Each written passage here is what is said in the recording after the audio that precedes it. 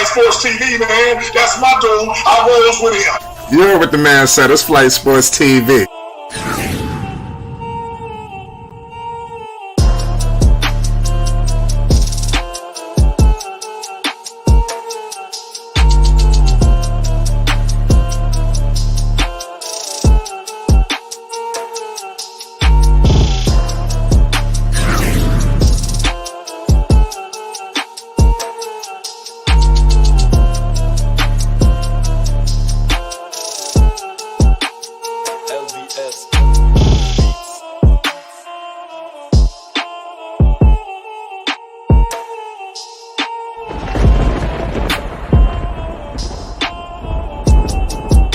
Like I said, Flight Sports TV, that's where it's at.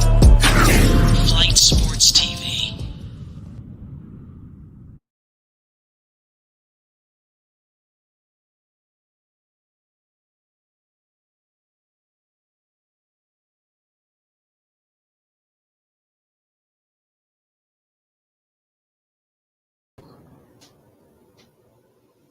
What's going on, people? It's Flight Sports TV. I appreciate y'all for checking with me. Y'all already know what it is. We back with another one of them things. Tonight, listen, we got ourselves a hell of a one, y'all. Man, it was about to be a movie. I mean, a straight up motion picture until the Scoot Henderson injury got in the middle of it all. We are minutes away from tip-off, y'all. We got the Charlotte Hornets versus the Portland Trailblazers. The Portland Trailblazers have they have split in the Vegas Summer League 1-1. Obviously, the Queen City Charlotte Hornets have not won. They lost everything. I mean, they lost up there in the California Classic. They continued their losing ways, but I will acknowledge that they have upgraded, the way they're playing in terms of the effort. I see an increased effort level, and that is definitely a wonderful sight to see.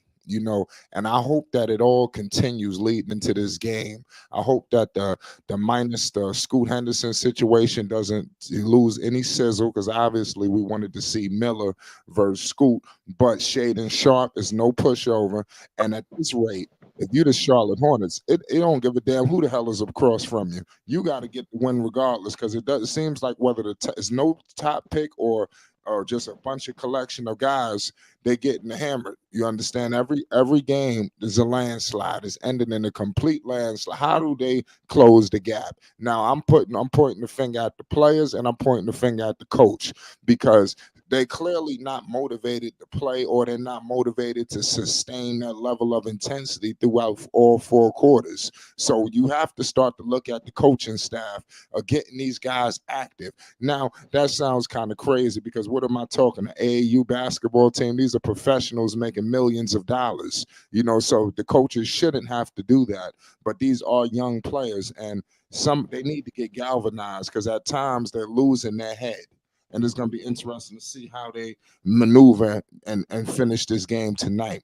We are moments away, ladies and gentlemen, from Brandon Miller. We all know Book Knight, the whole list, Kai Jones, McGowan's. We all know the firepower the Charlotte Hornets coming with. Amari Bailey, Nick Smith Jr., they coming right at you, y'all. And we got Shaden Sharp live from Las Vegas. You know what's going down. It is the Summer League. It's Flight Sports. We ain't even get started. Make sure you hit the like button if you're new. Most definitely hit that subscribe button. It's Flight Sports TV. I got my man All Access in the building. Dex, talk to the people. We live. Yes, sir. Shout out to Flight Sports TV, the machine, the voice of the voiceless, the people's champ, the hottest in these streets. Shout out to the panel as it reaches its premium peak. Shout out to the chat and all of its cacophony spewing from the cracks and crevices of Flight Sports Block. And big ups to everybody that's rocking with Flight Sports TV tonight for this game, and hopefully at the Thomas Mack Arena that the Charlotte Hornets squeak out a victory by any means necessary. And wait, the process is not complete. You have one more thing to do. Hit the like button hit the subscribe button and hit the notification bell so you won't miss one iota of an exuberant experience. In flight, thank you for inviting us to a front row seat, up close and personal, to witness this extravaganza that's taking place in a few minutes. And everybody, salute to the Charlotte Absolutely. Hornets. Absolutely, Dex. We are moments away from tip off. We are getting the game wrapped up as we speak. This game will be aired on national television, so everybody should get a chance to see this game tonight. Hopefully, we get everybody rocking and watching tonight. But we moments away. I cannot wait. A few Everyone minutes. playing I got a tonight? new guy in here named Hunter. What's the deal? It's Flight Sports. Everyone playing tonight? Is this your first time on the channel? No, I've been here, but I've been listening like not on my account. Oh, okay. All right. Well, we appreciate you for stopping by. No, What it's was all the good. question? What was the question you said? No, I was gonna ask you, is everyone playing tonight? What for what team? The Hornets, because As far as I know, yes. I, how some teams be setting their draft well, right picks. now the Hornets ain't no position for that. I don't think nobody showed anything, to the point where you could say, no, let's shut them down. You seen what happened with Wembenyama. The first game was a little shaky. Second game, he bounced back with intensity. What happens? They shut him down. Shut them right There down. you go. So they just want to see, do you really have it? I don't think Miller has shown yet, a signature game. He hasn't electrified yet. Has he stat padded himself to some decent numbers when you look at him on paper? Yes. You know what people say, men lie, women lie, numbers don't. Numbers lie, especially in this new modern NBA where the players are so slick and smart how they can manipulate the numbers. Just look at Luka Doncic. As great as he is, I mean, I ain't never seen him Nah, a you number can't say that. manipulator. I mean, his shit. Luca, Luka numbers, when it's all said and done, he gonna be the best basketball player in the history of the game of basketball. When you look at his numbers, bro, Luca you be know. having halfway to triple doubles by Yeah, I halftime. know. And it's like, That how he did this don't. happen? He don't really be stat padding. Not Luca. The numbers, numbers is crazy. I mean, we Nah, gotta listen to this with a his grain of salt numbers in the is crazy. future. But that's neither here nor there. You know, um, let's see what happens from this young crop. Hopefully today is the game. Shaden will be there. On the other side, so Portland ain't just devoid of no talent. But like I stated before you joined, the Charlotte Hornets, they should not be concerned whether Scoot's playing or not. They need to get a W at some point. Let's get a win. Let's get a signature win rolling in, to the season once the summer league is almost wrapped up soon. So How we many got games they play in they played a Vegas? handful of games. Remember, they was at the California Classic. No, This no, is I'm the talking third about game in Vegas. when it counts. Like how many games they playing in Vegas? Well, Vegas, I'll have to double check, but I know if I'm not mistaken, it should be wrapped up by the end of this weekend or going into early next week. So you don't have much. The summer league ain't all summer. It's Then just a few. It's next, just like 2 weeks or so, 2 or 3 weeks, and then it's over. and we probably won't see them until like the preseason. Yeah. Well, of course, we'll see whatever the Charlotte Hornets post, on online. They're gonna post the highlights, but that whatever the case is, Brandon Miller, he's a good talent, in my opinion. I think he's gonna be able to get an opportunity to show it tonight. He's got a lot of firepower on his team. If he on the active roster, I can't say so much about the team that he's playing with today, but on the active roster, he's gonna have some weapons at his disposal. So it's up to him to soak up as much game as possible so he could be as effective as possible once he get on the roster with the LaMelos and the Miles and the Mark Williams. You got to remember, they do have young talent that is progressing. Mark Williams, this is technically a second-year player. You see they got 3-year guys running around in the summer league. You don't see Mark Williams out there. So there are some young talent.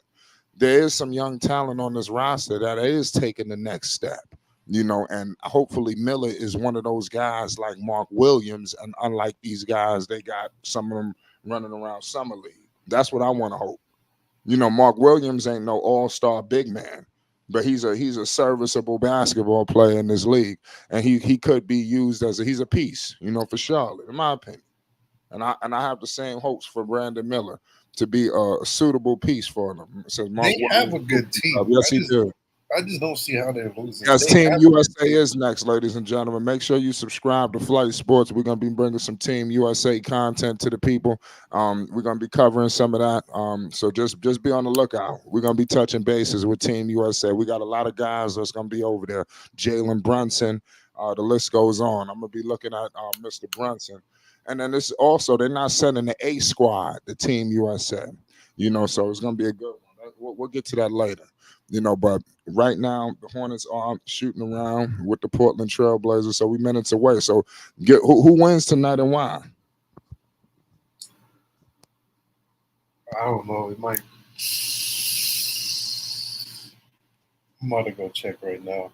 Well, I'm a roll with Charlotte to get a good. I know that sounds crazy, but they do have Shade and Shaw. I'm just gonna go with the home team with the Charlotte Hornets. But I'm not 100% confident due to the way they've been playing all throughout the summer league. Nothing they've given me has given me the utmost confidence that they're going to deliver a W tonight. I haven't seen nothing has given me that. I have to manufacture the belief, you understand, and hope that at some point enough is enough. It's time to get a W at all costs. Yeah, Because they losing to teams, like I said, that don't even got top picks. You got guys, you got a collection of lottery picks over there. Of course, I forgot where Kai Jones got selected. I looked that up, but I know for a fact, Mr. Mr. Booknight and Mr. Miller, these two alone, they should be able to hold it down for the Charlotte Hornets, but that hasn't seemed to be the Kai case. Jones went first round pick 19. Now, okay, so he's low on the outskirts. He's But still first round though. He got to show he's a something. bottom line is he should still be doing something. You understand? He shouldn't be surfacing around the G League and back and forth in the summer league. He should have taken a step, and he hasn't done that yet. Everybody's in stagnation mode. For whatever reason. Even, like there's somebody brought up JT Thor. He's obviously shown the organization something as well. And I seen the Thor play a lot of minutes on the active roster too, especially towards the tail end. He got a lot of minutes. So he must have shown the coaches something to hold him off. And they sent all these guys. He played 69 games. Yes. Before we're about to get started shortly, Dex, who wins and why? Can you get your statements on who's gonna get the W tonight? I think Portland wins tonight. Charlotte Hornets continue to show that they're in shambles, and Book Knight and Kai Jones will still disrespect the basketball floor with a flurry of mistakes, as there are basically legends in the when I mean legends, not like great, but legends as far as being extensively in the summer league for their third season. And I don't see much improvement from anything coming off the Charlotte bench in this game. Right. Brandon Miller out of the top 3 selections, really out of some of the top 5. Even Amen Thompson is averaging more points in the summer league than Miller. Miller is averaging 13, Scoop 15, Wemby was 18. So clearly the people want to see something coming out of Miller tonight. Hopefully this is the day. You got a great broadcast team. Brandon Hayward is out there. We're gonna find out who wins tonight. He gotta play good enough. You gotta turn your TV down. Oh, who me? Yeah, you gotta turn your TV down. He gotta play good. I'm watching the game too. I just don't have the sound. Say what? I said he gotta play good enough for the organization to be like, he doesn't have to play the next Listen, game. he's playing the full duration, man. He playing the full that. Listen, he needs as much game as possible. Period. Like shake off all this rust, because this could just be like, okay, he need to just get his feet wet. I know everybody want to crucify him, but it could just be a situation where he need to get some. He need more reps than everyone else. Wemby, he's coming fresh off. The playoffs, in France, he just got out of a damn tournament, the whole playoffs up there. Of course, Scoot Henderson, he's been playing G League Ignite. It's a different level of intensity. Even the Thompson twins, that's a professional league, overtime elite. I don't know if people are familiar with that. It's a league out in Georgia. Do your homework. That's a professional league. So Miller coming from college, I don't want to give him no excuses. But I'm just saying, it's things to analyze. Why I can see how some of these guys are coming in, hitting the ground rolling. But we are tipped off right now.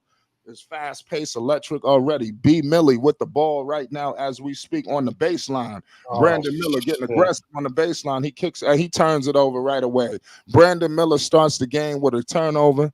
We just getting started. It's 9:42 to go in the first quarter. You got Nick Smith Jr., James Bouknight, Brandon Miller, Trey Scott, and Kai Jones. Shaden Sharp is out there, Jabari Walker, Chris Murray, and some guys. The guy to look out for in the Portland Trailblazers is Shaden Sharp. I think this kid got a world of talent, and he's going to be one of the future building blocks for the Portland Trailblazers alongside of Scoop. I ain't going to say no more. Nick Smith with the ball right now, gives it to Miller, gives it to Book. Book kicks it out to Kai Jones. Kai Jones is surveying the landscape. He gives it to Nick Smith Jr. Nick Smith Jr. with a floater, and he missed it. Big time rebound by the Portland Trailblazers. They're trailing up the floor right now as we speak. Number 54, all the way to the cup. Good pass. And the Portland Trailblazers are on the board right now. 2-zip. It's 8:50 to go in the first quarter. Nick Smith kicks it out to Kai Jones. What is Kai Jones doing on the perimeter? He gives it to man Brandon Miller. Brandon Miller in the mid-range. What are you doing? Oh, man, what was that? That was ugly. Brandon Miller just airballed the mid-range shot, y'all. He missed everything. But he came back and he almost got the block. He almost I blame that on. I don't know what Kai Jones is doing. I mean, that's 4-zip. Kai Jones got to do better in the paint. They need to bring in the other big man, Najee, if I'm not. I don't want. Really cannot screen. Yeah, the big man, the dude on the bench was actually playing like a center. Kai Jones act like he want to be a power forward, like he want to be a stretch big man. They need to get him out the paint. If he don't want to do nothing in the paint, get him the hell out of there. Wait, he's the center? Yeah, and he's not playing center. He want to be a guard. The other big man on the bench comes in and control the paint. So they're playing Brandon Miller at the 4. Yes, it's 4-zip. Well, hold on, I got to get a double check on where they playing Miller, but it's 4-zip right now. Portland is down. Brandon Miller. It looked like he's running 4. Miller is definitely on the perimeter though. Who's 18? I don't know. Is that for who? For Charlotte? Yeah.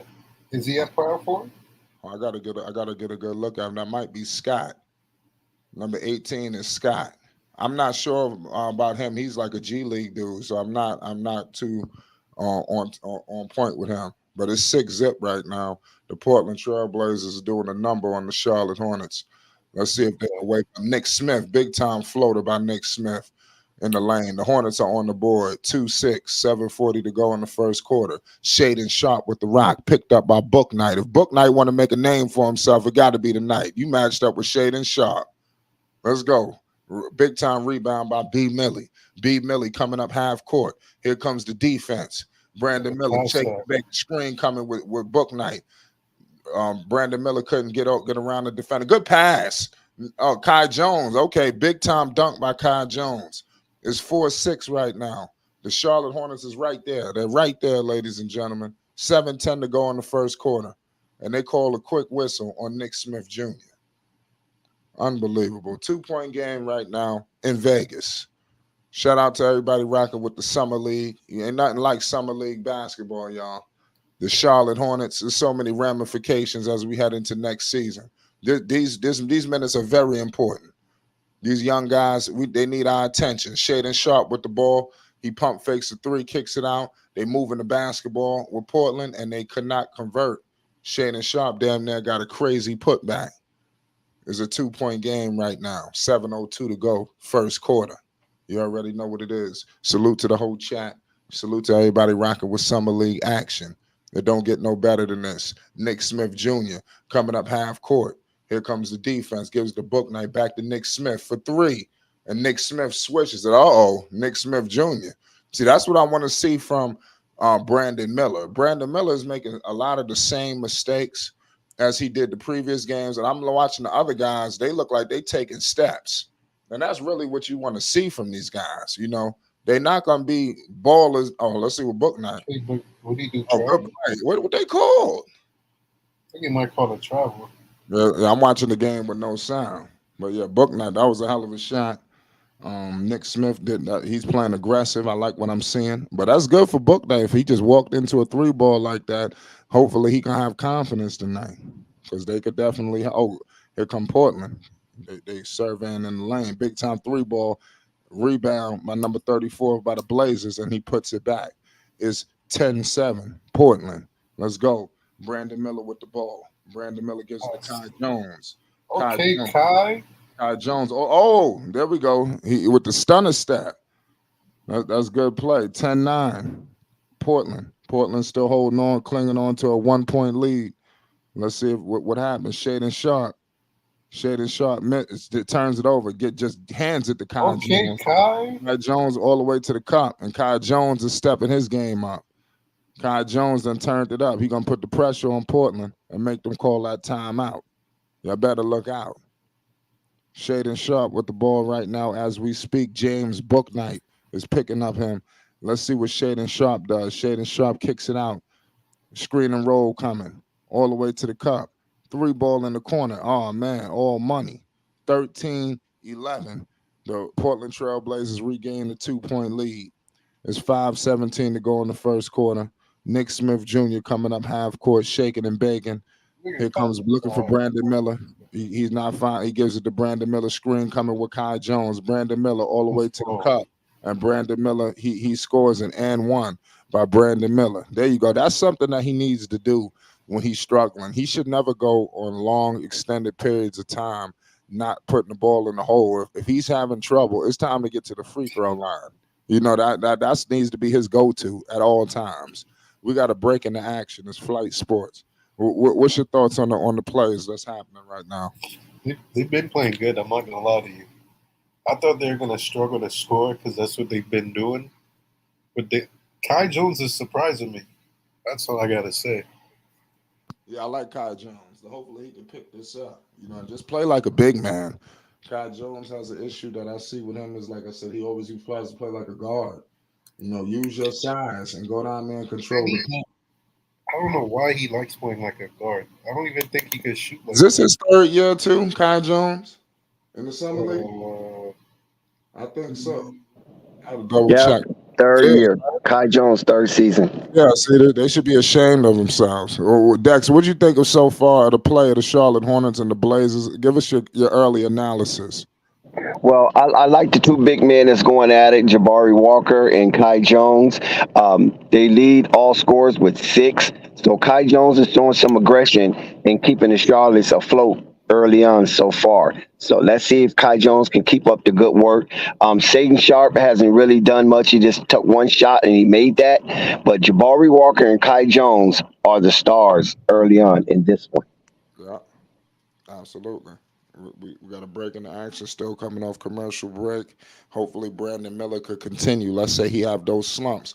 Go to the line because these are things that he's going to be able to implement when we get to the active roster. You cannot have these low points where it's going damn near a whole quarter and a half and you ain't put the ball in the hole. You know, that's an indictment on yourself. That's an indictment on the coaching staff. That's an indictment on your teammates because they've been playing basketball a long time. And they need to know them to get their ass to the free throw line when shit like this is going on. What do you think about that? Yeah, I agree with you, Flight. It seemed like Brandon Miller's playing friendly basketball. He seemed like he was playing the type of basketball that he want everybody on the floor to like him. And I don't think that should be his approach. His approach should be aggressive, hungry, and dominant. And that Absolutely. I'm not seeing. Absolutely. We right back. It's 14-13. It looked like the Hornets got a quick bucket. The Portland Trailblazers all the way to the cup with a big floater. It's 15-14. The pace is moving very fast. Oh, Scoot Henderson is out there, y'all. He talking shit on the bench. I don't like that he got a shoulder injury so soon, but I'll leave it at that. Could you imagine if the Hornets drafted the dude and he got hurt? So you gotta think about that. I don't even remember what play he got hurt on. That's what I'm saying. People acting like they so in love with Scoot, they forgot this dude got a shoulder injury. And that's not a good look. What if that shit linger into the regular season? You know, but I leave it. I ain't gonna wish it on him. Brandon Miller kills the Kai Jones. What the hell is he doing at the 3-point line? See, I don't like that. There we go, Brandon Miller. Hey, Brandon. Floater. Good big time make by Brandon Miller. It's 15-16. That was a hell of a floater. The Hornets are up by 1. A little over 4 minutes to go. Screen coming for the Blazers. mid-range for number 8 from Just Portland, and he scores it. they killing them in the Big middle. play right there, 17-16. Nick Smith Jr. Nick Smith shaking and baking. He gives it to Kai Jones, back to Nick Smith, screen and roll. Nick Smith Jr. mid-range, and he could not convert, and the Hornets couldn't get that rebound. That's why Kai Jones got to be down there boxing out and getting some rebounds. Use your experience. You've Okay, been Brandon. let's showtime. Showtime. Brandon Miller connects with an alley-oop from, who is that, Nick Smith? Yeah. And Nick Smith balling. It's 7 points right now, 3 or 4 from the field goal range for Brandon Miller. This is how you play. Don't just fuck up stupid shots. If you in trouble, take your ass to the line. Shaden Sharp. Shaden Sharp. Oh, good pass. Let's go. That's experience right there. 19-18. 3:20 to go. Nick Smith with the ball. I like the way he playing right now. Kai Jones with the rock. Oh, Brandon Miller. No hesitation on that 3. That was confidence right there. He missed it though. It's gonna fall. It's 19-18. Screen and roll coming with the Blazers. Kick it out to the baseline. Brandon Miller trying to play some defense. Oh, good defense. Brandon Miller with the stop. Let's go. Nick Smith Jr. Good play. The Charlotte Hornets offense, defense, they playing well right now, y'all. They got a 1-point lead, 19-20. Are the Hornets going to get their first W of the Summer League tonight? Only time will tell. Shaden Sharp, shaking and baking. He got that look, y'all. And he hits that 3. I told you he got that look. It's 22-20. Shaden Sharp ain't going easy, y'all. Y'all better be on the lookout for Mr. Shaden Sharp. Let's go. Charlotte Hornets screen and roll coming with Kai Jones. Kai Jones on his bullshit tonight. Let's go. We got a tie game, y'all. We got a tie game. 2 minutes and change to go. The ball is in Shaden's hands, y'all. The ball is in Shaden's hands. What is he going? Oh, don't tell me he about to shoot that. If he would have shot that 3 and he would have made, I would have had to go for a walk. I mean, that would have been dirty. Oh my. Shade. Oh my goodness. Good block. But if he was about to violate Kai Jones. Shaden Sharp was about to do Kai Jones dirty. But he came and saved it with that block. Good play by Kai Jones. Don't take that 3. Be a big. No, don't do. Oh my goodness, and he did. I told you this dude want to be a guard. He's not a guard. Why is he at the 3-point line? I said that shit as soon as the game started. Oh, that's a charge. There you go. Who took that? Nick Smith? Why is he at the 3-point line?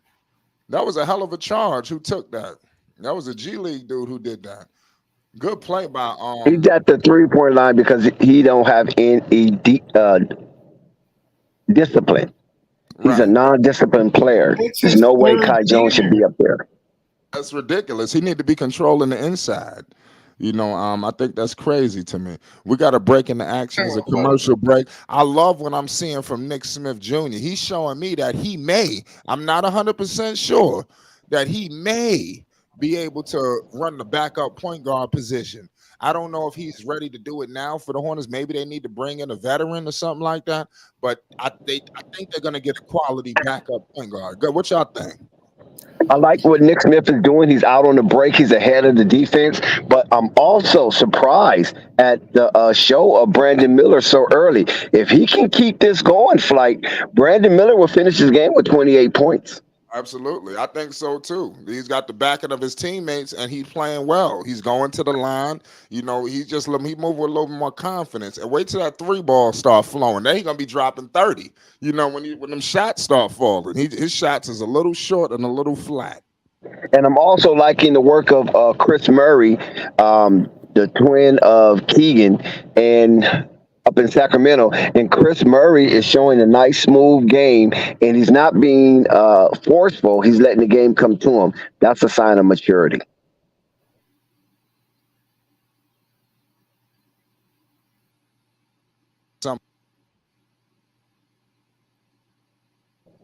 I was speaking about Chris Murray, the rookie.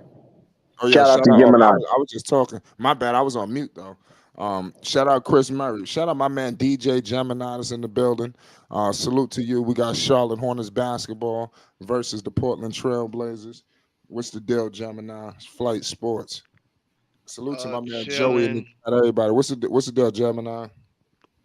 Dexter said something earlier that made me have to jump on the panel. What he said about Miller. So that was never Miller game in college. and that was never a Miller game in high school. To literally, Mitch out there. Mitch talking to Jerry West. Mitch, what the hell Jerry West talking to him about? You know Jerry West. He probably like, man, you need to trade him. You need to trade him. You need to Jerry West. like, wow. Yeah, you should have seen the way Jerry West was talking to Mitch. He's like, you got to get him up out of here. You got to look at their conversation. Look, they talk. Are they whispering in each other ears and shit? There's a lot going on. You know, Jerry West ready to let some people go. It's Yeah, I was 24, watching it 24. yesterday. I'm not watching it today. That's why I wasn't hopping on the panel earlier. Okay, now you good. You could definitely hear analysis. My man, they got some reinforcements coming in off the bench. You got McGowan's Amari Bailey is out there right now. Let's see what happens. My man Brandon Miller is taking himself a rest. Book night is still out though. Book night, That's shitting, crazy. dude. Book Knight Oh, does oh not my start. God. He don't tell me he gonna make this. See, Book Book night gotta make those Book kind of shots. Book Knight's in his third year. He The Book doesn't night start is in summer trash, league. man. I'm sorry. He's garbage. I ain't feeling Book night. Wait, flight. Y'all was defending him, boy. Nah, I mean, Book night is trash, man. I mean, it's just 3 years of this garbage. You're telling me Book Knight's in his third year and he doesn't start Yes, in summer league? yes. No, he does start for the summer league. He Book started. Book night did start. It's just he's not really. I He didn't, should be. He bro. should be taking over these I'm games. not gonna lie to you. I did not notice him on the Yo, court. he should be taking over these games, and he should have been owning summer league. That's what I want to see from 3 year guys, 2 year, even 2 year guys. They should be coming to summer league and just shitting on. You see what Jabari Smith Jr. is doing? You You know, sure? look at these dudes coming back for their year twos. They violating. You Like, what the It, sure? hell it, am I doing here? That's how they. it That's how they acting. Let's go. well, it's a lack Najee of in the game. We got leadership the big with man him. in the game now. He gonna control the paint. This dude right here, he ain't nothing like Kai Jones. He's a center. Kai Jones is I don't know what he trying to do. No. Well, with Book Knight, it's a lack of leadership. He thinks swag is actually game, and that's the difference. Like I said, he got some things to work on. I think it's time for a change of scenery. You know, for Book Night, maybe to get with somebody else. You know, that could maybe have a little bit more patience. I think Charlotte they're moving in a different direction. You know, they don't need all of this. You know, a guy that don't want to perform, don't want to do this, don't want to do that. You know, it's just Barry dropped 35, 39. Yeah, he done. That's what I said. These people show something. Is all she wrote. I said y'all drafted his replacement. Y'all drafted three guards. So I already know somebody was getting cut. Y'all Oh, drafted somebody, three they know guards. they gotta make some. I said this last night. Oh my goodness, yo, Oh don't tell my me you're gonna make this. goodness. Oh, yo, did you see that? That was disrespectful. Oh my goodness, yeah, that was filthy, man. That's some shit. I need to take a step outside behind that. Damn, I said, don't tell me he gonna make that. Yo, he straight. Yo, he intercepted the shit on some 2K shit. You know, back in 2K, they just running into stealing passes.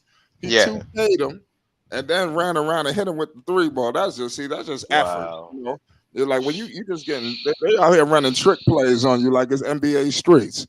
You know that's what's going on with Charlotte. It's crazy. Yeah, but with Miller always does even throughout college, he let the game come to him. He don't force the game. And I know Dex was saying he wants him to be aggressive. That was never his game. Yeah, man. Well, Brandon Miller. Yeah, with Miller, that was never his game. He always let the game come to him. Okay, well, we got to break into action. I don't know if you want to, if Dex want to clear that up with you. Oh, there's nothing to clear up. I don't know Brandon Miller like that. I never followed this cat until he got to the tournament because there was a lot of talk about his situation. So that would made me get more into it. But I looked at him a little bit at Alabama because he Yeah. was touted as a recruit. But outside of that, I didn't really pay much attention because I don't watch Alabama basketball. Right. Right. He just let the game develop to him. He's not that type of aggressor. Ain't nothing bad, Shite. I'm just letting you know. He let the game come to him. But Yeah, as a help defender, that's the part where he is aggressive. but offensively wise, he let the game come to him. Oh But wow. as a help defender, no, he's more aggressive on and more of a dog in that retrospect of his game, but not offensive wise. He's playing decent tonight. I said it's one of his better games so far. Hopefully they get the W and he can sustain this level of play. Don't fall off. Don't go a quarter without scoring. These are things you got to do. Nah, I mean, for like, I mean, to literally be honest, bro, the pressure is on the guards. That's why they was looking out for him of plays and stuff like that. They didn't come in prepared because of those guards. The guards are fighting for a spot. Miller ain't fighting for a spot. We already know he got a spot. So the overall problem is the floor generals. So with them having a conflict that they're having amongst themselves, that's trickling down into the whole and breaking down the whole floor of the game for them. Portland starting to separate themselves 32-26. John Butler just hit a 27-footer. Let me restart. Let me relog my shit because you might be a few seconds behind me. I'm watching on League Pass too. Uh, Yeah. So, but overall, the timing he can yeah, pick up the timing of the NBA just doing this bumper car system through summer league. Then when it come to actual preseason and all that, he'll be straight, bro. right. The Portland Trailblazers, the big time putback is 34-26 right now. 8-point game in Las Vegas, sunny Yeah, Las Vegas, y'all. they playing sloppy now. Chris Murray is out there. Brother of Keegan Murray. Look, you Now, see, 34-26, 9 minutes to go. now actually, if you really want to be technical, Portland should be crushing them right now because Portland won the ring last year when it came to summer league. Well, like I said, Portland won we're the gonna ring find, last year. listen. It's a long game. We don't know that just yet. Right now, it's looking like they're about to go up 10. So you might be speaking this shit into existence. Everything that we've seen from Charlotte this summer league is showing us that eventually the other team is gonna blow the doors off the hinges. Right. We just need to figure out what time they're gonna do it. No, It's no, no. Portland won with them winning the ring with the core that they have, and they bought back to summer league. They should be blowing the doors off of everybody they play. okay. Well, like I said, we're gonna find out. Right now, they split the two games. They are dealing with some injuries. Yep, it's Steve up 10 for Henderson like, he's out. you Go ahead. called it. It's up 10. Yep, 10-point game. Book night with the ball. He kicks it out to. I got to get this guy name who got the ball. Look at the coach. Look at the Blazers coach, and look Robinson. at the Hornets coach. Yeah. With the Hornet, the Blazer bench standing up, ain't they? Yeah, Book and the night. Hornets been Yeah, sitting Yo, down the did you whole see time. that shit from James Book night? that, bro. Oh man, he should be ashamed of himself. That was a cold-blooded air ball. I mean, I could have came out there and hit something. I mean, damn, I would have never shot at that ugly. This dude is a professional basketball player. Man. Oh, I good mean, steal. There you go. Get your get back. That was dirty. Oh wow, and he got wow. I Book mean, he like to trying hurt to himself rebuild out there. Yeah, Harlem just right say now. yeah, That's all. just hurt yourself and just go home. Bruh. That was good defense by Book Night. That was that was like an angry play right there by him. He was very aggressive. He missed the air ball. That three came back and They basically gotta ripped let that Book Night ball. go. Book Night wanna go. Book Night, he got so much development to do. Like I like to see him in San Antonio or something like that, a place where he need more time. You could see the talent. You could see that it's an offensive player in there. It's just he need to get his confidence right, and he needs some more development. He needs somewhere where I think Book Night feel like, man, time ain't on his side. He need to go somewhere where he got another 3-4 more years. He could get a restart. In my opinion. Because he just didn't come to fruition here in Charlotte, and I don't think he ever will be. It's an 8-point game right now. It's 36-28 off the free throws of James Book Night. The Portland Trailblazers, big time floater that could not convert. McGowan's with the ball, gives it to Amari Bailey. Oh, Bailey baseline. Good kick out. And the turnover by the Charlotte Hornets. The Portland Trailblazers pushing the ball up the floor. He gives it to 21, and he missed it. But a putback by the Portland Trailblazers. Who put that back? That's crazy. They back up 10, y'all. That's Mania. James Booknight with the rock right now as we speak. He kicks it out to Najee, to McGowan's. Bryce McGowan's with the ball. Screen and roll. Floater for McGowan's. And he scores it. They counting that? Yep. And one. And one by McGowan's. That was ugly, but it counted. It's not even They didn't that. count it? Oh, no, they didn't count it. My bad. He got the foul. I thought Chris Murray is in the game, y'all. Be on the lookout for him. He played just like his brother. This dude is a problem. Brandon Miller with the ball. He gives it to my man Nick Smith Jr. Nick Smith Jr. shaking and baking. Top of the key screen. Nick Smith mid-range. He looked like he wanted to shoot it. He hesitated. He gives it to Amari Bailey. Amari Bailey on the baseline. Pump fake, and he shoots it, and he misses it. The Hornets could not convert on that play. The Portland Trailblazers are trailing up the floor. Good pass. Who the hell is in the paint controlling the goddamn paint? It's a 12-point game, 40-28. Timeout by the Charlotte Hornets. We got a break in the action. It's 7-16. What the hell is going on? Front court problems. It's looking bad. I'm not gonna lie to you. Man, Charlotte look like they're ready to pack it in, y'all. You know, that's why I said, at what point is the doors gonna get the hinges blown off? It's looking bad. Unbelievable, y'all. And, Shaden Sharp ain't even doing nothing either. and this is why I can't put it all on Miller. Like everybody tried to put it on Miller from game one, ever since game one. I can't put this all on Miller. I mean, You don't have to put it on him, but he has to show up though. There's got to be held some sort of accountability. I mean, some of it you could blame. You can't blame it all because they do give him the ball, but I do understand where you may be coming from, where some of these guys could be holding them back because everybody's trying to get something. All these players.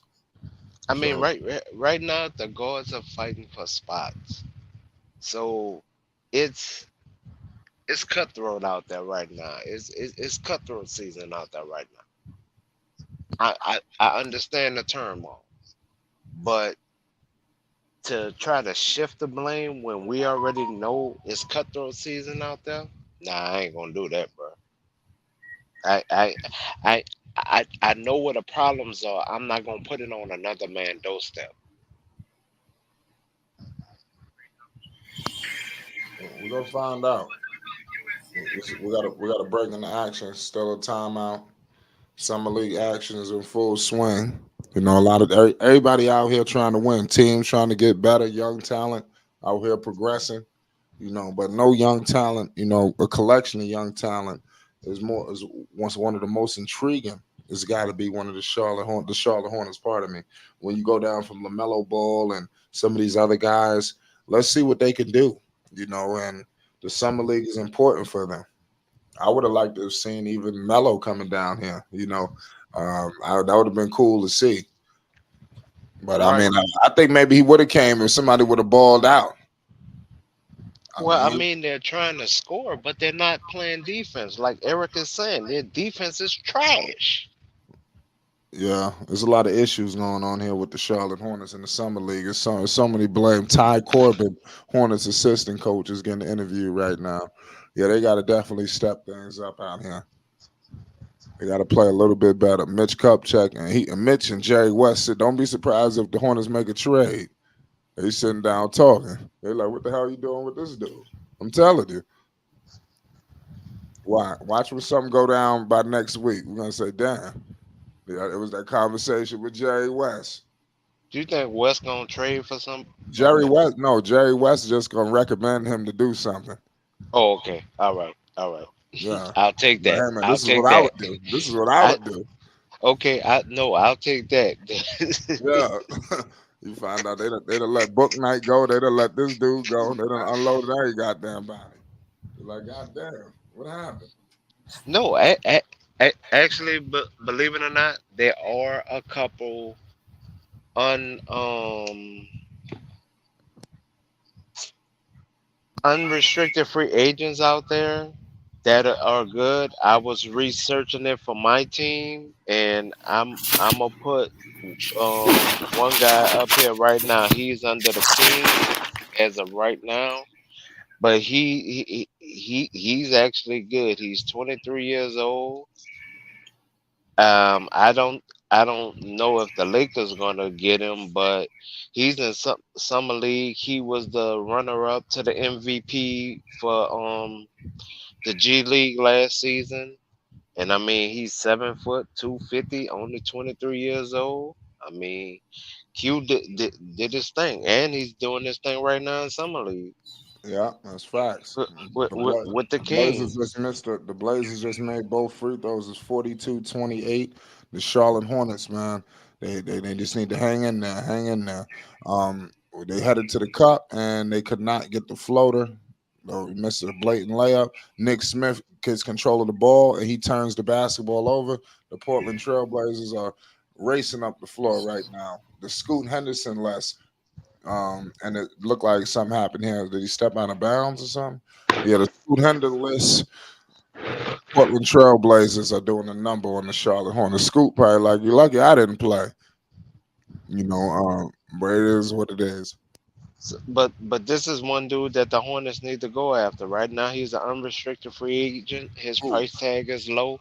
I put him right there in the chat. You can highlight and oh, and I mean, and put it up there right now. I put yeah, it I where you doubt can they're gonna do highlight it. that. I doubt they're gonna do that, but we Bailey just scored. A good play by Amari Bailey. It's 42-30. With He, 5 minutes and change to go in the second quarter.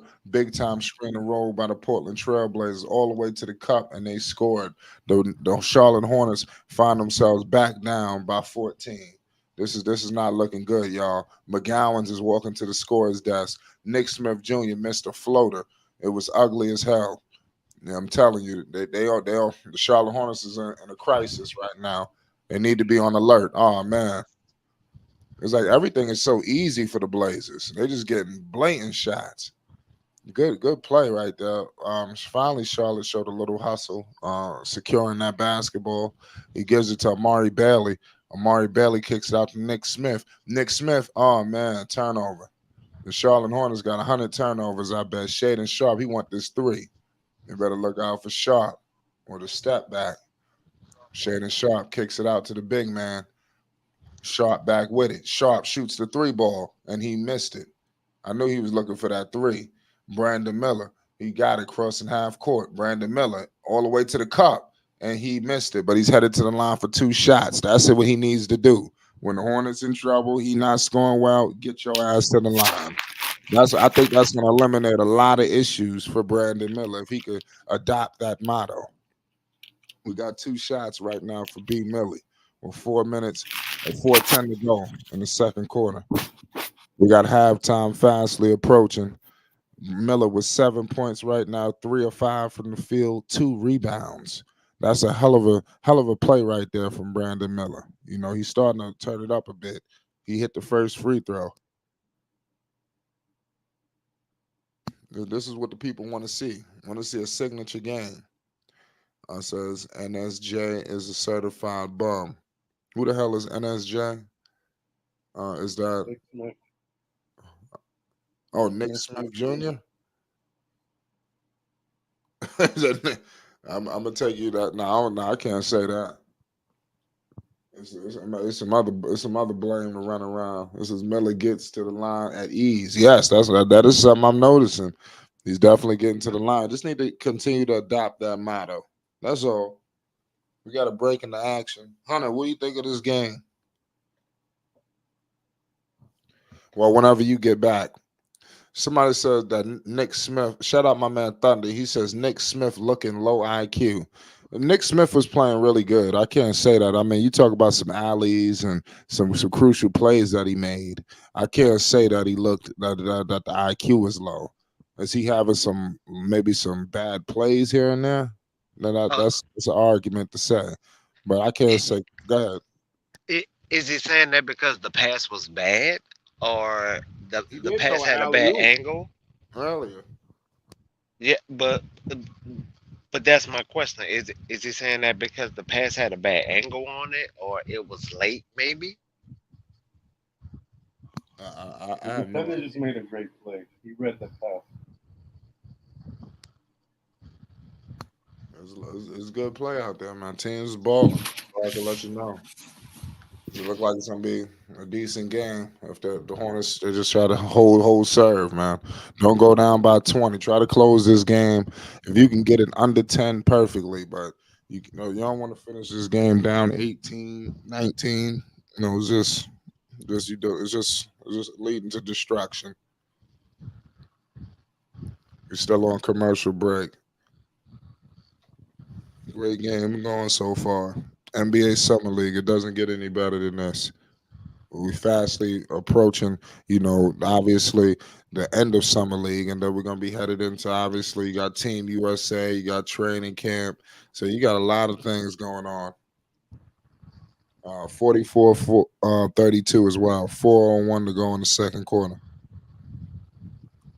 Keegan Murray, Chauncey Billups is out there too. Chauncey, 44-32. Oh, Chance are gonna show support.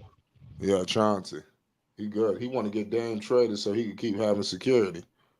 He get them young players that then he get to stay there longer. You got Dame. It ain't gonna be too long before he say, you know, it's time for a new coach. Shannon Sharp with it. Shannon Sharp kicks it to 54. Wow, he just stepped into that three ball. 47-32. The Hornets in trouble. Mergon says, I told y'all B. Miller is fine. It's his teammates, especially the guards that have the low IQ I've seen.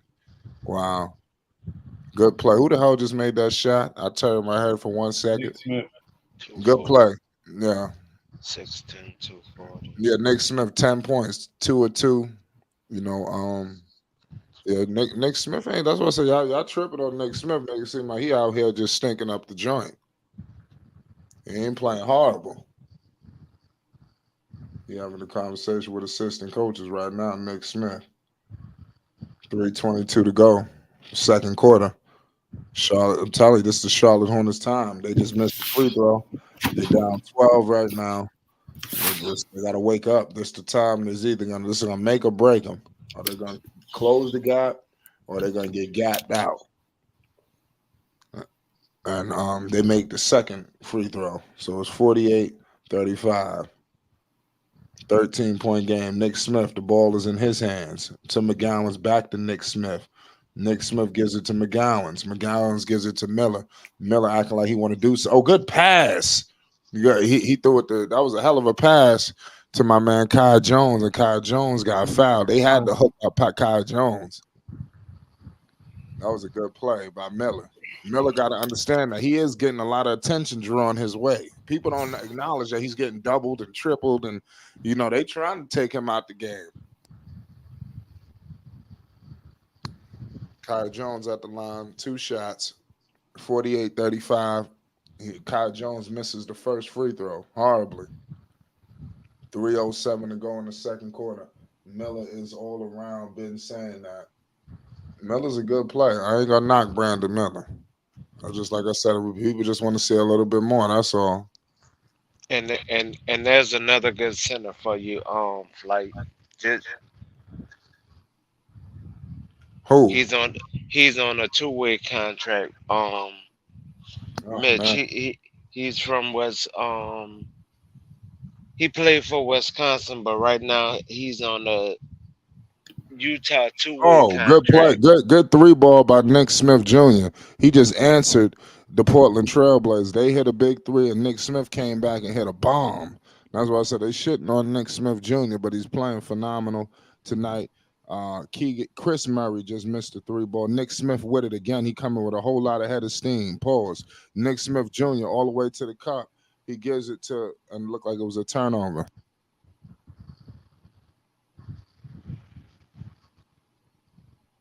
Oh, the travel. Yo, what you doing? Okay, go. It's 51-39. Shaden Sharp with the ball right now as we speak. Guarded by Bryce McGowan's. Shaden Sharp kicks it out. Screen and roll coming with Portland. They all in the mid range with it, all the way to the cup, and it looked like what was it, a foul? It looked like it was a turnover by Portland. Okay, so Charlotte getting some breaks. This 2-11 is very important. Can they close the gap? Remember, let's get it under 10. You got 2 minutes. You right there. It's either gonna make or break them. Either they're gonna come into the third quarter in striking distance, or they're gonna be out of range. What is it gonna be?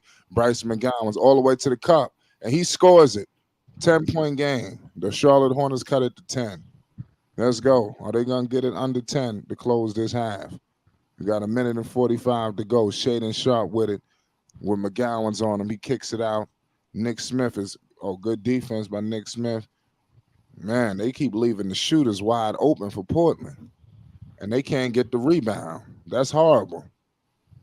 Man, wow. They got 2 offensive rebounds. See, I mean, now you just basically saying, please hit me with the 3. You don't Look at rebound. whose man being left wide open. Yeah, you don't rebound the basketball. You just giving them 100 opportunities to hurt you. Brandon Miller. Oh, he 3-ball. Oh, Brandon Miller scored it. See, that's what he need to do right there. No hesitation. And he hit it. 51-44. 12 points, 4-6 from the field. This might have been one of the better performances I've seen from Brandon Miller. And then they getting some breaks. Chris Murray stepped out of bounds. So they could really get into this lead right here. This is crucial. They need to give it right back to Miller. Fuck it. He look like he hot right now. They on the Hornets on the 8-0 run. Just give it to Miller. Everybody get the hell out the way. And that's what it looked like they about to do. Screen and roll coming with Kai Jones. Brandon Miller. Oh, step back all the way to the cup. And and one. I think he done found himself, y'all. I think he done found himself. I'm telling you, you're struggling. You start going to the line. And then you start. This is how you play. This is how you open up your game. They are guarding him heavy. They're not trying to let him get nothing. That was a good play by Brandon Miller. Play a little angry. 14 points, 5 or 7 from the field. Now you playing like a number 2 pick. People got to be able to give you the ball, and okay, you could do something. That's what I want to see. Look, they right in this shit. They on 11-0 run. They doing better than I ever could expect. I just said cut it down under 10. I mean, damn, they about to take the damn lead. Yeah, I mean, you got to show some pride. Like at some point in the summer league, you got to show some level of pride. Oh wow, they got a chance to really get into this, Dex. Pause. It's 2 now. Now they about to get in. They're cutting down the 8. McGowan's. That was a hell of a play by Bryce McGowan's. See, they woke up right now. I don't know if it's the player Brandon Miller or what. Brandon Miller might be galvanizing the troops. Let's see what Bryce McGowan's could do. I think he missed the free throw tonight. Yeah. He missed the free throw. See? I knew something was with him with these free throws. Well, I mean, that's good as a team that they're showing some fortitude. And as we wind down to the last 30 seconds, well, Bryce McGowan did make both of his free throws. No, he made one. He made 1 of 2, right? Yeah. Oh, my God. They let this guy. Come on, man. They just let Michael DeVoe just have oh, my God, a float. Listen, this is the stuff that perturbs me when they do something, they get back into the game, and then all of a sudden they relax again. You got to remember, this is a battlefield. I know we call it a court and it's on a parquet floor, but it is a battle zone. And they got to know when they strike and they hit their target, they got to be prepared for repercussion. And it seems like the Charlotte Hornets sometimes they get a little too fancy and they lose focus of what the matter at hand is, and they let 2 last-second shots go in the bucket. That might cost them this game.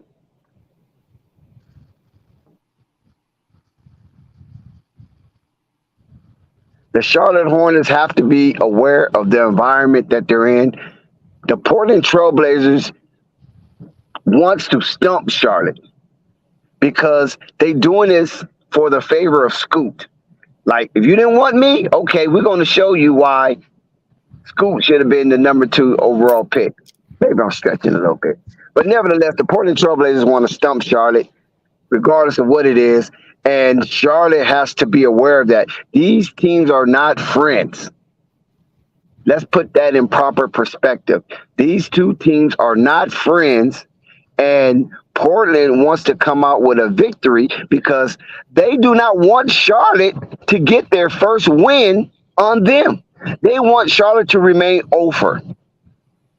And Charlotte has to be aware of that. They do not have friends down here in Summer League. I don't care how much what you call that fraternizing they do in the casinos and on the strip and doing their things off the court. But on the court is a battlefield, and they gotta be reminded that this is so. So coaches, do your job and rally your troops, and don't just let them sit in the foxhole thinking that they're comfortable.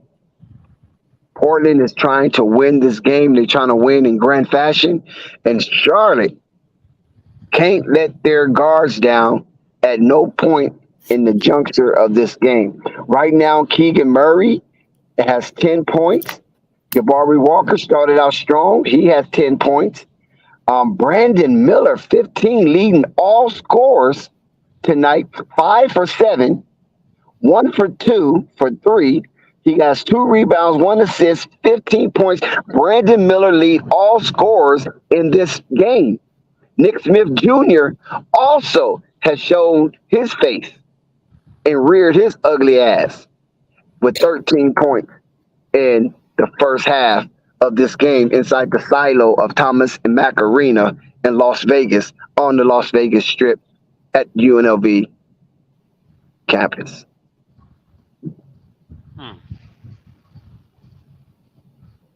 So, do anybody have anything to say with an assessment according to what they have observed in this game? Is anything off the record, or is this just SOS same old shit? Same old. This time the front court player trying to act like a guard at the beginning of the game was didn't make no damn sense to me. That's all. That's the only thing that was added today. Yeah, one thing that got me perturbed in this game, Gemini, shout out to DJ Gemini 504, is that Kai Jones loses focuses. Excuse me, Kai Jones loses his focus in periods of the game that are important, and he start to wonder. His mind just start to wander adrift and go on a tangent and start thinking that he is the tallest point guard in the league. And that have to be reined in, and discipline has to be a part of Kai Jones' game going forward. If not, he's going to play himself out of a roster slot. I mean, that's why when we be critiquing, a lot of people think we be hating on them. We're actually honestly giving critiquing of what we see they could either correct early or enhancing their game. But if they're shooting their way out of a roster spot like the way that they're doing, man, I can't co-sign that. I'm sorry, I can't co-sign that. I don't blame you, because what we're witnessing is what we are assessing. It's not like we're assessing something that we're not even seeing. This is not a case of pareidolia. This is a case of what we're seeing, what we're witnessing. We are making assessment based on that because DJ Gemini, me and you, and most members of this panel have watched a ton of basketball. We have seen basketball in this length. We have seen basketball in this longevity, right? And that makes us a trained observer. And that should be taken into perspective as well. And when we give our analysis and it comes down to an assessment, then I think that should be taken wholeheartedly and not as hate or trying to slander these young men in their journey to be great. I mean, I definitely want them to succeed, but you cannot tell me that you know you don't normally make this shot, but you're shooting it with no confidence. and then gonna tell me, "Oh, that was a good shot. I know you don't normally shoot this shot, but you're also trying to make a roster spot, and supposed to be the one up here defending you. Where does that compute?" Exactly. And we know that we have news, latest signing, buzz, and reports. The NBA free agency negotiation period officially kicks off at 6 p.m. Eastern Standard Time on Friday, ahead of the league annual moratorium period, which begins Sunday at midnight. Deals can be agreed to during this period, but cannot be officially signed until Thursday. So that have came and went. We're here now. Um, there's a lot of things to uh, be discussed during this free agency period. While this year list of free agents doesn't contain as many stars as those in years past, where it was a lot of rumble and jumble and a lot of kerfuffle about controversial signings and leaving and the amount of money. There could be plenty of player movements via trades, which we've seen in recent off season. And listen, we already know Fred VanVleet was one of the big mentions in his 3 years, $130 million contract with the Houston Rockets. Point guard Kyrie Irving was the splash of offseason, re-signing with the Dallas Mavericks on a 3 year, $126 million. But let me tell you this: the draft of 2020, the pandemic year. I'm speaking about all of the pandemic hysteria. That draft, most pundits and NBA beat writers and analysis claimed that was a weak draft. Like the Jay Billises of the world, like the Bill Simmons of the world. They claimed that was a weak draft. And listen, we got Anthony Edwards. We got LaMelo Ball. We got Tyrese Halliburton. And the rest of the remnants of the 2020 draft, the pandemic draft. I'm not talking pandemic P. I'm talking about pandemic draft. And in that draft, you got the richest rookie extensions of all time. Do you know in that draft, that is the richest monetary draft of all time? We got the number one draft, Anthony Edwards receiving his 260 million in the latter part, whereas Tyrese Halliburton kicked it off with 260 million from that rookie extension draft of the pandemic year 2020. And we got our boy LaMelo Ball, LaMelo LaFrance Ball. The meat of that draft was announced second of the $260 million men. You had Tyrese Halliburton first, you had Anthony Edwards last, and then you had LaMelo Ball as the meat of the draft of the two picks. And listen here, that is the richest monetary draft of all time. Did you hear what I just said? LaMelo Ball was amongst the richest draft, monetary-wise, of all time, despite the so-called professional trained observers calling that draft weak, meek, shallow, very small amount of talent. But yet, that is the richest monetary draft of all time in the 75-year history of the NBA. You had three players with $260 million contracts. We got three $260 million men in the NBA, and LaMelo Ball, our guy, is one of them. And he was the one they paraded out as immature, silly, Right, absolutely. frolicking through games and not taking nothing serious because he is an elitist. He felt that Well, according to them, as they surmise his mental makeup, saying that LaMelo Ball will not make it past his rookie contract. These are some of the things that people were saying about LaMelo Ball. That he's a Kardashian and dribbling the basketball. But yet, Free just agent. like the Kardashians are very, very wealthy, LaMelo Ball is amongst the $260 million men for the 2020 draft. And LaMelo Ball did not dribble one ball in college. Both of those two guys, Anthony Edwards and Tyrese Halliburton, were collegiate players. I know the NBA is trying to help save college, but I don't know if that's in the future is that's gonna be. But collegiate basketball have something to brag about. This year they had the number two guy, and in that previous draft of 2020, they have two members of their fraternity, collegiately, collegiate fraternity, with 260 million. They can use that as leverage to brag for the next 10 years. Shout Okay, out to so Dex, everybody. Absolutely, I, I, Dex. I have We a got question for you. Purple Baby Oh, in the my building. bad. You can get your final statement, so we're gonna get to some of this game.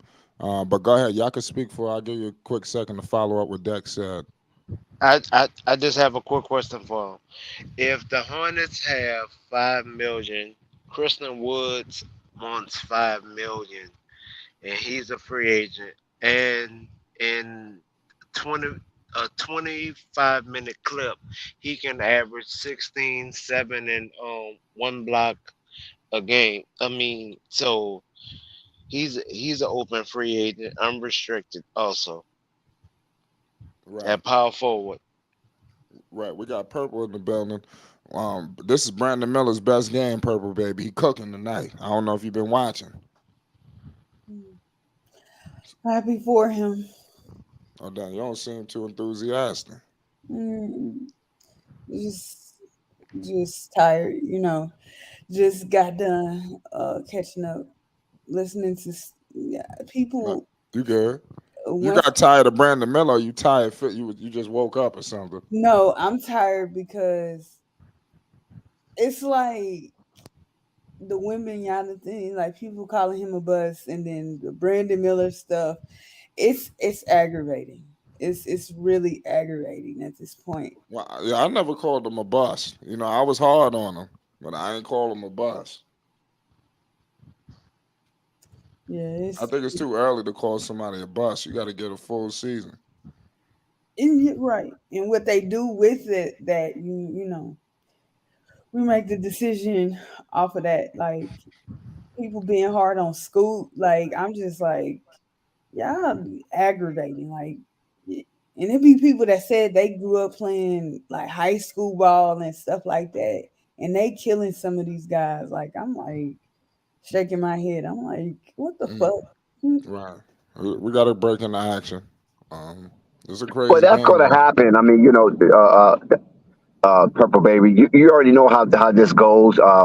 We're living in a sensational generation that everything is hyperbolic and high speed, instantaneous gratification. So if they don't get what they want, then they're going to go on a petulant tangent and start fussing and cussing at the thing that is disturbing their joy. So at that moment, don't even trip because most of this is all about keeping people excited to one degree or another. Whether some people like negative sensation, some people like positive sensation. But however, those two forces are at battle with these sports entities, and people is going to pump up one, down the other. And I don't think it's with ill intent because a lot of these people are young. So I don't know if it's with ill intent because they probably don't know the ramifications that comes out of being too overly negative. I just think it's just some type of dopamine that's being exerted into the atmosphere. So don't take it serious. Don't even trip. Just stay the course of what you like and what you want to do and promote the type of narrative that you feel is best according to your observation. So The event has given fans a look at the San Antonio Spurs, Victor Wembanyama, the Charlotte Hornets, Brandon Miller, the Portland Trailblazers, Scoot Henderson, the Twins on both teams, Rockets and Pistons.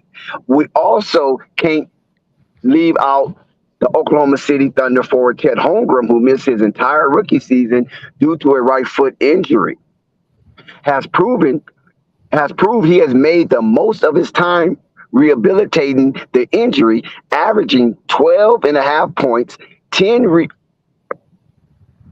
excuse me, my phone wrong, averaging 12 and a half points, 10 rebounds, and 3.5 blocks through 3 summer league games in Salt Lake City and Las Vegas. How do you feel about Chet Holmgren performance thus far? I was happy for him. He did about what I expected and stuff like that. I just waiting for the regular season to start. Honestly, when it comes to him, like get your little workout in and stuff like that. Get on the court, get back active. But I'm waiting to see what he does from the in the regular season. In the regular season and stuff like that. Right. We got a crazy game going so far. We still got action going on in the summer league. Third quarter coverage is still in store. Let's see if the Charlotte Hornets could be successful tonight. They find themselves only down by 2. I gotta admit, this is probably one of the best performances I've seen collectively. Oh, It hasn't been ugly. I mean, it hasn't been pretty, but this has been the best effort I've seen. no, don't jinx it. Like, cause the last time you said that it was close, and then all of a sudden the flood gates open. Don't do that, bro. Right. I think that was I'm against not the even a Lakers, right? Charlotte fan. That yeah, man, like don't do that, bro. No, don't do that. And I'm not even a Charlotte But he fan. only got to Don't do call that, it how he like see it. It is a close game. no. Very close game. Closer than usual.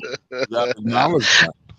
I'm I'm not even a Charlotte fan, and I'm asking you not to do that. The last time you did that, it went from what it was to all right, my bad. Yeah, let's see. Right now, they need to score. Book night. And also, Yeah. I would like to mention some stuff in the NBA also. Despite the closeness of this game and both of these teams coming out and showing some form of energy, we glad that Brandon Miller will be LaMelo's running mate, is leading all scorers, and he's showing a high level of proficiency, and he's showing that he can play within the game and still be successful. He's not out here running like a lizard without his head, like some of these Charlotte Hornet players have been doing thus far. Listen, the Pistons, they locked up Stewart for 4 years, 64 million. So he's staying in Detroit, and like Jim and I said earlier, what's the situation going to do, and how's this going to unfurl with the free agency of Christian Woods? Is he going to the Lakers? Where is he going? What's happening with He Christian won Woods? five Why is it mil. taking? Hold on one second. Why is it taking so long for Christian Woods to get signed to a team when we know that he is a for real NBA talent? Well, I think Nico. I think it was Nico. It was one of them. Unstoppable. No, it was probably Nico. They said he's the locker room issue. No, he wants 5 mil. That's why he haven't signed the paper yet. He won 5 mil. That's And true. The 5 million is chump change, DJ Gemini. Hey, no, but That's chump change. that is what he wants. But at bare minimum, if he had to choose, where would he take the 2.6 from? It would be the Lakers. If he had to choose where to take the 2.6, but he wants the 5 mil, which is the veteran minimum at best. Okay, we understand he won 5 mil, DJ, but we know 5 mil is really underpaying for that kind of a talent. A wing that can shoot from anywhere on the court, a 3 level score. Yes, his defense is a little shaky if he have defense at all. But at the same time, 5 million is chump change in today's NBA's market. Why is he not on a team? and they said locker room. They they said I they said locker room, but I think it's more because of if Jason Kidd doesn't understand you and he's from the West Coast and you're born and raised in the West, there's something deeper than rap there. Mm. Jason Kidd is born on the West Coast, born and raised. So if he doesn't understand you and he's also from the West, Oh, where's Jason Kidd from? he's born and raised in the West Coast. Right. Okay. He went to. Is he from Seattle? No, I think he's from the Bay. If I remember correctly, he's from the Bay. I'm about to find out right now. If I remember correctly, he's from the Bay. I don't think he's a Los Angeles kid. I think he's from the Bay He's though. from California. They said he went to high school in California. I was got to guess Yeah, where he's from. I I I think he's from the Bay area though. What I'm getting at is the upbringing. He he he will understand. I can't understand whoever that is. He's They from have San. He's from feedback. San Francisco. Yeah, the Bay Area. He's Yeah. from the Bay. Jason Kidd is from San Yeah, that's the Bay Francisco. Area. That's the Bay Area. Yeah. Okay, so if My if huh? yeah, What? I got my ace out. But listen, listen, regardless of where he's from, I mean, it doesn't matter. Talent is talent, right? He Right. is NBA talent for sure. Why the hell he's not on the team? Regardless he's from the Bay Area, regardless if he can't see eye to eye with Jason Kidd, who's from the Bay Area, but we know San Francisco and Oakland, they really don't click like that. But Christian Wood don't play nevertheless, defense. it has to be something beyond that. Say that again. I said Christian Wood don't really play defense. Maybe that could Yeah, be a problem. he's a good help But it's a, defender, but it's a but he hold on. It's a lot of players. wherever you at, you going in and out, Dex. Yeah. Wherever you at, you going in and out, bro. We got my man All right, Marquez that's in my the problem. building. Marquez rolled through. What's the deal, Can y'all hear me? Marquez? Pretty much Brandon Miller is trash. What? I mean, he's trash. I mean, I don't like this guy. He's trash. He shouldn't wear a Charlotte Hornets jersey, in my opinion. He's garbage. Oh, well, he just hit a 3-ball. That you saying. Maybe you should keep saying that. It's 62-65. No, Why you no, so Dwight. strong? He's trash. What makes you? He got 23 points tonight. It doesn't matter.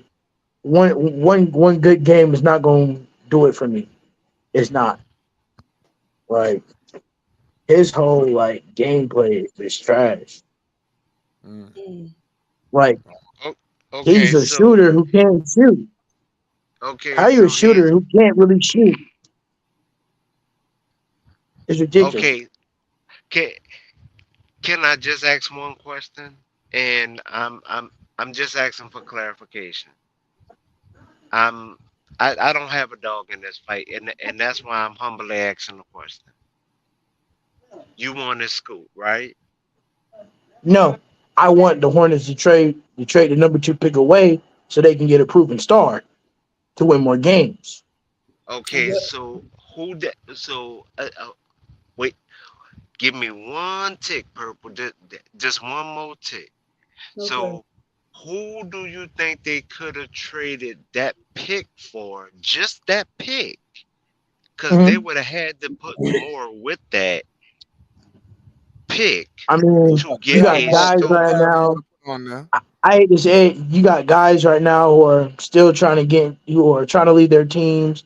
Rumors, a lot of things happen. So I would rather, if I have inside information and I knew for a fact who was actually going to be on the trade rumor block, absolutely I'm trading the number 2 pick away. I mean, you had Zion on the table. Zion wasn't on the table at the time. Cap. I'm pretty sure if you put a nice, I'm decent enough package together I'm for somebody who's only calling played Cap. 30% of their games, he's at a discount because he's played 30% of his games. No, we wasn't giving no. The Pelicans wasn't giving no discount for Zion. You now that's Oh, really? That's not what boy, I've been hearing. boy, you on That's not heroin. what I've been Boy, you hearing. on heroin. Boy, you on heroin. You getting heroin shipped to you straight from Port Arthur. Boy, you on heroin. No, Ain't no I'm not. discount for I'm Zion. trading the number two overall pick. You have to understand the number two overall pick would work if it was any other organization. This is the You needed Charlotte to put Hornets, more with one of the that. You worst needed to put more with organizations. that. No, sir, it is the worst organization in NBA basketball. Okay, purple, you got It it. is the Cause worst. cause he high. Cause he high. You had to put more with that. Purple, you got it. Hey, Mm. that's fine. Hey, that's fine. But I just believe in the fact that Scoot Scoot was more athletic than Brandon Miller. He brought more to the game, in my opinion. And plus, Brandon Miller got so much stuff with him and is not trying to be funny. When my the fact that you drafted Miller, despite what he has behind his back, it kind of shows y'all don't care about your image. Because Scoot I was just literally the asked you first. that. You said you would trade away the pick, little bro. I just asked you that question. You said you wouldn't have drafted school. You would have traded away the pick. Now you say that you would have taken school. Which one is it? I just asked you Two that options. question. I'm gonna say it again. If I had the number two overall pick, I would have drafted Scoot. But again, I could also see how if LaMelo wanted to say, I want a proven star in the building, like how Damian Lillard would have done, I'm pretty sure he would have gotten a trade through. I feel as though that honestly, I don't think Brandon Miller's a guy that you waste a number two overall pick on. I'm sorry, you don't draft for scheme. You draft for scheme in the football and like football, like baseball. You don't draft a Uh, scheme player we in back in the this action. We're climate. gonna get another break. It's 66-62 right now because, like I said, you annihilating B Miller. I think he might wake up the monster. Miller is on the bench right now as we speak. One thing's for sure, two things for certain is that this is one of his better games. And listen, That's not saying much. if you look at the scoreboard and if you look at the clock, Brandon Miller could be looked at as a hero tonight, depending on how the Charlotte Hornets manage these next 2 minutes. And they just got McGowan's just pissed off that play. He got blocked at the rim. Here comes the Portland Trailblazers. Can some defensive pressure help? Wide open top of the key three. He missed it, and the Hornets snatched the rebound. Let's go. Bryce McGowan's, he just got that money. Last year, Robinson, they moving the basketball around. Najee is coming top of the key screen. It's a 4-point game right now as we speak, y'all. 4-point game, a minute and change before we get a break. Here comes Robinson going all the way in the paint. Good pass to McGowan's. McGowan's three ball, and he missed it. And the Hornets snatched the rebound. Let's go. Let's go. Here we go. Number 17, my man Bailey, and he couldn't convert it. But it was a foul right there. Who they call the foul on? I think it was on Portland. Okay, so they're giving Charlotte a break. One of one alpha says, "There it goes, Scoot. I knew it was coming." Groupie. Salute to all the Scoot fans. Salute to all the Miller fans. But Brandon Miller is balling. Homage got to be paid. I goddamn it, I'm gonna pay it. It's Flight Sports. It's Yes, 132. like they got to come down. They got to come down to the altar. I'm young. They got to come down to the altar on this Brandon Miller tonight because we have seen flashes Nah, of Brandon Miller playing subpar basketball, but tonight Brandon Miller is playing excellent basketball. He's playing within the frame of the schematics of the coach.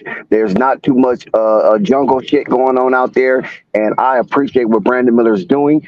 Scoot is not on the court; he's on the sideline cheerleading and watching Brandon Miller Yeah. come into his own. Yeah, he gonna have to watch it. So, And I my got man a Amari question. Bailey just scored. Go ahead, Burple. Do you think Charlotte should shut Brandon Miller down? No, I think they should keep rolling and keep him. He need to roll in with as much confidence as possible tonight. Let's say if they I'm, get the win tonight. Go ahead, Dex. What you think? I don't know who's about to Well, go. that's iffy because to me, if I'm Charlotte Hornets, listen, I'm going to shut them down after tonight. If he gets 27 points, he's shut down for the rest of the summer league. And selfishly, no, I want to see him play because we want to keep the stream hot and we want to keep the Charlotte Hornets cracking and things of that nature. But really, if he have a nice game, he's going to get shut down, and I feel that's what it is because all other stars of the summer league has been shut down after uh, spectacular play.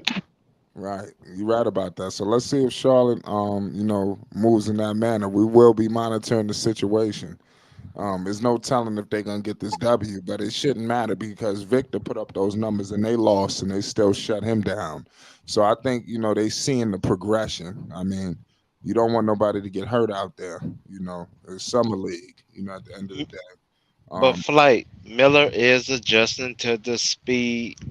I want him to stay playing. I'm an advocate of him to keep going because he is looking like he's getting more and more confident. Why would you rip him out right now? I think it's tough, but some people might say, "Hey, why I just why you don't. gonna end on the bad note? Let him end out on the high, like the Spurs did." I McGowan, see, mean, good.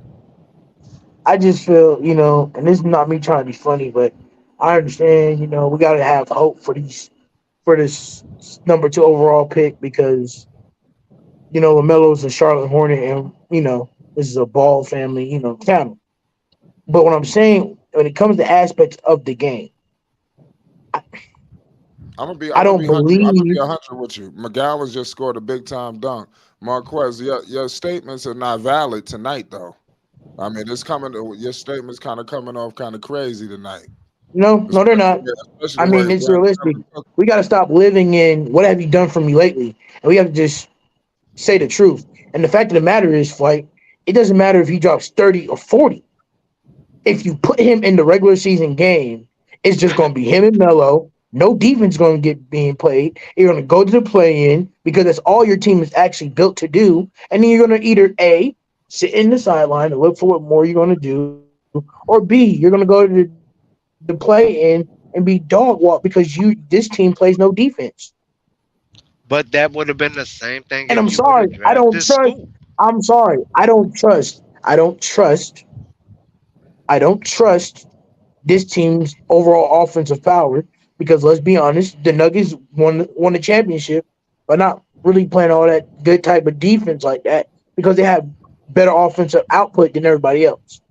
And I don't I see want the to ask you. Hornets. Go. I don't see the Hornets being better defense wise or the offensive power. I think that they've wasted another season and another year of Lamel's prime. I don't know what the plan is. Okay, That's What but is if their you interesting. would have plan? drafted Scoop, but if you would have drafted Scoop, I'm and about to. I listened to that part, you would have drafted Scoop, you still would be in the same boat you are right now, No, I wouldn't. regardless of the No, I fact of the wouldn't. matter. Because Uh, actually, if you look at the stats right now, sir, School had the better stats defensive wise than Brandon Miller. You still would. So even then, what are we talking about?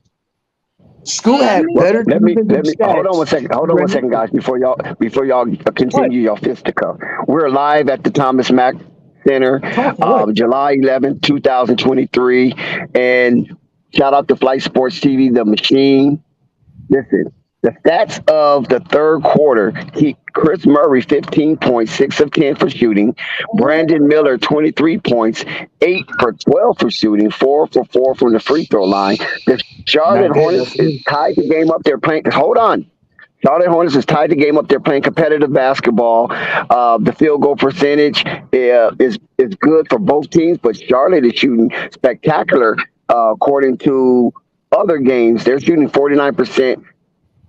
Portland Trailblazers shooting 43%. Charlotte has put up 49 shots to the Portland Trailblazers 55 shots, and yet the game is still tied. right.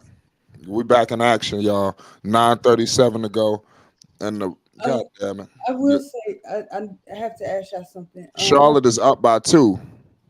Has there Good. been any shot like still frames of Chris Murray next to Brandon Miller? Cause I forgot how tall he is. That's the only reason why I want Did to you know. just say that Chris Murray's skill set is like Brandon Miller's? No, I said how did was there like when they was talking about the rookies A earlier? photo or something. A photo or something. Compared to height.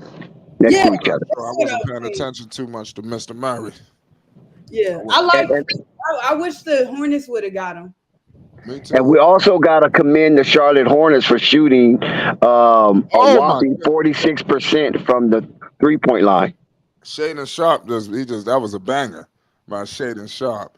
He got the steal. He's quiet tonight. 11 points, 3 rebounds, 2 assists. I thought he was gonna have a monster night, but hey, he could be a fourth quarter player.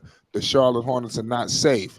Listen, if you've been monitoring Hornets basketball through the summer league, you can't tell me this ain't been the best game they played. There's 70-70. The game is tied. Amari Bailey, he missed the mid-range jumper. That would have been a good one. I like Amari Bailey too. Do your homework. He's improving as well, just like Nick Smith. I think they got some better young talent. Shaden Sharp about to turn up, y'all. Shaden Sharp is turning up as we speak. Back to Yes. back buckets. And he put the Portland Trailblazers up too. I just was saying he having a slow start. And here he go. And Flight, another thing that we can say in the category of charming or alarming is that Charlotte Hornets in the charming section is shooting 84% from the free throw line, and Portland Trailblazers in the alarming category shooting 55% from the free throw line. And even though the Charlotte Hornets is losing the turnover battle, they only have 14 turnovers thus far into the third quarter. That's right. It's a 3-point game right Well, now. actually, the fourth quarter. Robinson gives it to B. Millie. B. Millie with the ball. Screen and roll coming with Najee. And what the hell they calling? Oh, man. They just stopped the play. Brandon Miller was coming with a lot of intensity. But we also have a charming and alarming category for blocks. Both teams have charming blocks. 4 for Portland, 6. 6 block shots for the Charlotte Hornets. Who would have thought it? Did James Najee start? I mean, another thing, we up here talking No. about. Kai Jones started. I want to say some shit when we get a second about the Scoot Henderson, Brandon Miller situation when we get some time. It's 73-71. Because anybody that's doubting LaMelo Ball this season, you're going to be in for it. No, I'm just saying they still need pieces, so that's why they will be in the same Anybody that's same doubting thing. LaMelo Ball coming into the season is going to be in for it. I'm telling you. Homage will be paid, goddammit. Brandon Miller, he couldn't do his thing. Portland Trailblazers are coming up the floor with a lot of head of steam. Chris Murray, 3-ball, corner pocket. He scores it. Uh-oh. Yeah. Even though Brandon Miller missed that shot, that was a really nice shot that he took. So that shows IQ is there. We just need the IQ to get a little higher. Right. That's what I'm saying. He's not a perfect player, but I mean, he ain't the bottom of the shit list either. I mean, he got off a little slow, but he's starting to improve. That's what I'm acknowledging. I ain't saying he's gonna be the rookie of the year. He the best prospect since this, and this. I'm just saying that he's looking better today than the first game I seen him in the California Classic. Is that safe? Yeah, that's safe, and I think Brandon Miller would be shut down. I have a strong feeling this is his last game in the summer league in the Charlotte Hornets uniform. They're not gonna make him go out there again and he be trash. Or what's gonna happen the next game? He might be completely off. So we're obviously gonna let him play this game and let him in summer league get summer league experience. Like Scoot Henderson? Hmm? You a Scoot Henderson guy? I like how Scoot plays. So why? I'm not a Scoot Henderson guy. I like how about Scoot plays. injuries? What about these injuries? Because if I drafted a motherfucker 2 overall, I don't want to hear your shoulder fucked up in summer league and you sitting out all. That's not good. And he's supposed to be the success of the game. I mean, if I'm being but Flight in retrospect, let me help you out here, Marquez. Flight in retrospect, they want to shut him down anyway. I can answer for myself, Dick. We gotta keep it a buck. I can answer for myself. But you aloof. You aloof though. You aloof. We just trying to get down to it so Flight get back to play. No, I didn't. I didn't lose. Most of the time that stars have a good game, they're gonna shut him down, Flight. Yes, it's 76-72. There's 6:38 to go in the fourth quarter. No, don't worry, Marquez. Just hang out, man. You're gonna get your time. I'm don't worry about this. Don't leave just yet. Wait till we get some time, man. I'm not leaving. I'm just chilling. Yeah, you might get put on the grill tonight, man. You might get your notes together. It's 76-73. Is the fourth quarter. Because you bringing a lot of intensity. I'm about to match your shit. But just give me a second. Don't worry about it. Don't worry about it. It's 76-73. There's 6:27 to go in the fourth quarter. There's a 3-point game going right now. Chris Murray, the brother of Keegan, doing his thing. Yeah, man. I hope he can. Oof. I'm gonna let it go because it didn't happen. Right. But Right. Salute to my man, All Access in the building. We got a hell of a game going so far. It's 77-73, 6:25 to go in the fourth quarter. What are the Charlotte Hornets going to do? Robinson pushing the ball up the floor. He gives it to Scott. Back to Robinson to B. Millie. B. Millie back to Robinson. Top of the key. Chris Murray all on Robinson. Gives it to B. Millie. Corner shot, and he missed it. Damn. 3-ball corner pocket. It's 77-73. Good play going so far. Shaden Sharp. Oh, what the hell? You got a foul off the ball between Nick Smith Jr. and Shaden Sharp. Unbelievable. It's 77-73. Right. But Flight, my only thing is, that's why I gave both options for both picks. Because regardless of the fact, you still need more we got a pieces. commercial break. The Hornets still need more pieces. That's why when y'all asked me about the draft, I gave both options. I gave on both players, both visions. I didn't pick a side because the Hornets still need more pieces. In fact, I was the only one that didn't pick a side. Right. Listen, Brandon Miller gonna do his thing, man. Like I said, he gonna listen. Just hold off and listen. Last time I checked, the people that's discrediting the Charlotte Hornets, I keep forgetting that LaMelo Ball plays for that team. And I'm telling y'all gonna keep counting this man out. You got Miles and these guys coming back. Listen, I said it. I'm putting it all on the line. The Charlotte Hornets gonna shock a lot of motherfuckers this season. Last time I checked, we got some so-called Bucks fans in the house. Last time I checked, the Charlotte Hornets went in there and shitted on them. With Melo just by himself. I'm not saying they're gonna beat the Bucks. Obviously, it's levels, but I mean, Milwaukee, y'all got Jimmy Butler problems. I mean, there's a lot of issues going on over there too. So shit ain't all Jimmy Butler problems. Jimmy Butler problems. The Knicks got Jimmy Butler problems. Everybody got Jimmy Butler problems. I know, but the Bucks is a fraud. You understand? I understand they won that championship, but this guy Giannis Antetokounmpo, he's gonna go down with an asterisk. I mean, the guy put his foot up under Kyrie's jump shot. I mean, for crying out loud, he was playing dirty during that ring. No, I remember the Hornets went in there and shitted on him. What was it? Melo hit damn near a game winner. That was like 2 years ago. And then last year, I remember the Hornets went in there and blew y'all out. The Bucks will not see another championship for another 12 years. You remember that shit? That's funny. That's funny y'all said it. I got more. That's just an advertising. All right. Yeah, let's get this game over here, y'all. They're kind of throwing shots at the Bucks. We're going politics. We're going politics. You sound like you was attacking the Hornets. I mean, the Bucks got lucky. They got lucky. Everybody know the Bucks got lucky. But it takes some luck. It takes some luck to get a championship. We give them that. It ain't like they just ran amok through the conference like Denver did. Your team, the Lakers. Dick, stop playing with me. Your team, the Lakers, is full of 38-year-old men. Get personal, bro. No way. No, it ain't no nah my ass. We ain't finna get personal, so don't bring up my Lakers. We brought up the Bucks. We brought up the Bucks for a reason. You guys what? Do you think about personal? At least my team won a game. It's 79-73. We got at least I won a game. I'm not. No, don't worry. And we got further than you. And we got further than yours. It's 79-73. We got Nick Smith Jr. with it. What he gonna do with the rock?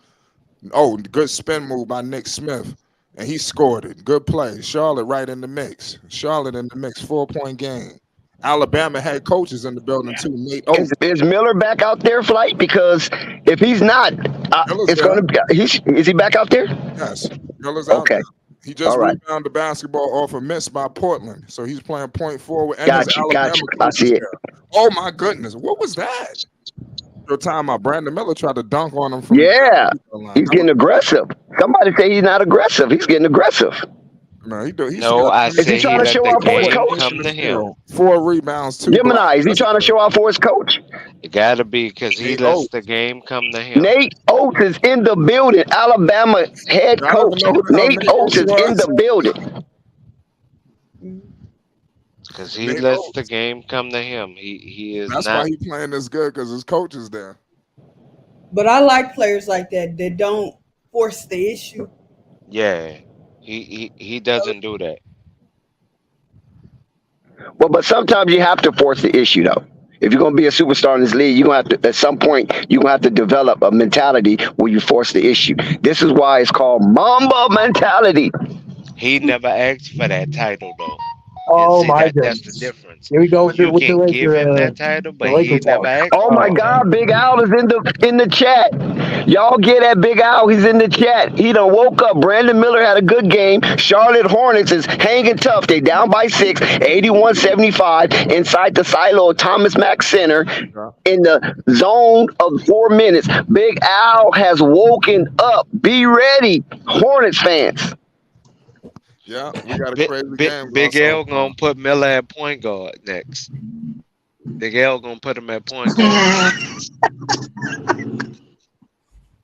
Gemini, I'm weak, but you know what? It's crazy. He might actually want to do that. Put him at point guard. That's Nah, okay. I'm messing with my dog. I'm messing with him. I know he bust out laughing Yeah, soon as me he too. heard It's all love on Flight Sports. It's all love on Flight Sports TV.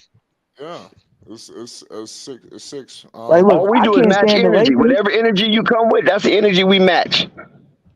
Yeah, that's what I Right. said. We I just, said I he still got my getting away energy. with murder because we got some game left, you know, and he think he got off. That's why I said we're gonna match your energy. Don't worry about it. I Brandon got my Miller is a notebook ready. star tonight. Like Brandon Miller's outplaying Shaden Sharp. He's Yes. outplaying Jabari Smith. Oh my God. That's not Brandon Miller saying have much. something to talk about after this game. Jabari How many Smith, how I many thought he was points in Murray Houston. got? Yep. Right now. I'm What you sorry to say? cut you off, Purple. My bad. How many points Murray got? I'll look at it right now. I'm watching on League Pass. It's on And NBA. you are 19. They Chris got Murray has 19 to 19. 7. Brandon Miller 26. Okay, and you thank are you. not the father. 3:59 to go. Bryce McGowan's with the Rock right now as we speak. What are the Charlotte Hornets going to do? They in striking distance. Are they going to let the game go or what's up? I say you just keep giving it to Miller. Get the hell out the way. Here come the screen call. They doubling. See, they don't talk about that. Did y'all see that double as soon as he tried to turn the corner? They had 2 people waiting. You know, they're making it seem like he just fucking up I on think nothing. I think Oh, why you don't give him the ball? 83. Freaking Nick Smith. Brandon was wide open for the 3, you selfish individual. Damn, did I move? He ain't No, selfish. He Big trying to L, get his they name out said you there. was wrong. No, Big L, they I don't know said you why, was wrong. Marquez, to be honest with you. They Brandon said you Miller's was wide wrong. open for the 3, and he's playing good, and he's in rhythm, but yet you look him off. See, this is shit Jello was dealing with. Same Yeah. shit. No, but Yeah. hold on, It's Dex. the That organization. game It's the we spoke organization, on that Dex. look off, and nobody wanted to acknowledge that he was being looked off. Me and Big L pointed that out because we was both watching that game. Nobody Don't say wanted to we didn't acknowledge acknowledge. that. That's not true. Don't say we didn't acknowledge because Big L called us Jello Dick Riders when we mentioned that. Remember that he went off on it. So don't excuse Big L for his aberrant behavior and very bad at that. When we said Jello was dealing with the He same said shit that? and he went nuts. Wow. That's Maybe right. you wasn't on the stream, Oh but he went man. nuts on me and Nico. Yeah, Oh my I god. must not have heard that because I mean That's too far. when I pointed that out, when I pointed that out, it was nobody seen it, and I was watching the game, and I'm Listen, Big like, Al Nick know what he Smith. did. That's why Nick he said Smith had a laugh out good loud. game He though. remembered. That triggered him. That shit triggered him. Yeah. Nick Smith has 21 points. Good game for him too. Yes, Eric. But I Charlotte Right. is So falling short. Charlotte is falling short of the measure for winning their first game in summer league. So we got to see what they're going to do down this stretch. Okay, Book Knight. How many points and assists Book Knight had? That's my last question about the game. Book Oh, Knight. you know what? The assist factor was not good for Charlotte. I think the last time I checked, it was 11th assist for the Oh team, man. and that's horrible. Man, listen, see, now he doesn't. Now I got to read these stat lines because he read up Book Night, and like I said, I'm on League Pass watching the game. Book Night got 2 points, one rebound, one Okay. assist, one steal. I mean, this got to be the most horrendous stat line, and this is How many stark. minutes have he played? I feel So you think they should shut down Book Night yeah, too? they need to release Yep. Book Night. Just Yep. waive him. Just put him out his misery. Wave That's Book what I Night. would do. Just waive him. Just go, let him Hold on. go. Flight. But aren't you the same organization that started Book Night for like 5 games and then put him in G League? You can't trade for him, Flight, or get rid of him, Flight, because he's now a trash asset.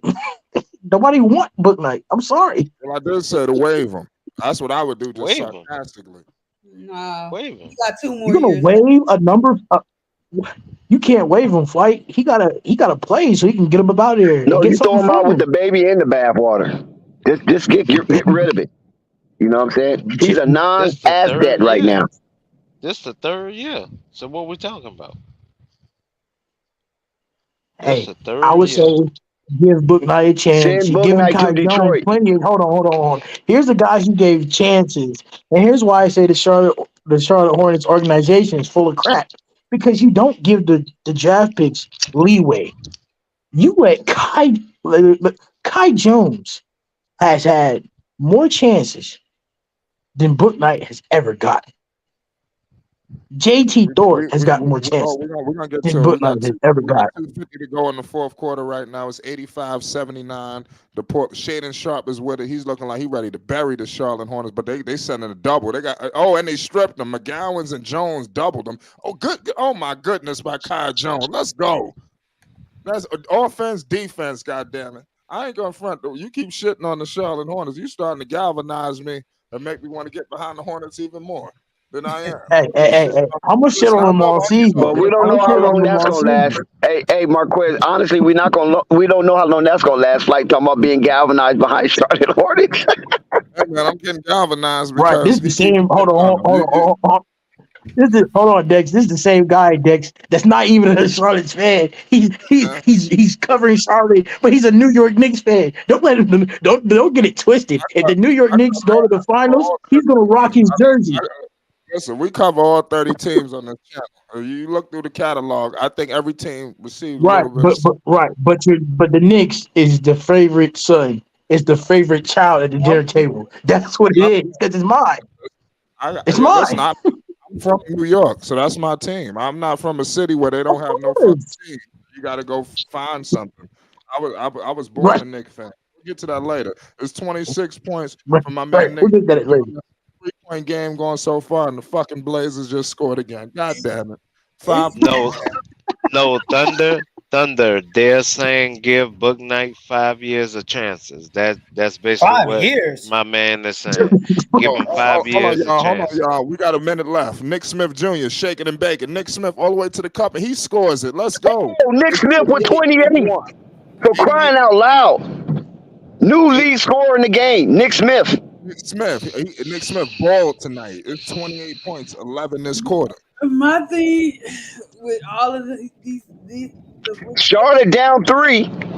Come on, Flight. Bring us home, Flight. Let's go. Fuck. Shaden Sharp just missed it. And we could not get the ball, so the Blazers are getting the ball right back. 3-point basketball game.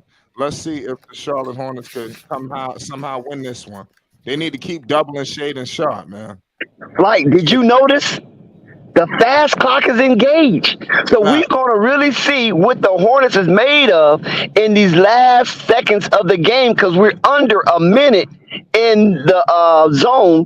And inside the silo of Thomas Mack Right. center flight. Oh man, hold What on. do Oh Charlotte Hornets yes. have Oh, coming down the stretch? Brandon Miller just rebounded it. Let's go. I'm gonna go to the line, yo. Go to the paint. If I'm Brandon Miller, don't go for a three. Go all the way to the paint. Here come Nick Smith. It looked like he want Miller on the block. Nice rebound, but Brandon Miller, one-handed slap. So that means aggression. When you slap that ball like that No, after one, Nick Smith. Nick Smith just scored it, Dex. We got a ooh, 1-point game, 38 30 seconds for to Nick. go. Fast Nick the clock in the Slick. game. Jaden Sharp with the Oh, block did you right see now Nick as we the speak. Slick? Jaden Sharp Flight, with did it. you just see what that Nick the Flick Yes. just did? I'm ahead of you. Shaden Sharp with it. Bryce McGowan's is on him. Screen coming with Shaden. Oh my goodness. Oh, what? Called the foul on the floor. Okay, it's on the floor. But Okay. still, bullshit. When the How many referee seconds left, Flight? How many seconds? got 8 seconds on the shot clock, but it's 21 seconds. Uh-oh. So So they Charlotte got will 8 get the ball back, right? Yeah, but they got 14. Okay, because it goes back. So it's 21.9, but the Blazers got 14 seconds on the shot clock. Bottom line is the Hornets need to stop. Okay, here we go. Intense Timeout. moment. 21 seconds, 14 on the shot clock. Getting Sharp with it. He kicks it out back to Sharp. They keep it in Sharp's hands. Oh my goodness, Bryce McGowan's. Oh, game. Yo, Bryce McGowan's blew the game. He fucked up on the defensive cover. Oh, Shaden Sharp with the McGowan's gotta three. go. McGowan's completely blew this game. And how are you the coach and you don't got double team coverage on Shaden Sharp? But Charlotte still have a chance. It's 12 seconds. Like No, they could get a three. They don't have Well, a chance. 14 seconds. They gave them 14 seconds. They can get a three and a foul. So Charlotte still technically can still win this game if they play it out right and the cards are dealt perfectly. Oh man, this is ridiculous. We know McGowan gave up that three, but hell, that's Shaden Sharp flight. You can't be mad at that. No, I gotta be mad at McGowan's. McGowan straight up blew that damn play right there. He did some dumb shit that led to this guy being left completely wide open. McGowan, whoever didn't see that play, let me know if you seen that. McGowan, he overplayed it. Hey, how You was gotta Brandon stick Miller's? with Sharp, and they should have had 2 defenders. Hey, how was Brandon Miller's defense? Was he playing good D? I don't know, but Miller should have been on Sharp. Somebody just man. How they guard a Sharp single coverage in the clutch? You know the ball is going in his hand. Yeah, that's true. That's true, Flight. You're right about that. They should have listen. What Portland was doing to Brandon Miller, doubling him and blitzing him, making him come off the ball. They should have did the Charlotte should have reciprocated that and did the same thing to Shaden Sharp. Absolutely. Make sure you hit the like button and you subscribe if you appreciate the coverage. We're gonna be doing this all season long. We just getting started. This is the summer league. We got a lot of things going on here at Flight Sports, ladies and gentlemen. A lot of things. Well, let me see what the hell else is going on. We're in the midst of this commercial break. The Hornets just gave away a 3 to Sharp. Let's see how the Hornets respond. You know, they got a multitude of ways they can maneuver. Do they go for the quick 2? Do they go for the quick 3? You know, this is a lot. Shout out Big Al. He said, I mean, listen, you piss off that 3 ball, man. They should have had 2 guys up there. Sharp got 20. I just said a few minutes ago, Sharp is having a slow game, and he got 23 points. They just say he having a strong close. Yeah. Let's go. What happens now? Okay, here go the reinforcements are coming in, Flight. They're changing up their defensive stance for this last 12 seconds. Let's count it down. Right, I'm at 13.8. I got McGowan's with the ball right now. He's giving it out. He's looking for somebody. He gives it to Brandon Miller. Brandon Miller with it, and they give a quick foul to Brandon Miller. So I guess they don't even want him to give up. They must have had a foul to give. That's the only thing I could think of why they would do some shit like that. So Hornets look like they're going to take a timeout here, Flight, and they're going to reassess the situation and regather their troops for their last trope in this 11 seconds of the last house inside the silo of Thomas Mack. They almost got a 5-second violation. So good play right there. Let's see what the coach. So the Hornets will go talk it over with the coach. Yes. What do you expect coming out of this timeout, DJ Gemini? Man, at this point, the best shooter, I will put Miller coming across the screen towards the top of the key. Not in the corner. towards So the top. If so I'm the no Hornets, pin I down. go for a quick two. I Huh? will go. I will go for the quick two and foul because if you get the three, that's sometimes that can take a minute because they're going to defend that arc. But the restricted area might be free, so we can get a good quick to Kai Jones and then foul immediately. Maybe you can extend it and get some hope out of that, or it just might be a little too much for the Charlotte Hornets to think out because we know this is a low IQ team. Right, absolutely. It's a low IQ team. Nah, but Miller got the range. I think he can handle that shot. Right. Well, we're gonna find out.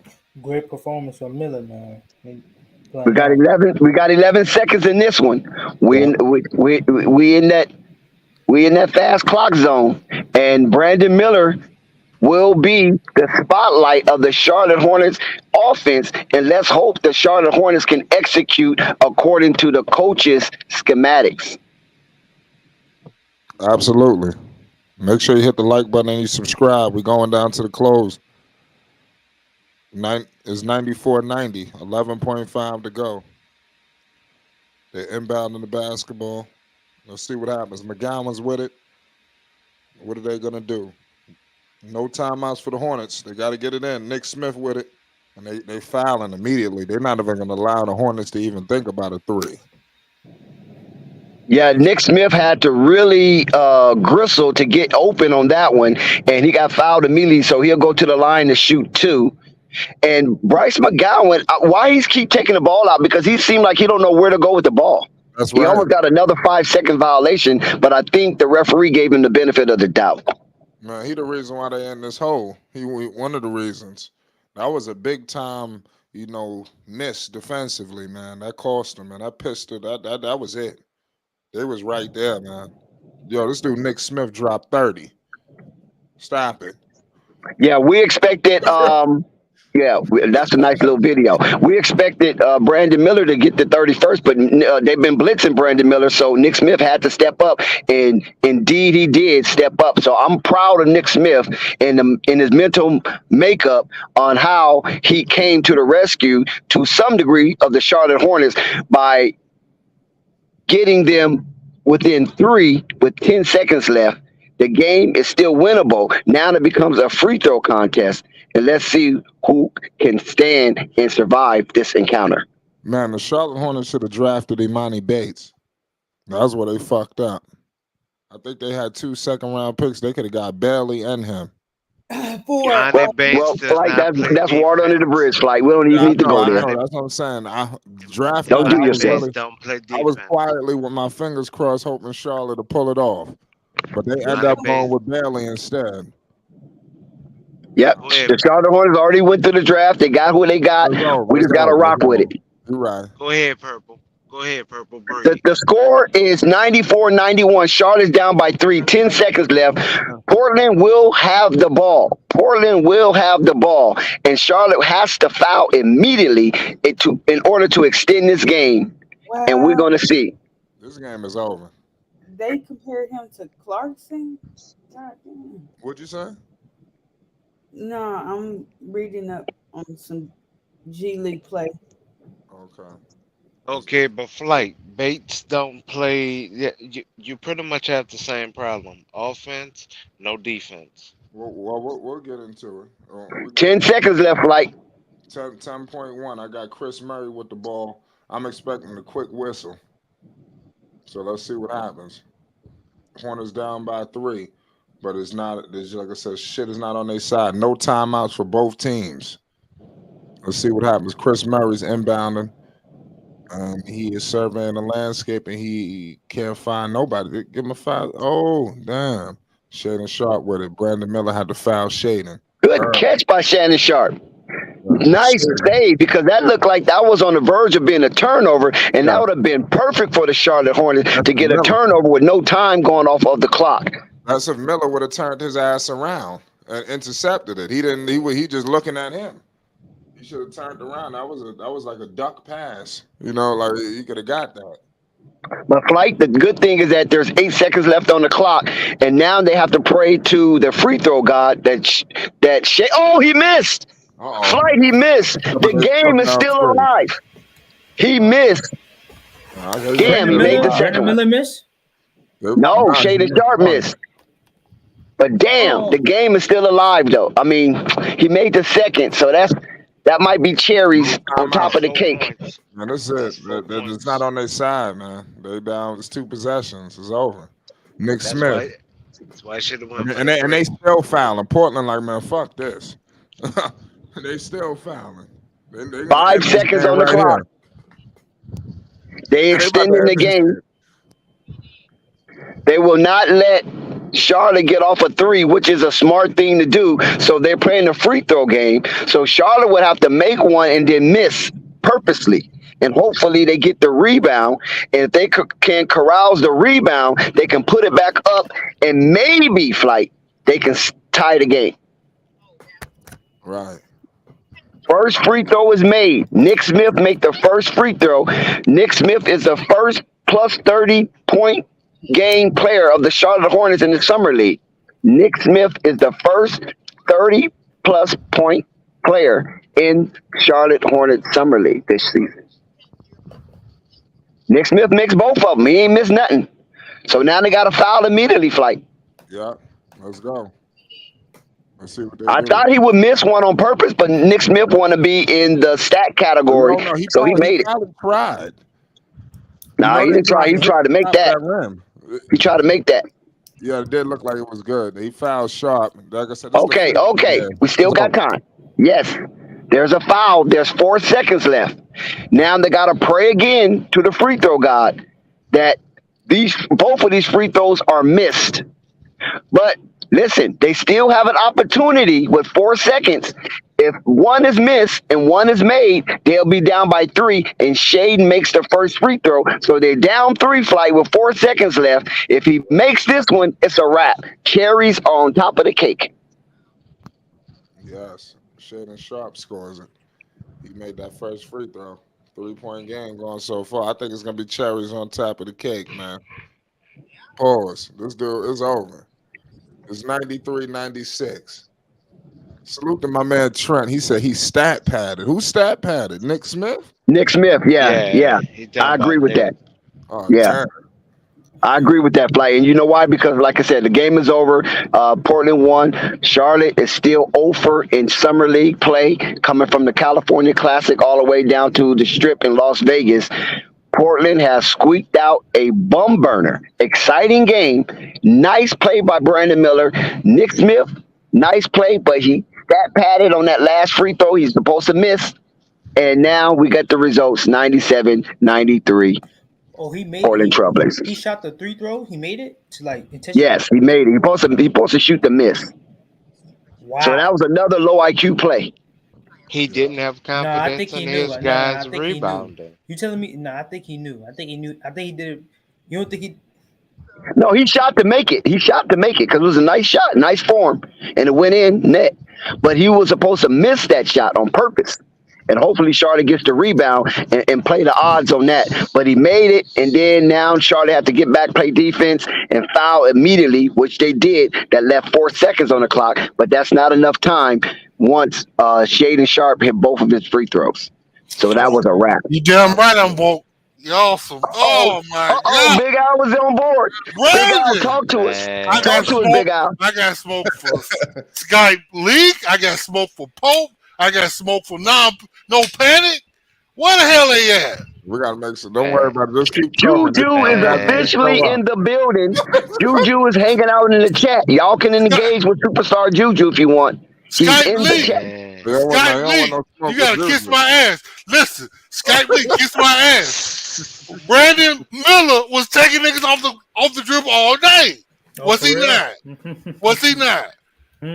He said he couldn't do it. He couldn't do it at all. I want to know all the people who kept saying this guy was a bust in his couple games. I want to know where they at now. Marquez, this is your time to shine. Don't be You want to shine, Marquez. This is your time because Big Al is up here.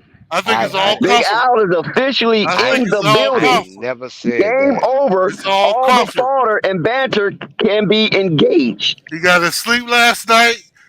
He's sick of being talked shit about. What Pope at? He shitted on his father. Who shits on a nigga's father? And he busted out balling. Fuck you too, Pope. Oh, wait. What did I miss? He shitted on a My man was ready to dad? put on the grid. Come He on, Mark. shitted on a man Undivided dad? attention, man. Yeah, You you show didn't up hear on that? here, Pope you're Yo, was gonna get shitting. Gemini, you undivided missed that attention. stream, Pope bro. was No, I shitting on wasn't Brandon Miller here. I so was much. I It was was correcting some unreal, Lakers man. fans yesterday. It So wasn't no. yesterday. It was what, the Sunday, I think. Sunday.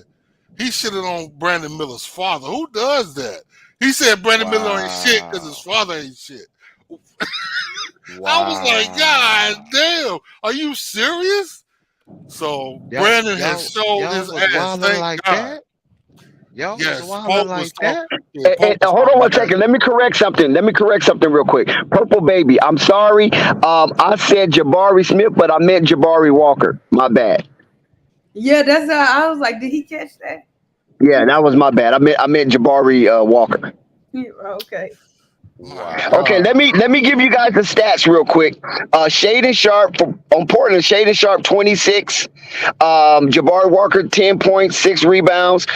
Chris Murray 19.7 rebounds. I think that'll do it for them. That's their top. Nick Smith Jr. Oh my God, Nick Balled out. the Slick. 33 points, 4 rebounds, 3 assists, 1 block. He's a stat stuffer. 1 block. Also, we got Brandon Miller with 26 and 6, 2 assists, 2 blocks for Brandon Miller. 2 freaking blocks. So he was down on defense doing his thing as well. And basically, that's about it for the Charlotte Hornets. Top stat stuffers. Nick Smith again, 33 points, 4 rebounds, 3 assists, 1 block. He cleared the statistical categories in the major proportion. Brandon Miller, once again, 26 points, 6 rebounds, 2 assists, 2 blocks. Shut him down. It's over with. Brandon Miller, as Joey said, is stamped and ready to move on to the official roster. And Pope, he Man, had what, 13, 15 points at the half? I thought he was a late game scorer when it was trash and the game didn't Ooh. matter. What man, about that, Pope? Now, I'm Kai still Jones, on. somebody wanted Kai Jones. Kai Jones, 13 points, 2 rebounds, Don't nobody no care. assists, but Kai Jones had 3 blocks. He led all teams in blocks. He had 3 blocks guarding the Don't restricted nobody area. care. Don't nobody care. I Man, gotta Do go. y'all want It's book still night? clumsy. Who want book night? Hell yeah, no. Book yeah, Please. night. do it, Yeah. do it. Book night. 2 points, 1 rebound, 1 assist for the 3-year senior in the summer league. I don't know Okay. what's wrong with Damn, that guy. that's fucked up.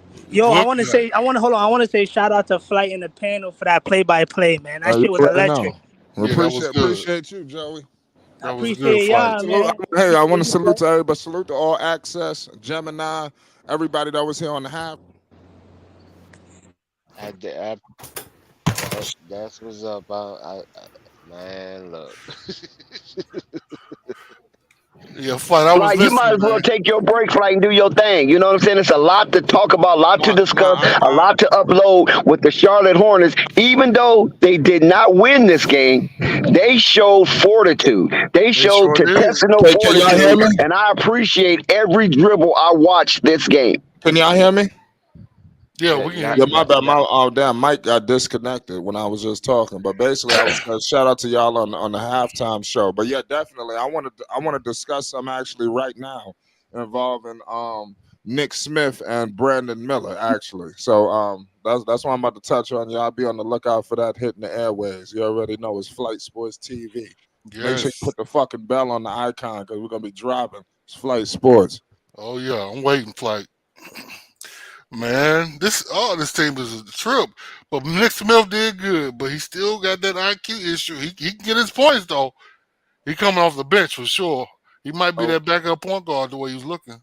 okay, but Big L, didn't I tell you that they had the replacement for Bug Night, but everybody was saying was defending him And I was like, no, I do not think that he's gonna be a part of the regular team. Who you talking about? Oh, Book Night, Book Book Night, yeah, night. Book Night, yeah, yeah, man. I hadn't defended him. I don't know if yeah, I'm not defending him because he I'm looks like he doesn't give a fuck. That's I'm really not what they even do. a Charlotte fan. I'm a Laker fan. But he Okay, is a rookie though. They could always bring him back for the low. You know He's that. a who third you Not talking not about? not a rookie. season. Not a rookie. I meant to say he on his rookie contract. He on his rookie contract. Why would we Okay, bring him so back, you're gonna Joey? give Though him 5 Joey, years? Joey, Joey, Joey, Joey. Hold What's up, up? Joey, So Joey, my dude, Joey, because you my man. listen. Listen, why do you want to give Book Night any kind of more chances? I'm just curious. Is Because that who what you? else? Like, okay, so look, he could be in that he can be in that 15 roster though. Cause look, they need Knicks. They don't have a backup point guard. Well, they have Theo Maladon, but you need another shooting guard off the bench. So you can cycle between him and Nick Smith. We don't know how Nick Smith gonna play in the NBA. You don't Well, know that. We got Amari Bailey. What do you mean? He's You think he's Amari Bailey coming up? Amari Bailey is not ready. I don't think he's First, the coming up. Hornets listen, don't. listen. Y'all don't know the roster because they got Cody Martin. Cody Martin is signed. He's a Who's solid but we two not. He guard. He could can play the lock up. three. He could play the three. I'm Here's talking about where the I'm shooting coming guard from. and the point Here's where guard. I'm coming from about that. The They three do is things. Gordon Hayward, Yeah, we know or that. Miller. What do y'all mean? Not but playmaking. I keep telling y'all that. Like, yeah, they need somebody to, and they also need 3-point shooting. But Book playmaking. Night should not be on the team. Period. What are y'all talking about? I'm not What am saying I hearing? he should. I'm saying they need playmaking. So whoever from a playmaking perspective between Bailey, Smith, and Book Knight is better at that, plus defense and 3-point shooting, is going to get the playing time. And plus, y'all not factoring in the fact that the rotation was this. Terry Rozier does play the two guard, right? Technically, that's Yeah, what he does. yeah. But when LaMelo because LaMelo a lot of time will go to the bench early, and Rozier will Terry start is playing your up. backup point. Right, Terry he's is just the your backup backup point. point guard. Only time Theo Maladon or the third point guard comes in is when Terry needs a rest. But So that's terrible because Terry shouldn't be your backup point. you can't. Your offense, Hey, listen, your that's what offensive I know. element. That's what he's been doing. He's been like that I last year. mean, the only thing about Rozier is that you don't want him to be your point guard for a long span of time. If he's only Who is coming off the bench and handling it for 4 minutes or half a quarter, I think he who can is do this with that. the guy, Mike? Who is this with the This guy, is Mike? Juju. What's good? Oh, what's going on, Juju? I was Right. thinking about coming up here last night because I saw a lot of people making a lot of shitty takes towards Brandon Miller, but I knew tonight would be the game that he just shined, and the haters wouldn't be able to say anything. So I'm pretty proud. A lot of the compliments that I gave Brandon Miller prior to drafting him, he showed that off Well, tonight and pretty much the whole summer league. But I'm gonna say this. 2020 is a lot of times is hindsight with people. A lot of people always say, "Oh, I knew this, I know that." I'm not gonna say I knew that. I was not sure what Brandon was gonna do tonight, but I'm happy he showed up. It showed he was comfortable. I think it was a matter of comfort and just getting the butterflies out of his stomach. right, and even He a guy like finally done it. even a guy like Wemby, who we expect to be like everybody says is this generational player, so forth and so on. He has this very magnificent skill set, but even he, the first game said, "Oh, I had a lot of butterflies." Like that's what the summer league is really for: is to get comfortable, is to get those NBA anxiety out of you. And it's Right. kind of to get acclimated with your teammates. So when people like shed light on, oh well, he had 10 points or he had 6 points or he's not doing this right, he's not doing that right. Like that's what the summer league is for. You make adjustments, you get better, you develop, and so far from Brandon Miller, he's been doing that. So But I will say this in defense of Brandon Miller's performance earlier and even now, with what's the guy's name?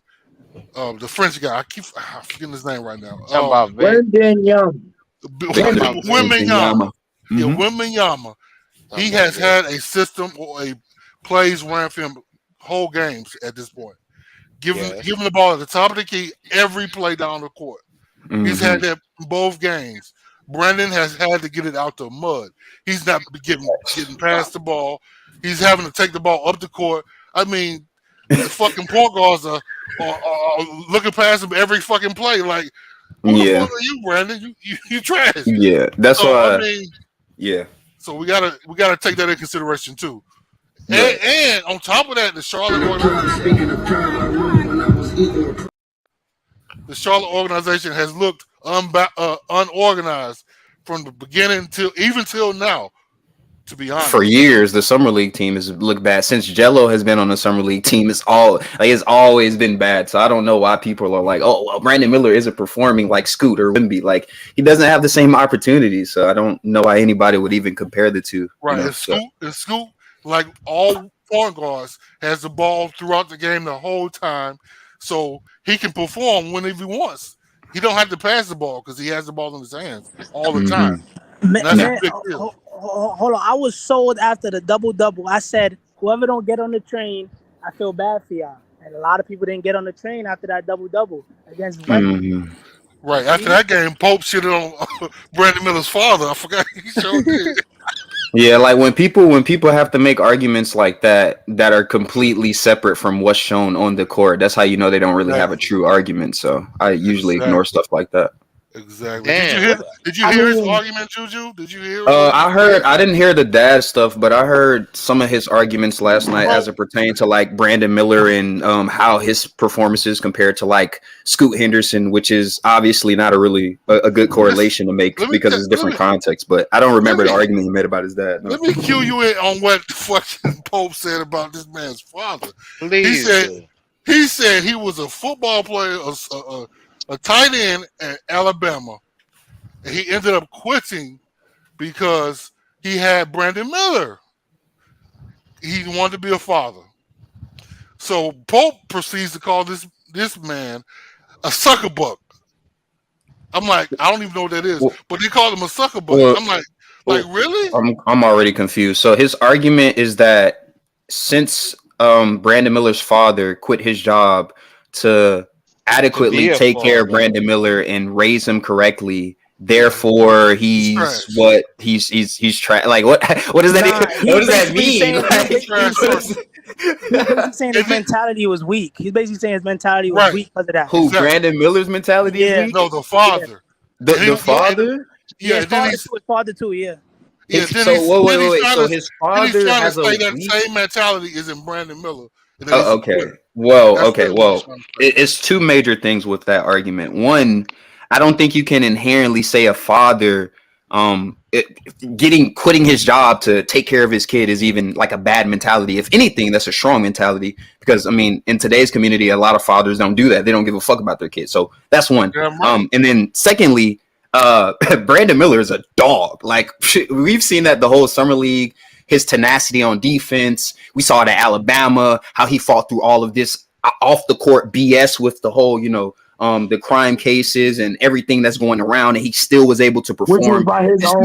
This dude has a level. He has a level. Now let him talk, Juju. Let him talk. He's a school fan. Let him talk, please. Oh, my bad. You can go ahead. I thought I was trying to finish, but you can go ahead. Who? I mean, no, you can continue, but I'm just saying. Oh yeah, all I was saying was that like that argument's pretty bad. But what did you want to say about Scoot Henderson? I think this is just my I'm upset because I'm actually in the area. We don't know. I'm actually in the area. I'm actually in the area, and Big Al again. You can shut your. I'm actually in the area right now, so I'm actually hearing the sports talks in the bars. Okay, so what's going on? I'm telling you, this organization is not good. What area are you talking about, Mark? It's supposed to be known for making some of the dumbest moves outside of the Knicks. No shade. Marquez, what area are you in? This team has not. Marquez, what area are you in? You need to clarify that. We don't know. Hello? I'm in the Fayetteville, Charlotte area. Okay, cool. He's okay. Boots on the ground in Charlotte, Fayetteville. All right. Well, he's far from Right. Charlotte, kind of, but If you're gonna bring up like some sort of argument that's predicated on the foundation of what Charlotte Hornets fans think, I just don't think that's a good argument. Just because we've already seen the innate bias from us not selecting Scoot Henderson. So I mean, if you're gonna say they were talking shit and saying it wasn't this and that, then it's not really gonna matter. Oh my God, Juju, you sound like a junior I'm Dexter. saying no. Actually, I'm trying to bring up. Actually, Juju, I think it's important, Juju, that you have to pay attention to an organization's track record and or background. And with this track record and this background that the inept Charlotte Hornets have given us as a product, I'm saying that we shouldn't trust in their abilities to get the best out of their draft pick. They've done the experiment with Book Knight. They didn't lead to anywhere. They did with Kai Jones. That's not really leading to anywhere. So how can we They make didn't have doubt Book Knight of no a more. perception? I agree, but if we're Even with Book Knight, Melo, wait, even Marquez. Book Knight was a slush or is a slush. I don't know if it's past he's or not good. participle, but Book Knight is a slush or was a slush. So he basically sabotaged some of his own career as well. yes, Brandon sure. Ingram, Yes. Brandon Miller seemed like he got something on his shoulders. well, You Yeah, got this something to isn't. prove, That really bro. isn't. I don't go really ahead. agree with that take when you say like, oh, the Charlotte Hornets have shown an ineptitude to draft good products and then obviously develop those products. In the case of like Book Knight, okay, that's fine. Kai Jones, that's fine. I can name like 5 or 6 players that the Charlotte Hornets have drafted, and they have developed really well in this system. I think PJ Washington is one of them. Obviously, LaMelo Ball, Devontae Graham before he left, Miles Bridges. It's Mark Williams, right? Like Nick Richards. It's a lot of players that have shown the ability to develop in a proficient way. So I don't think just saying, oh, well, Right. Kai Jones and Book Knight is bringing that up. That's more like an outlier situation. On a I wasn't consistent finished. basis, they have been able to I, draft I, pretty I well and wasn't develop finished. those drafts. But Okay, go I ahead. will support Oh, Marquez in I the wasn't fact. actually Hey, able Let to me once say this. finish. again, Let me say this. I will I support think no Marquez. panic is on his I way. wasn't You finished, heard but go Juju ahead, Here Alex. we go. The bullshit. Hey, but I will support Marquez in this point that the Hornets have made issues in the past, and because of those issues, a lot of people look at that and say, "Well, you know what? Shit ain't gonna work because that didn't work." Adam Morrison. And not only that, Go ahead. not only that, you guys had. We're talking about you guys had good caliber talent at one point. You know, Kimball Walker when he kind of did that little thing, kind of carrying Charlotte on his back for a while. He did I don't that. like I him. need But everybody to listen, pause just a second. Please pause just for a second. Oh. We have a recurring legend, Flight Sports TV Oh no. content creator, and Marvin Tatum. Marvin from the perspective of the other side. What's going on, my brother? Seem like you're doing really well right now. You popped up on the screen on the Charlotte Hornet. Are you still there, Dex? Yes, go for it, Marvin. We need to hear your voice. We ain't heard your voice in a long time, Mr. Tatum. Yeah. How are you feeling? I'm feeling fine. What's going on, guys? How y'all doing? Salute. I'm doing good. Hold on, Marvin. Hey, what's up, fellas? You know, I heard Marquez's voice, so I had to come on here. That's my buddy. Of course, Marvin. What's up, Marvin? Long time no see. Yeah, man. I've just been hanging out, man. Class, meet chaos. I'm the chaos, of course. Trying to get my business straightened out. Got a I couple feel of you. blessings. Got a couple of blessings, So brother got to continue on. I've been listening to you guys. I hadn't had time to really check in. I've been doing a couple of things on the LLC Dex, opening up a couple of avenues. Been kind of busy, but I've been listening to you guys, and I hadn't had a chance to tell you, Dex, and I want to tell you this personally. Congratulations on your Lakers. They end up doing a whole lot more than what a lot of people thought. And Yes. and I want to We get are better. Yeah, We are better. I do want to definitely, let people know about that because they were ragging on the Lakers, and come at the end of the year, the Lakers were one of the last ones fighting to do something. So we're still laughing at the Lakers, but continue. We're still laughing at the Lakers. And then to you, Marquez, I cut for you, partner. What did I tell you about? What did I tell you about when you went over to the Bucks? What you was going to do to that team, partner? No, I told you. Hey, Marvin, listen, Marvin. Listen, Marvin. It's nothing wrong. to go over there. I had to leave the somewhat bad organization. When I left New Yeah, York, I understand that. You're when I right. left, New York wasn't that thing. But now that we got a point guard who's actually doing something, I can kind of still have my Bucks on the sideline. I'm gonna pump out my chest with New York. We finally got a point guard. Whoa, Dex. I know I'm not hearing this board and flip back to the Knicks. Is that the case? No. I simply put the Bucks on as a part of my team. I have two teams. Okay, I have two teams. Okay. Gemini. But Yes, Marquez, ma'am. you do remember me telling you, as soon as you went to the Bucks, the Knicks were going to get good. You remember You remember me telling you that? I mean, You gotta shoot. I start mean, switching teams, man. you know, Marvin, you were right. But guess what? That's exactly how every other Knicks fans felt when we was going crazy this season. I'm just saying, nobody expected the Knicks to be here. Nobody expected the Knicks to be here. Yeah, they had a real good year, man. Congrats to them too, man. But listen, I'm not gonna cut you guys' conversation. What were you guys into? What about Charlotte?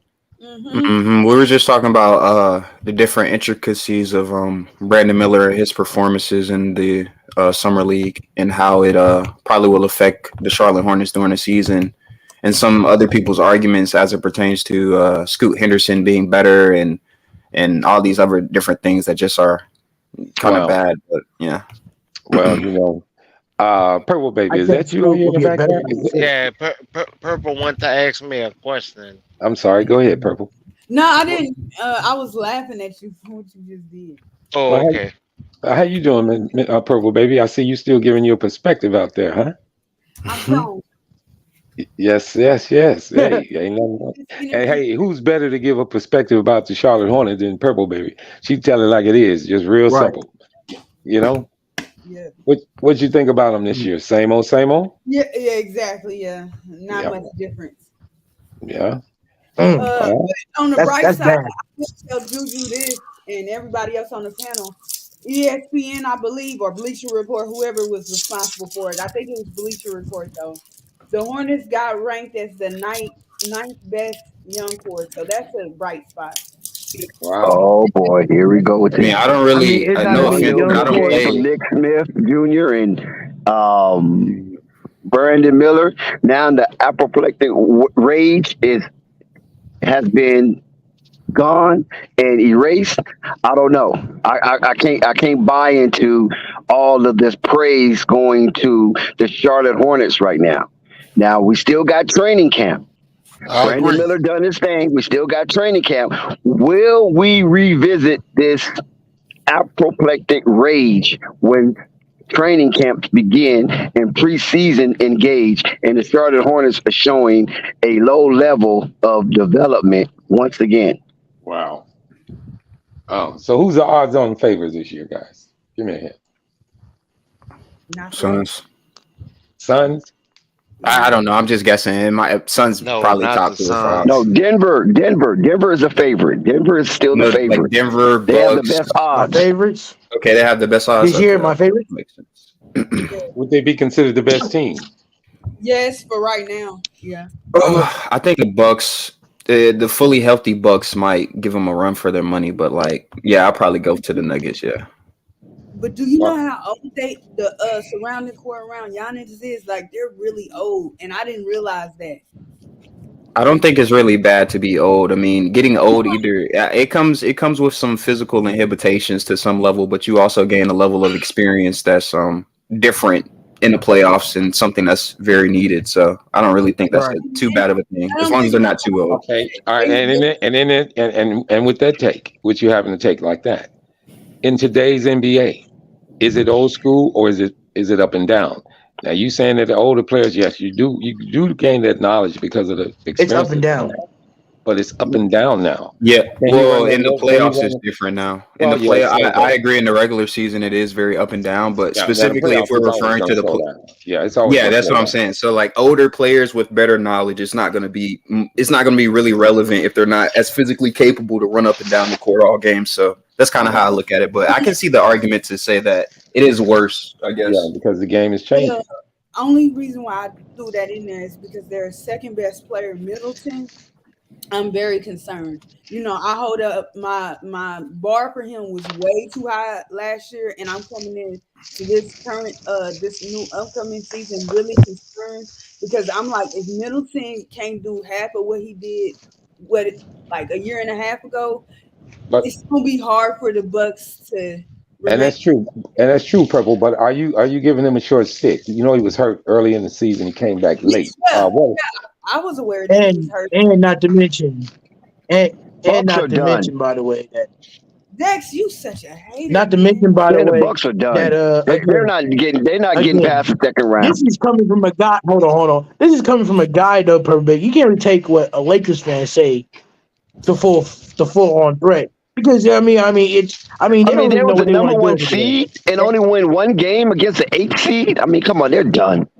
I mean, hey, Fire their Giannis is coach. They injured. fired their Bottom coach. line, There's nothing there in Milwaukee no more. That's over with. which they should have done because Budenholzer doesn't make good adjustments. He thinks the same thing should work over and over again. And at that point, bro, Oh, now it's Budenholzer's fault. Mm-hmm. So I what about mean, the Heat, Budenholzer's guys? not a good coach. He If didn't they play get good. Damian Lillard, Now you what know about the Heat? you know how they do. You know how they say they love them when they win and they hate them when they losing. You telling me But Budenholzer wasn't a good coach, but he was Marquez pretty is good when they correct. won the championship. Marquez is correct on that because Thank you, Mark. Thank you, But Marvin. again, they was right. complaining about But that. The you Bucks see, are you done. guys Get are over it. There's a physically, new sheriff in town. And who is that physically. coming out of the East? Who would that No, be? But Wait till Okay. no, Damian he Lillard brought gets the Bucks signed. Then up. what you gonna Yeah, say? that's what I was He gonna What you brought gonna the ask say Bucks when y'all. they up. Like, sign Damian So Lillard? I mean, the, Where is the way Damian? the best way to parse out like the East hey, is like, listen. what's the best team in the East? Yeah, This who's coming out of the I mean, East? Then? nobody I mean, cares about because I Damian think the Bucks Lillard. are better than the I Celtics. mean, I mean, for sure. who, I mean, who The Bucks got And a whole new regime. It's not the same with Budenholzer.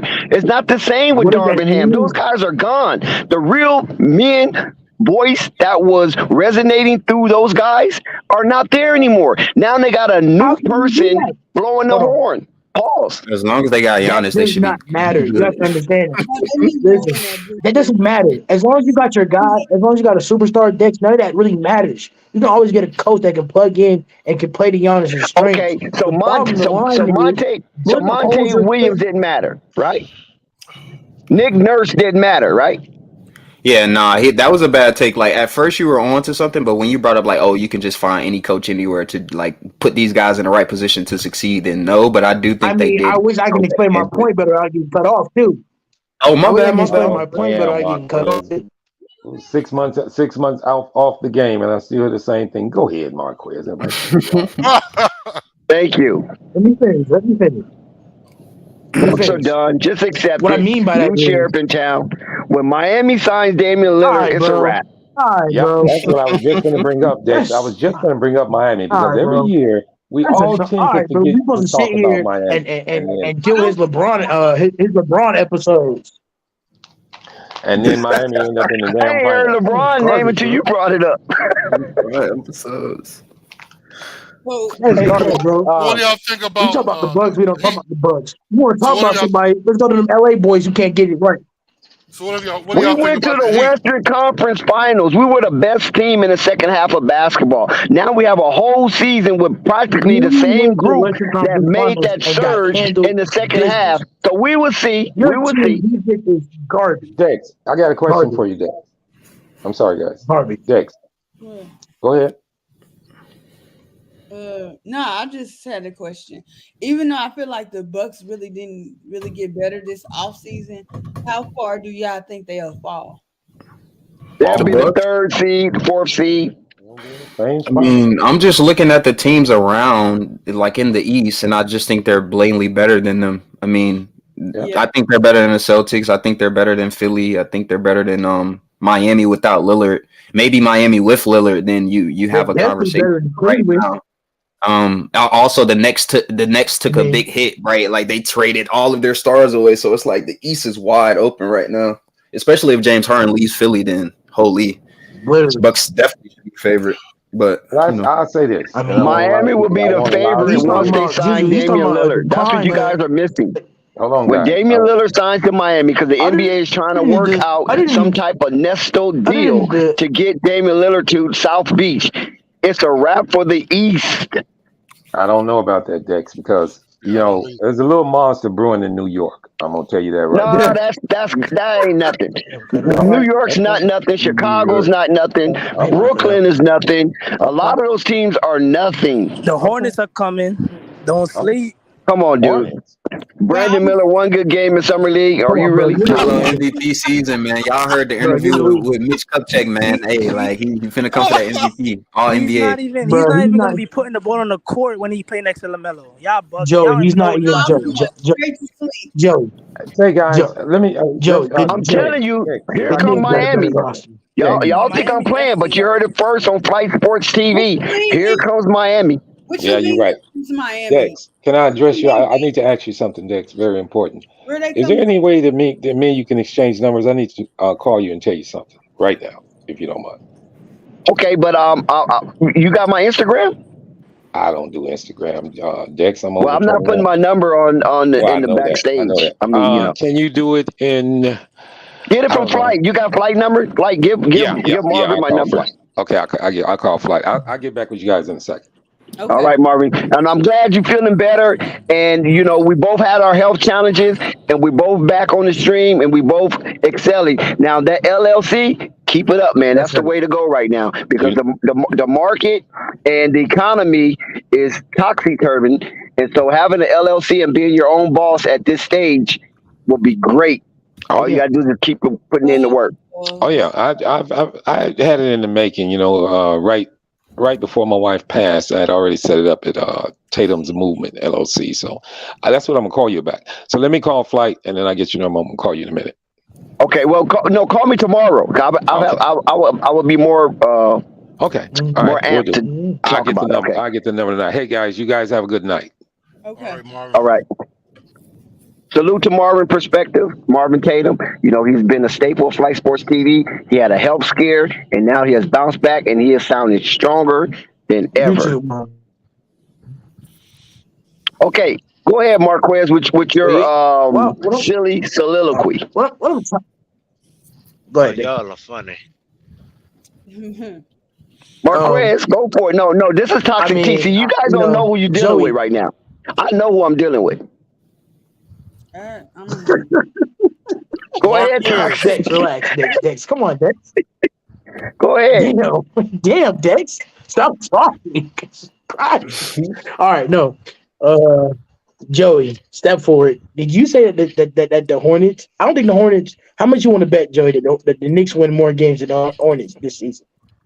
How much you want to bet, Joey? Why are you trying to make bets, yo? You was lobbying for school. I'm And you just. said Brandon Miller's a bum.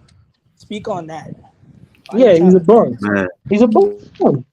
He's better He's than a bum. Scoot. He just showed He's you a bum. tonight. And man did not watch. He did not watch the summer league. What he's the not hell? better He did than not watch tonight. He's digging himself a hole right now. He can't come up. He's trying. Look, he tried to change the subject. No, I've seen summer league and the games I watched with Brandon Miller, bro. He did not impress me. He didn't impress me. I'm sorry. He's garbage.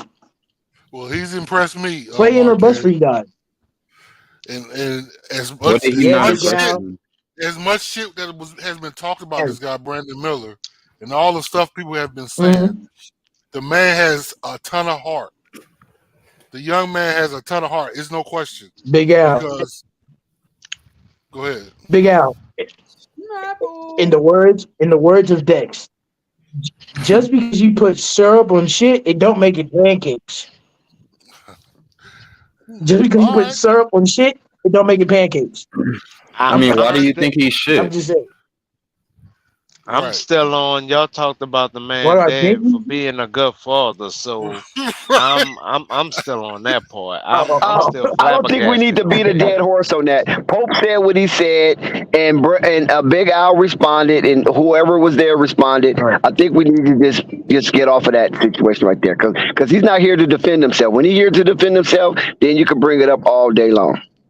Yeah, I wish. I want him to jump. Please, let's not talk about that shitty argument. But Right. well, why do you think Brandon Miller? That is a crappy is argument. shit? Yeah, that shit trash. When Why I do you see think- his tape, also the SEC, the SEC is not really that good of a conference. Oh yeah, he sure did say that. I also believe that He sure did say that. Here we go with this. The You SEC know, was good last year. Arkansas was pretty good. the I SEC, gotta look at the SEC and teams, but it, SEC wasn't bad it's last year. debatable. It's still top 5 in this conference. A lot of NBA players only come from the SEC. So on that aspect, you can argue that But his it's like his like conference if is you kind use of mediocre. if you use that argument though, like I can use that argument as well. Like Steph Curry played at Davidson, Trey Young played in the Big 12. Like it's a bunch of players that perform really well in college Those and guys they again, don't perform well in. right. But those Yeah, you can guys, go ahead. but Trey again, but Shout out Trey to Young and Murdoch. Steph Curry. Murgod. Yeah. Steph Curry came from Davidson. Who else? I'm trying to think of who else. Small school is still balled Yeah, out. like it's always going to be like I think you can go through a list CJ McCollum of players that CJ did McCollum that. came from Lehigh. Yeah. Damian Lillard came from Weber. Yeah. I mean, there's a lot of players that came from small schools. John Morant came from like what? I forgot his name of his school, but it was a really small school as well. Murray State. Murray State. Yeah. Murray State. John Morant came. Yeah, John Morant came from Murray State. School don't matter. Yeah, conferences don't matter as long as you're able to perform. Do you think he had a bad game, Marquez? Do you think he had a bad game today? Then that's what you're saying. What you saying? No. He played good today.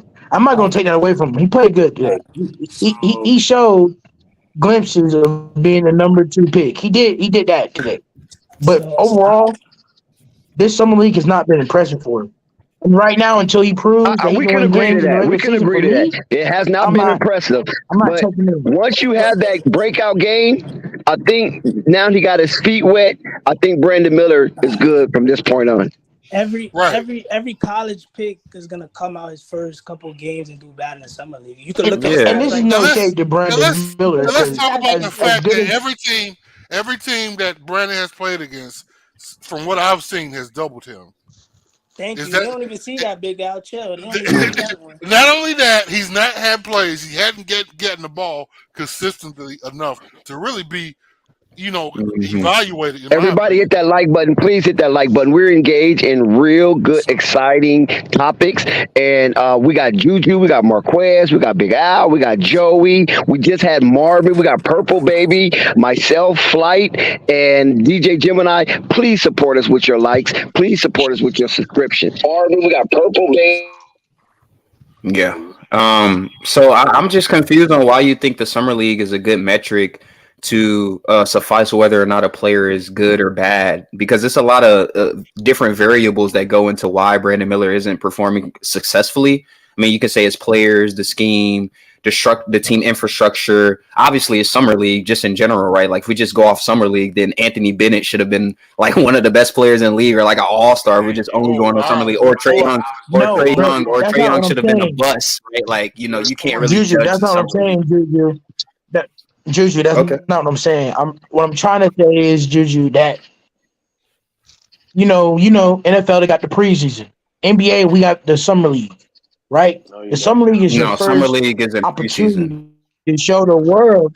Yeah, that's in preseason he's gonna be playing with LaMelo. It's the first experience you get to see these players. Again, this is the first experience you get when you seeing these players after getting drafted. Yeah, but it's different from like the summer league and preseason, because the preseason you're playing with people that probably are going to be on the actual roster. As far as summer league, it's not anywhere near the same. He's probably going to be playing with guys he's not going to get minutes with in the actual league. Can you let me finish, Juju? Can you let me finish, Juju? Yeah, I'm sorry. Can you let me finish, Juju? Thank you. Summer league is not.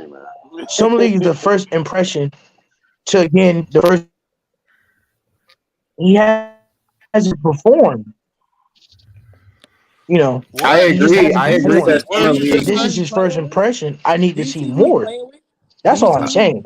But that's what I'm saying. That's why you can't go off of first impression, because it is summer league, and this isn't going to be the same systematically, or even with the team infrastructure. It isn't going to be the same in the NBA season. So I don't see what the correlation is. He's not even going to get double teamed in the NBA season. Right. You're playing with LaMelo and Terry and all these guys that can score 20 points a night. I doubt it's going to be the same as somebody guarding Book Knight and be like, oh, well, let me go off of Book Knight to guard Brandon Miller. It's not going to be the same dynamic at all. So I just don't see it. Right. Well, I'll be Well, honest and say he I'm gonna did say sort of it's make me not the same concerned. dynamic. Marquez. Hold on. Let me cook real quick. So basically, because Juju brought up a question as Go ahead, far as Chris. with the SEC, I had looked it up. So the SEC had close to, I think they had 9 teams that had 20 or more wins last year.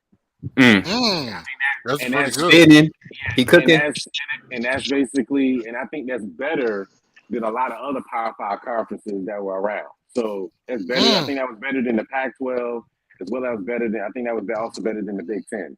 So and the ACC actually too. So I think they were top 2. Like again, like I said recently, I'm saying as of overall, because like I said, for me, I look at the whole resume, and their whole resume when the NBA, when players get drafted, the SEC hasn't really pushed or really got the guys out.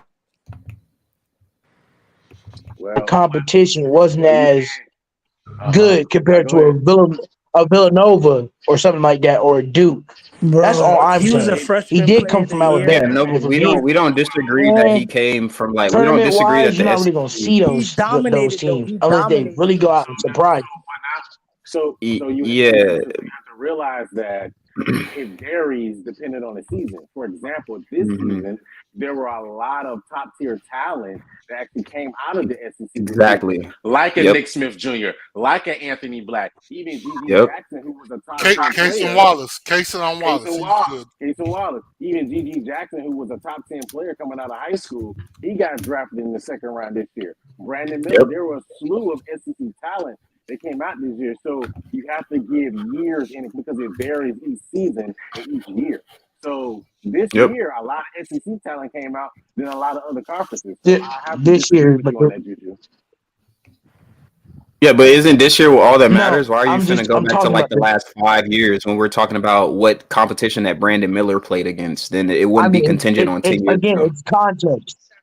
It's No, it's not. context in No, it's the not SEC. because he dominated. It's the He didn't just context. play. If we're He being honest, dominated. He was a sir, freshman did they of the make the year. tournament? Did they get to the Final Four? SEC Did they get to the player of the tournament? year. He dominated. Okay, guys, where did Charlotte Hornet goes from here? We got 2 outstanding performances in one game. Where do the Charlotte Hornets go from here? Do they reach down and use this talent and activate it on the main roster to help propel them into an extended season slot? Where do the Charlotte Hornets go from here? Nowhere. Cut book line. Playoffs. They're gonna shove their team. Playoffs. Where they go from here? Ain't nowhere for them to go but up, and they still got. Yeah, Vern. Yo, Vern, handle it. I'm in the background. But Clifford isn't that coach that's gonna take you there. So Nah, yes, he did. He been to honestly, the playoffs twice. Dex, no playoffs. No playoffs, Dex. No, I mean, no they're playoffs. certainly going to win more games than last season. They're going to be in the play-in, potentially in the playoffs. It just depends on a lot of different I don't see the variables, such as playoffs. like I don't see the injuries and Hornets stuff. getting to the playoffs. They can make the. I don't see that happening. So bottom line, I don't know what to tell you. That's coming from. They're not good enough. That's coming from the person that said that the Bucks was going to win. That's coming from a person that was saying the Bucks were going to win the championship, and they didn't. Talking. Thank you, Purple Baby. I appreciate that. Well, Uncle Vern, at least Uncle Vern, at least the teams I root for can actually get there. This team can't even get to the playoffs. What? The Knicks lucked up, bro. Relax. I'm from New York, bro. They lucked up. You're really low. Like you have to fix your mic because nobody. I can't. You're being disingenuous. You're being disingenuous. All right, bro. You're being disingenuous. That's what you're doing, Uncle Vern. Hey, disingenuous. I agree with you, Juju. You got the right take on Brandon Miller. Brandon Miller can't go do nothing but go up. He can't go down like that. All he can do is go up. He got too much talent to go down like that, Juju. At least you got sense enough to see that. Thank you, Juju. Because you bring not intelligence, but you bring understanding to the show, and I like that in you because you're not biased like that. I like that. A lot of people biased like that. They biased. Uncle Vern, you're the most and they biased mad. person on this platform. Then we go to who are you? Ain't Nah, you What are guilty. you talking You about mad guilty. bias? Let Vern cook. You're the most biased nigga on this platform. You want to talk about not but like I biased? said, that's all I need to say. I'll let y'all go ahead and get it back in. Hey, what's going on? What up, For Flight? sure. Yeah, man. This man I Uncle just Vern don't. been I just talking. can't imagine. I just can't imagine a player with the archetype of being 6'9", can handle the basketball, operate in the pick and roll, shoot threes, athletic, and has defensive versatility. But somehow, like everybody just hates on him. It's What does that really sound funny. like, Juju? What does that We're sound not like? listen. He sounds like an No, all-star, Juju, like Paul George type player, which Juju, is what we saw Juju. tonight. We're So. not hating Juju. Can Understand, everybody Juju. hear We're me now? not hating. Yeah, I Yeah. can hear you. Yeah, We're not hating what Juju. We're not which is hating on the crazy player. because when you We're look at hating on the all these organization. players, when you look at all these wing players, usually all these teams have championship play. Usually they have wing players. A Jason Tatum, a Jimmy Mm-hmm. Butler. You got a Michael Porter Jr. All these 6'7" to 6'9" wing players that can have position versatility on the basketball court. Like No, every you want a team, cookie? every great team has one, man. Yeah. And then specifically when you look at Brandon Miller's mode and how you compare it to players that's also had They're that not going to mode make and me. what they did in college, they're usually successful. You look at like a Brandon Ingram, a Jason Tatum, a Jalen Brown. Those like Oh, you players talking about like the guy? those, like they're gonna be good. You talking about Like, the choke? Hold on. You talking about the choke artist who got dominated in the oh finals? my God, Brandon bro. Ingram who can't make the playoffs? Bro, they're both still really good players. I just think it's context to each situation. But I'm But just their talking about team hasn't won individually. nothing. But their But team I'm hasn't just talking won about. nothing. I'm talking about individually. A team not winning can be due to coaching and play calling and a lot of different variables that don't have to do with individuals. Basketball is a team sport. It's not really about And individual. Brandon Ingram, if you said Brandon Ingram, he did make the playoffs. Yeah, he did. I'm pretty sure he did. Yeah, I didn't want to get into it because I wasn't really talking about the team, but like I'm No, just he saying didn't. the He didn't really. individual No, he player. didn't make the playoffs. Huh? The Pelicans didn't make the playoffs. Oh no, he's drunk. Oh, he He's drunk, geeking. yeah. He He's drunk. geeking. He geeking. Pelicans make the playoffs. No, I'm talking Wait, about. I'm Juju, the talking about in Pelicans make the Brandon Ingram's. playoffs? I'm talking about in Brandon Ingram's career, he did make the playoffs. Yeah, he's just talking about Oh, Brandon in Ingram his making the career. playoffs. He has. Yeah. Oh, okay. He still hasn't Jalen won nothing Brown though. all So, made the. So okay, now you're just. So you agree to make the playoffs? Now he win nothing. Like what is this? The Pelicans. I mean, he hasn't won nothing. They're both losing. Do you think not winning something entails that a player isn't good individually, like say a Damian Lillard or a Carmelo Anthony? Like I don't see what the point is. Listen, I love Damon Carmelo to death, but they don't have the ring to back it up. Sometimes you need the ring to push you over, and they don't got the ring to push them over. Yeah, you need the ring to make That's you all I'm like saying. one of the greatest of all time, but in some cases you don't really need to be All like a Hall of really good Famers do player. not have rings. Exactly. All Hall of Famers do not have rings. Especially like That's all-stars. true. All-stars But don't even have rings as well. That's So. true. But some of the most beloved that you know and love, they won a championship. They hold the Larry O'Brien. They know what winning an NBA championship feels like, what it smells like, what it tastes like. That's all I'm saying. Okay. I disagree with that statement, but One of the yes, most proceed beloved on. of the NBA in its 75-year history did not Is win a what? championship. He's past form now. He's past form. You know, may he rest in power. But he did not win a championship, and he was one of the most beloved of the NBA. He he was the predecessor of Dr. J. He was the predecessor of Michael Jordan, the predecessor of Vince Carter. Oh my goodness! Can anybody give me that name?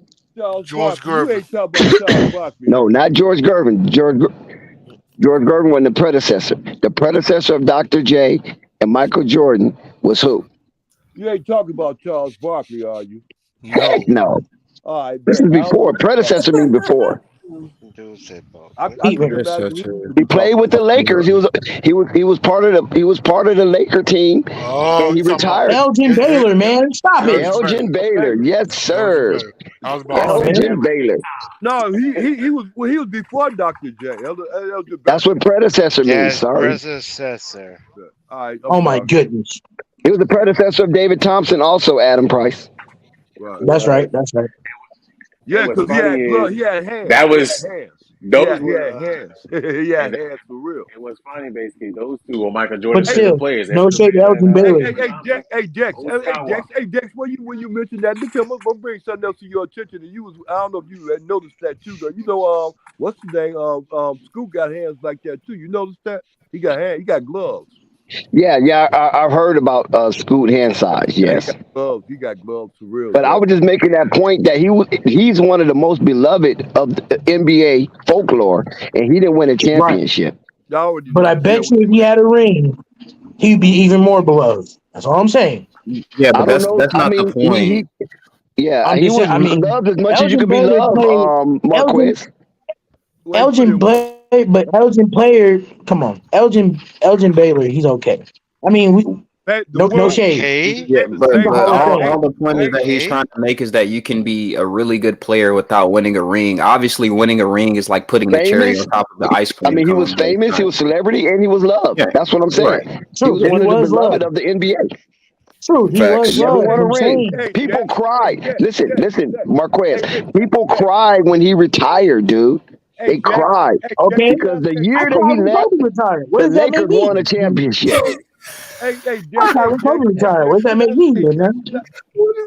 No, but Kobe's a champion. Kobe's a champion. I'm talking about a Bro, you're a non-champion. fan. You're a fan, bro. He's talking about actual people, bro. Like, bro, it's man funny. I'm crying. Wow. Hey, Dex, can I Shout say out to Spike Lee. What do you mean? I mean, no. Seriously, I'm just saying. Barkley didn't have the rings, you know. Barkley's a great player. I mean, Barkley. And he still Okay. goes down as the greatest undersized. I mean, power that goes for forward Patrick ever. Ewing too, though. I mean, there's been plenty of guys who Patrick haven't won a Ewing ring that's done something and helped the NBA. That's not what I'm That's saying. a good example. But this Patrick team is Ewing is a not good really enough good to win. example. Hey, somebody said A lot of people love Patrick Ewing outside of New York. Somebody said But he didn't get a ring either. So Hey, Jack. Somebody said in the chat that Elgin Baylor retired too early. That's why, because he retired injured. yeah, I mentioned that. I said he retired the year the Lakers won a championship. If he would have hung on that 1 year, he would have been a part of that 33 in a row win or 36 in a row win team that won a championship. How many He would have years been a did he part of play? that. Hey, Jax, how many years did he play? Since we don't know. I can't. I have to go look up. I don't know. He played before I was born. Yeah, I thought so.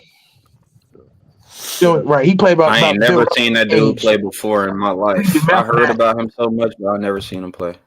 Might look up some highlights. Go right back. Thank you for Yeah, go check some highlights of Elgin Baylor, and you would see where Dr. J, Michael Jordan, David Thompson, all of them got some of their moves from. Dex, I was going to say that too. And I can say The Alvin Hayes and all them. Them two, he also Alvin Hayes, Elgin Baylor. Check that shit out. Them dudes were high flyers. Thank you. Hey, Jackson, I was going to say that too. Jackson, why wouldn't people that was born in the time of YouTube, and they can go right back and just say, who is this person right here, and they can just pop up? Why they don't do that? Why they just still don't act like they don't know, Dex? What's wrong with? Because a lot of those names do not come into the people forefront, because new and improved talent comes and then push those guys to the back.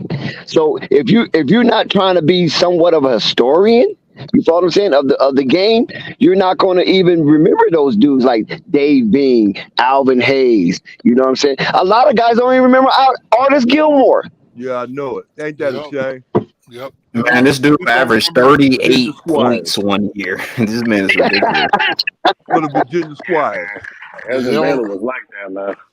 Hey, Dex, I'm gonna tell you something, Dex. When people like them kind of people, I really don't really too much. We usually find myself challenging them, and I shouldn't challenge them and call them out of their name because they don't deserve that. That's ridiculous. I mean, but listen, I'm not mad at them because we're living in the age of sensationalism.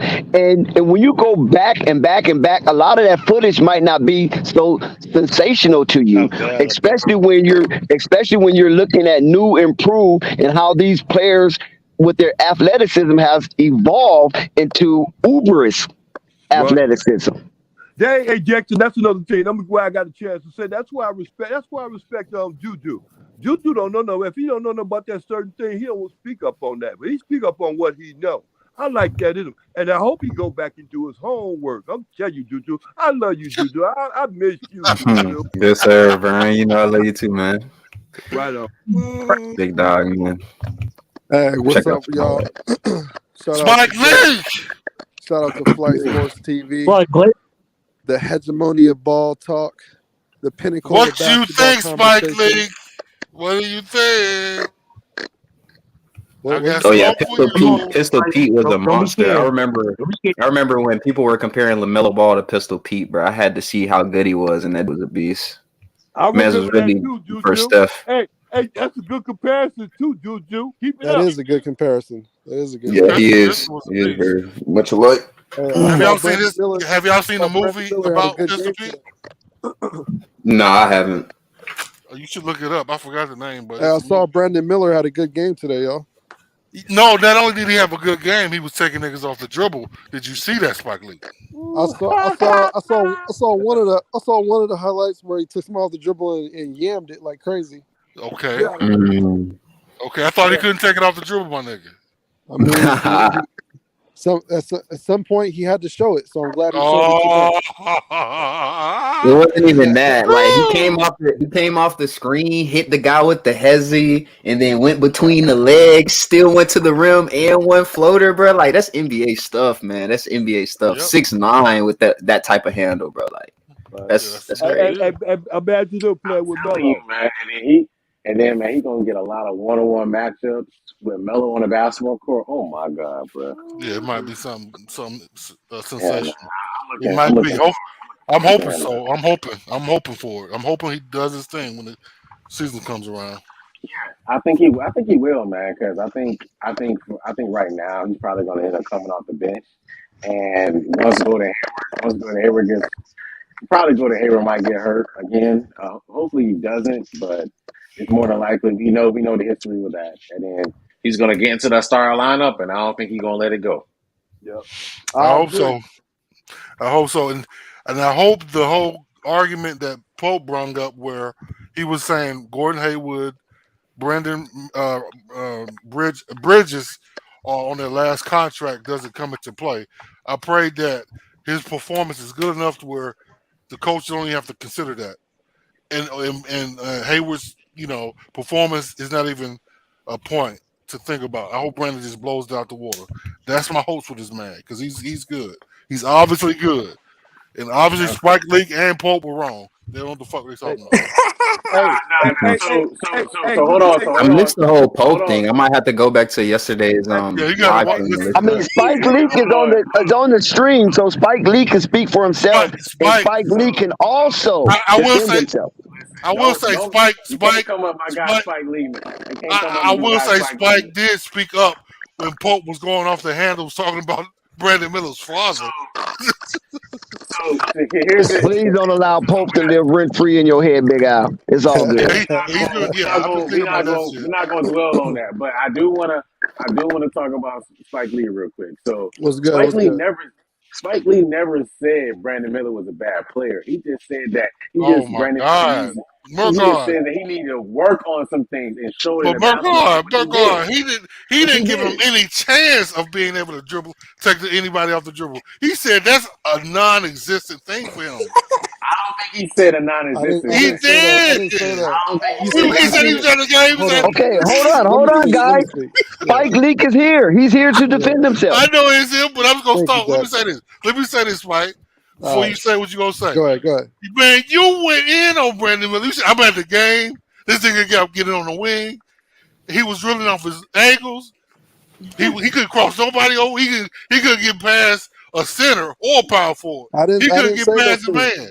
You said that. You see what you're doing right now is you're over sensationalizing what I was saying.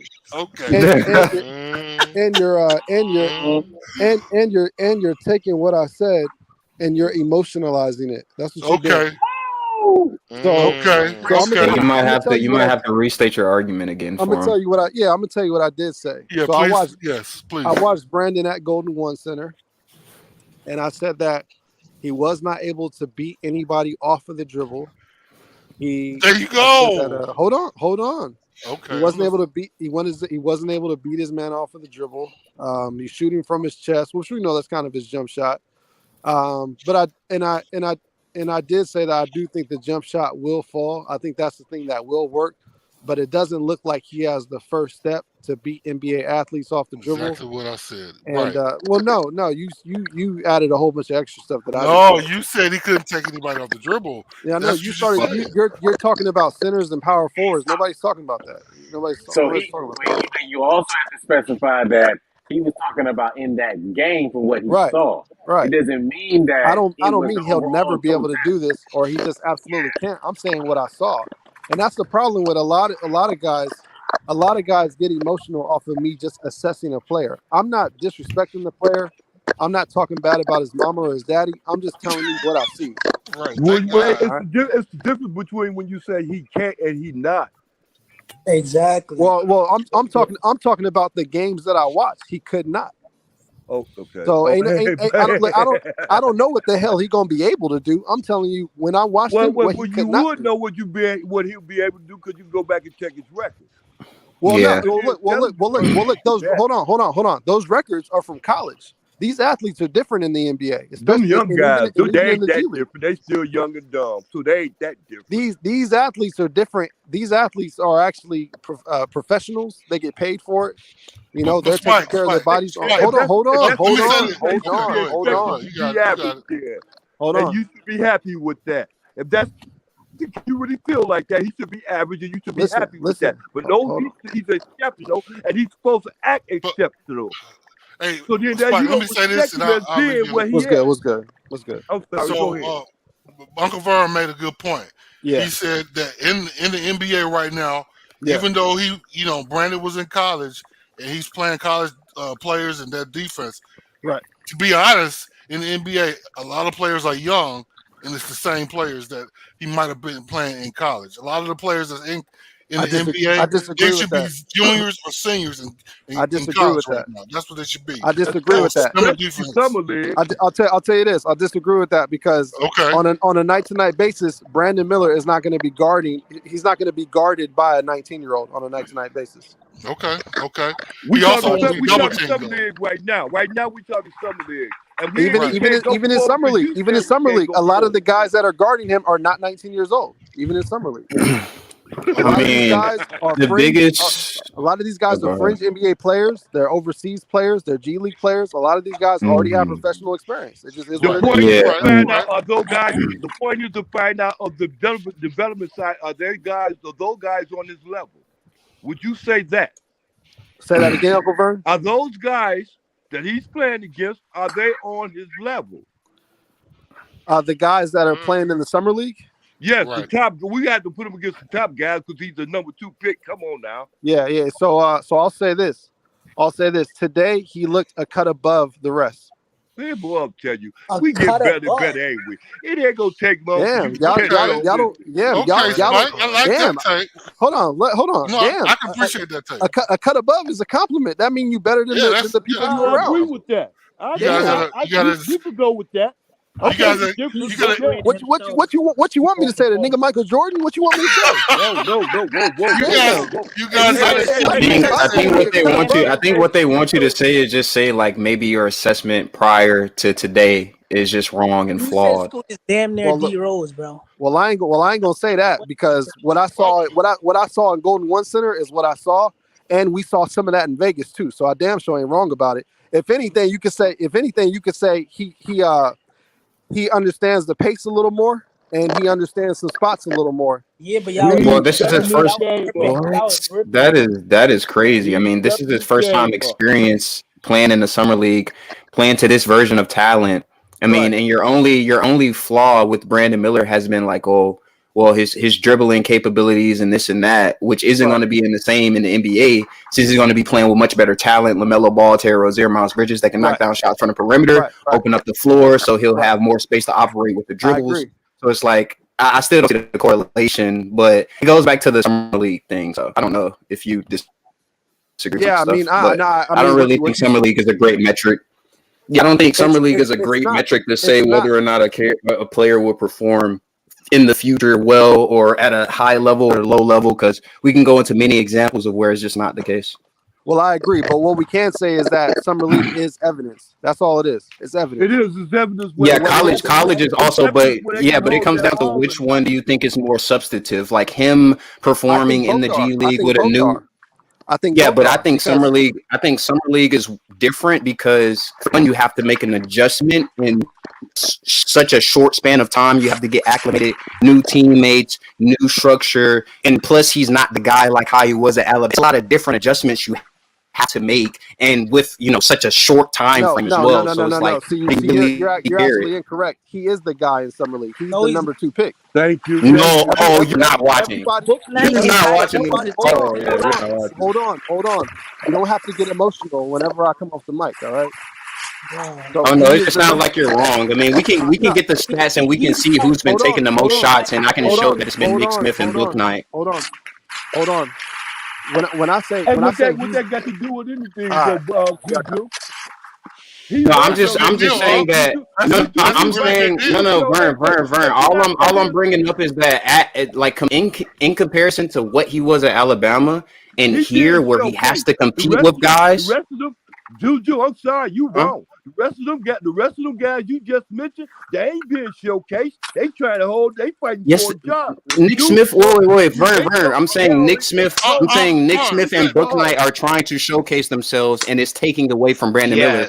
I can't say the same as it was in college where they're trying to win. That's all I'm saying. Yes, it's a different dynamic. You're playing with more selfish players. They're messing up the flow of the offense constantly. Exactly. Right. Yeah. So it's not the same. And they're going to be gone real fast and real soon. No problem, because their game can't add up to what they're supposed to be doing. So they can be but that's what they're doing, Unc. They're messing up the flow of the offense, and that is what they're doing. Man, this is summer league, bro. Summer league. Unc, you're saying what they're not doing, but that is what they're doing, Unc. Hey, whoa. Matter of fact, last time I checked, the head coach wasn't coaching the summer league. All right. Okay, well, tell you no sense. Yeah, they have a worse coach. Okay, so now you're changing the subject. So now you're changing the subject. His buddy's on the line. No, that's the whole business. Man, I hate when y'all change the subject. They going in another direction. It ain't the same direction. Yeah, man. I'll just the whole point currently is whether or not the context of him playing and adjusting to the summer league are things that are inhibiting him and showing differences in what we saw in college, and if whether or not this evidence is sufficient enough to draw any conclusions on what he will do in the future. That's my only contention. Yeah, I mean, I never said what he was. I never said what he was gonna be in the future. Hey, look at that. Let's Spike talk. Yeah. Let me get over it. Chill out. Chill out, bro. Oh my God. If that's the case, Juju, they wouldn't have picked him second. They wouldn't have picked him second, Juju. Oh hell, here comes CWE. Don't come with this traumatized stuff, CWE. You better stop it while you're ahead. Yeah, all I want to state is that all I want to state is that I never wrote Brandon Miller off. I never said what he can and what he can't be. I said what he wasn't doing. That's really what I was stating. I mean, you guys, I'm on record saying I do think the shot is going to fall, and if that falls, then that opens up everything for him. But yeah, I mean, he had a strong game today. He looked good, and I'm looking forward to seeing more. But I'm not a Brandon Miller hater. For those of you that feel like I am. Oh yeah, for sure. No. I'm not saying you're what's the name or hater. I was just interested in like what your take was as it pertained to him. But you're basically just saying you watched one game and you came away with the impression that he wasn't all that impressive. I watched two games in person. And then I watched the two Vegas games right after that. So let me ask you this. Okay. Spike, let me ask you this. Spike, can I ask Spike this? Okay, so Spike. So I feel like you give good takes. So in your opinion, do you think any of the things that we talked about with the Charlotte Hornets and the organization, their inability to mark up plays, putting certain players in the wrong position, do Do you think that played any part in his struggles? It could have. It could have. I mean, I would say they don't have a real point guard on the team, so I'm sure that hurt him right there. I mean, he's used to playing with Quinterly, who's an excellent floor general. So I would say him not having a point guard probably assisted in his struggles. But and also he's used to somebody looking for him. He's used to somebody like coming up court and like purposely trying to find him and giving him the ball where he can make moves at. And in this summer league situation, he didn't necessarily have that because the guards that he was playing with, they're more so trying to score. So I definitely think that played a part as well. I was looking for in summer league. I'm looking for getting where you fit in. That's what I'm looking for, because this is like the first level of NBA basketball. So I'm looking for him to just get in where he fit in, and to show strong play, strong performance. You know, it's pretty much like a Sandlot game. Right. You know, in the first 3 games, but I'll say most of the first 2 games I didn't see that. Yeah, but I said this to Jim and after that first game. I feel like the Charlotte Hornets were playing pickup ball, and all the other teams for some reason were playing organized basketball, and that was the issue. Yeah, well, they played against the Spurs. They played against the Spurs the first game, and the Spurs, if you know their organization, they're going to move the ball. Right, I agree. They're going to pass up a good shot for a better shot. Right. You said that after the first game as well. Yeah. Even in the previous games, maybe I think tonight might have been a little different because they seem to have a flow where they were actually trying to run plays. Right. And it helped Brandon. It helped everybody technically. Now I will say this. I saw that Shaden Sharp had a really strong game, and he also got the W. What do you guys think of his performance? Shaden Sharp is a beast, man. He's he's been in the league 1 year now. So let's put that in I do expect players like Jabari Smith from like Houston, Shaden Sharp. I noticed a couple other second-year players. Like when they come into summer league, I'm expecting them to dominate. It was kind of like Brandon Ingram when Lonzo got drafted, and Brandon Ingram dropped like 30 that first game. It's like, yeah, you expect that from a second-year player with that much experience in comparison to everybody else. So I'm not really surprised. And Shaden was good in the actual year last year. So. In the regular season, so yeah, I'm not surprised technically either, but he did good though. I'll say that he did good. Hey, he put their work. I'm happy that Brandon had this game tonight. I think this is what he needed for his confidence. Not only did he put up 26 or something like that, but it was efficient. He didn't rely on the 3 ball, but he shot 6 of them, made 50% of them. He also made all of his free throws, which is something that he wasn't doing before either. So I think it's just him getting comfortable. But I'm glad that he had this game. This was the performance that he needed. And the guards were still looking him off. They were still not passing it to him. Yeah, man. Nick Smith was on tonight. Yeah, Nick was on though. But a lot of times the Negro Brandon would make a shot and Brandon sit in the corner. I'm open. He would be open. No pass. Hey, I wonder if everybody notices. Y'all noticed that Book Knight barely played in the second half? He only played 21 minutes. I didn't notice that. He had 2 points. I didn't. He only had 2 points. Wow. His roster smart. I was just reading on Reddit, his roster spot is gone. Like Nick Smith just like snatched his roster spot. It's over. Like Nick Smith is literally is literally what Book Knight's supposed to be. Handle the basketball, score when you need him to, knock down shots. Like I'm really happy with that pick, bro. That was a crazy steal, man. Yeah, I told people that Nick Smith Jr. pick was a makeup. Miss Cupcake made up for that Book Knight pick. That's his pick, man. He made up for that pick, man. That Nick Smith gonna be like that, bro. Yeah, I like him. He got nice game. That boy, he got smart that boy got busy tonight, man. Yeah. Man. This is off the subject, but I'm not gonna lie to you. Listen, and I got one more player. So I got one more player too, Amari Bailey. I swear, man, if he can just shoot the 3, he'll be the perfect backup for LaMelo. I swear, man. The perfect backup. If he could just shoot the 3. He just shoots the 3, he'd be the perfect backup for LaMelo, man. Perfect backup. Hey, do the NBA got training camp? For sure. Yeah. Man, just wait till they come.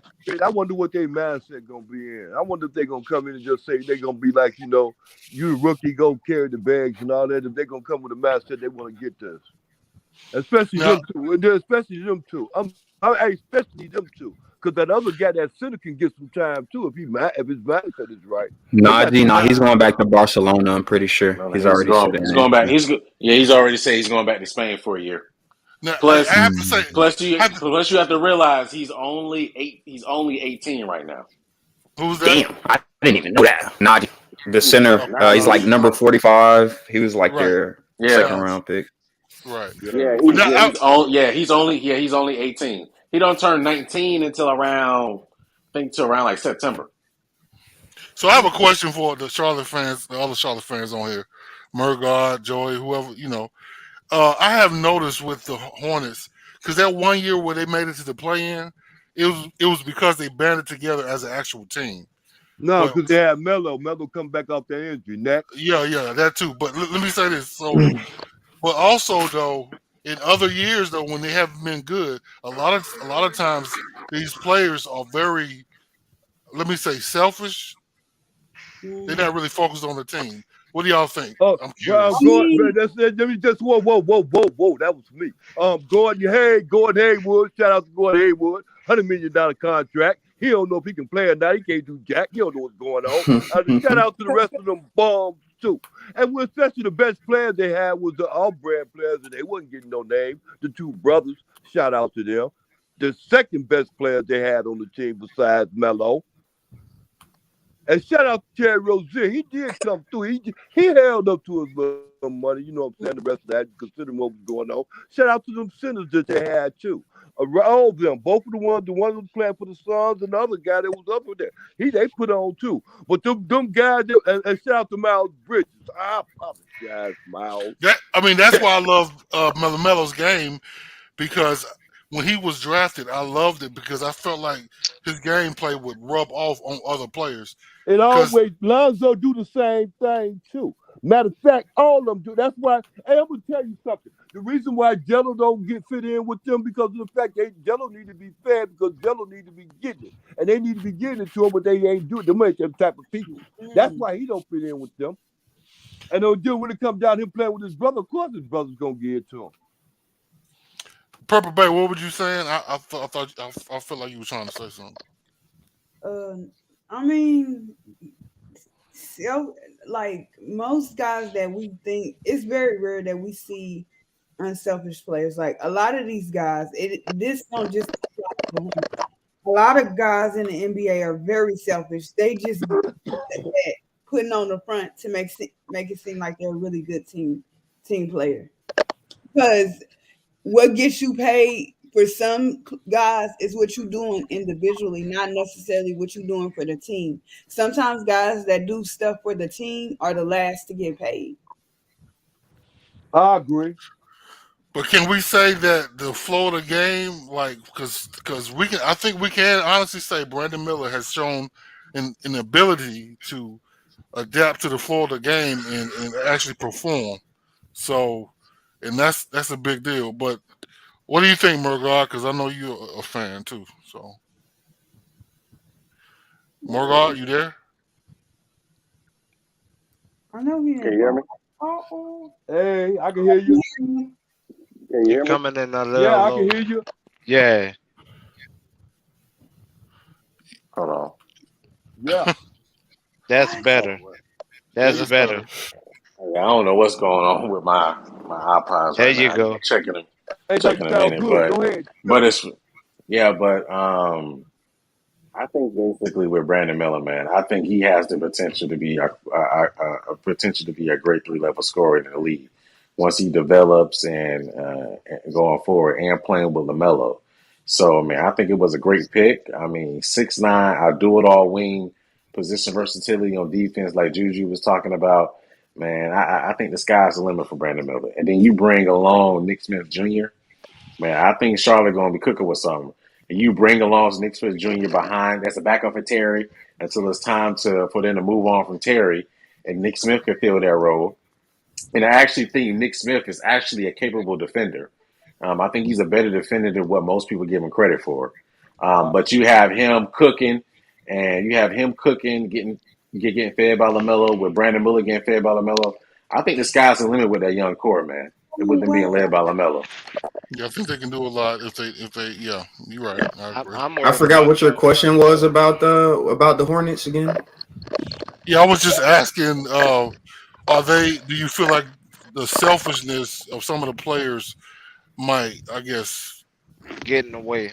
right, getting Oh away? In the way of the I overall didn't. team play, or Right. just Brandon Miller I individual? didn't Oh, hear. okay. I didn't hear that question. But as far as that question goes, I think so. As far as like you can see during summer league. I mean, it's summer league. You have to realize that one is summer league. Players are trying to get theirs in summer league. It's not organized basketball where guys are out there actually trying to really win basketball games to make the extra pass. It's not that you're not watching the Spurs. You know, you're watching a very unorganized team with a bunch of players that are looking to try to make roster spots. I mean, look at what's that guy that come off the bench, a little point guard Johnson. It's tons of times where he should have gave up the ball and passed the ball, and he's shooting the basketball. You know, sometimes Amari Bailey needs to pass. Even Nick Smith Jr., even though Nick Smith Jr. was cooking tonight, and by all means, do your thing. You know, you see where they do need to make the extra pass. Because a lot of time Brandon Miller was open. So it does inhibit his ability to be able to do that because, it stops the flow of the game, which a lot of times stops his game. So it does enables him basically going forward, but he's not going to deal with that when he's on the main roster. So I don't see that. I don't see that going forward. I don't see that going forward. I think don't see that going. I disagree that he'll deal with it on the main roster. I think he will. Yeah, that's what I'm sort of thinking as well, Purple Baby. Even though he is He'll deal with all that. he is right. But I mean, if I feel like this, if the Hornets start winning, I think the morale and the pickup of the morale will make them more of a team. Play more of a team game. But if they start losing, niggas gonna start just chucking and saying, I'm gunning for myself. I've seen that happen with this team. So I'll tell you this right now. I'll tell you this right now. Ain't nobody on that team. Ain't nobody on that team chucking the ball no more. LaMelo got $260 million. He's the captain now.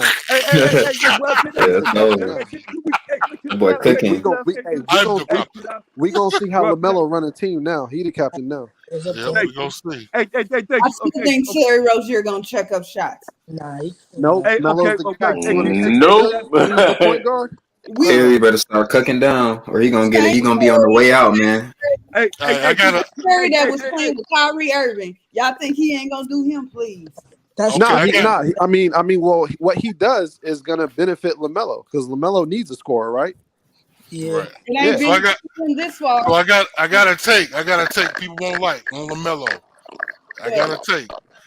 Now I'm hoping because I watch LaMelo all the time. My only thing, I hope he stops fouling. I hope he plays defense with his feet and not his fucking hands. I agree with you. I agree with you on that. He's got. I agree with you. He's got to stay in the game. I agree with you. He's got to stay in the game. He's not even gonna be playing a lot of defense. They got Brandon Miller for that. He's gonna run. But now the whole Brandon Miller stop playing with his hands. Yeah, Brandon Miller got to stop fouling too. Right, so that's a big issue. If they can fix that. Okay, Margar, you got it. Go ahead. No. Go ahead. I got some. Hey, look, let me say this here. Since we got everybody was talking. Look here, let me say this. Brandon Miller ain't gonna have no problem. Melo ain't gonna have no problem. They just stand on the court. You understand me? Because they're the top players. So if they get into foul trouble, they have to figure themselves out, figure that out. What's going on and what's going on with that. You understand me? Let me say this. That's been the issue for these last couple of years. I remember when he was drafted, Borrego had to take him out because of dumbass fouls, and it affects the game, the team. Well, look, I don't know about all that. I understand this. I seen. Well, look here. The first year Melo got rookie. He got that. He got rookie. He got that. And then the next year he got in the All-Star voting. So how many years he been in the league, brother? Yeah, but Uncle Vern, But you talking about individual. Uncle Vern, he's still fouling his ass off. That's the thing. He's still fouling his ass off. They got Melo out there. That ain't Jello. Yeah. I Is that mean, 200 just to go with the fouls, I'm pretty sure like LaMelo was like top 3 overall in the NBA in overall fouls and like total fouls, and I don't even think he played like all the whole season, right? Like the fouls are out of control. Like he'll have 2 fouls, 3 fouls in the first half. Like it completely drains and messes up the chemistry of the offense. So he has to stop doing that. He has to stay on the court. Because he's proven if he's on the court, this team can win. Yep. I mean, last year he was balling out when he wasn't hurt. It was amazing because they were just balling. But when he was gone, they couldn't figure it out. It's not Hey. his fouls. I agree with y'all with that. Hey, That's hey. Yeah, I believe with Cutter, a lot of times those fouls were really ticky-tack. But yet, when LaMelo drives to the rack, he don't get the same fouls that they call against him, for him. I agree. Dex, he got 200 mil. He getting all that. He getting every Well, obviously. I don't Yes, know, Joey. man. Yep. 260. That's another one. Let me say this. So, because I've been saying this a lot. I don't know what's up with the NBA and their respect of LaMelo. The refs do call ticky-tack shit. And I'm like, are they gunning against him, LaMelo, is my question. Because, I mean, the shit is ridiculous. Even in the Summer League games, Brandon getting all these fouls, a lot of that shit was ticky-tack. So, I mean, I'm not saying it's definitely like that, but it sure does look like it for me. I'm just saying. Man. So, Melo got that money now, so things might change a little bit. I hope so. We'll see. I hope so. I would say only thing I'm outside of the And when you fouls say is money, better- when you say money, why don't you just say prestige? Yeah, prestige. That's a good way to put it. Yeah, Juju, why don't you just say prestige? I would say, yeah, put it like that, Juju. Don't yeah. I think prestige. I think prestige is a better way to put you it. can Yeah. be somebody that can be happy. Oh, okay, there you go. I mean, that's what it be. That's why Michael Jordan got that prestige. What's like you gotta get that prestige? Once you get prestige, you can't be touched, right, Juju? Yeah, when you gain respect, like if you come up on the panel, you gain respect. People are going to open up the floor and be like, "Yeah, we want to hear you talk." So yeah, it's definitely the same as NBA or NFL. Anything, respect matters a lot. Hey, Purple Baby, what were you saying? Because I want to. And I asked you a question, and I asked you a question. I asked you a question, and you answered that one too. I have to give respect to answer to do. You answered it just like I thought, man. Come down with respect. Respect, giving respect is due. But Melo's giving his respect, and he giving the due to the game too. And it's coming back to him. It's gonna come back to him, and bam, ooh, boy, I'll tell you. You think this contract he just signed is something? Wait till he signs the next ones. Yeah, a lot of it is knowing when to Right, reach Juju? to, knowing when in the play to put your hand in the cookie jar. Right. Yeah, he takes a lot of chances. Yeah, which makes a lot of sense because he was brought up that way at Chino Hills. Like they're literally were kind of raised to be gamblers in the obviously on the court, right? Like so, it's something that he still has to fix in the NBA, but eventually he'll understand. Because a lot of times it's like he'll miss a shot, get extremely frustrated, then commit the foul. Then you don't even need to commit the foul. It's like all the way in the backcourt. Right. So it's like those are simple that he can fix up with experience and stuff. So I'm not really worried too much. Right. Okay. Yeah. Right. One thing I'm looking for And those are I'm not looking head for games. LaMelo Those are to not show head this games year too. is vocal leadership. I'm looking But forward to seeing I him disagree leading the with troops. that because I feel like, and because this came up with KD, I agree. everybody shouldn't. Everybody is not a vocal leader.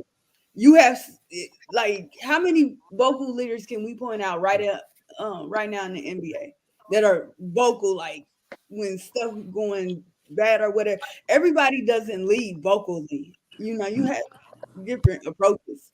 As long as he's leading in some way, Right. Shouldn't. Yeah, maybe you Right. are misinterpreting what I mean by vocal. Okay, like let me hey, okay, now you say this. Okay, wait. I heard you asked the question. You asked the question already. Yeah. Okay, let me answer. Okay, now when it comes down to with Melo already know who been there, who did what, and how the offense was, everything is going to go. So he know the system. He ain't got to be vocal with rah. Let's go do this. Go do that. He can lead them young players, especially young players, in the way of the system, where the system go. And then when you understand that you got young players like that and talent, recognize talent or game recognized game, them be the ones you be pushing in more. Like this young man we talking about, Miller and the other guy. So when you get them kind of players, Purple Baby, you guide them. You don't really to a certain extent. You don't really push them. You just put them up on game. So that way, can I say this, Mike? Let me say this, Mike. It's not a lot of practice. Let me say this real quick. It's not a lot of practice. Yeah, you got it. Go ahead. You got it. Go ahead. All the people in California, this fucking bias. I mean, I'm not saying Melo ain't good, but everybody that's from California that need rep and Jello, Melo, Lonzo, whoever, y'all biases. I don't know. Out here, we real subjective. If you're good, you're good. Hey. Don't start set tripping, Big Al. Please don't start set tripping. This shit is ridiculous. Please hold on for a minute. Last time I checked, Lonzo out there making $80 million, and he on hold for a minute, and the Bulls ain't moving him nowhere. So he speaks for himself. Now we talking about Melo, and we see what Melo doing. So what are you talking about? He shifted that team coaching. What's that? He shifted that whole team coaching organization. Michael couldn't even handle it no more. He like, hell no. What you talking? I don't understand what you're saying, Joey. I'm trying to say like Charlotte needed LaMelo, and they got lucky, man. Yeah, they did. I agree. Melo's a beast, no question. But y'all, I don't know about that Jello shit. Y'all really go in when it comes to Jello. Why y'all keep bringing that shit? Big Al. My fault, baby. You right. I should have did that. Gemini, I'm not talking about it. Whoa. I'm not Big Al. Hold up on. Let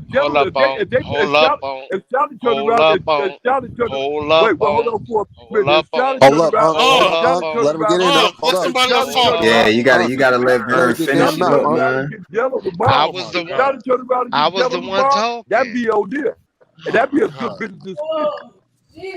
Oh, okay. Go ahead. Go ahead, Gemini. You got it. Hey, this is why that last name. Oh my damn. Yo. You gonna run everybody off the street. Let me tell you something. You can run up. Hey, look, let me tell you something. All right, Vern. I'm sorry, Vern. Please let Gemini go, though. I'm sorry. Get your own show and run from that day.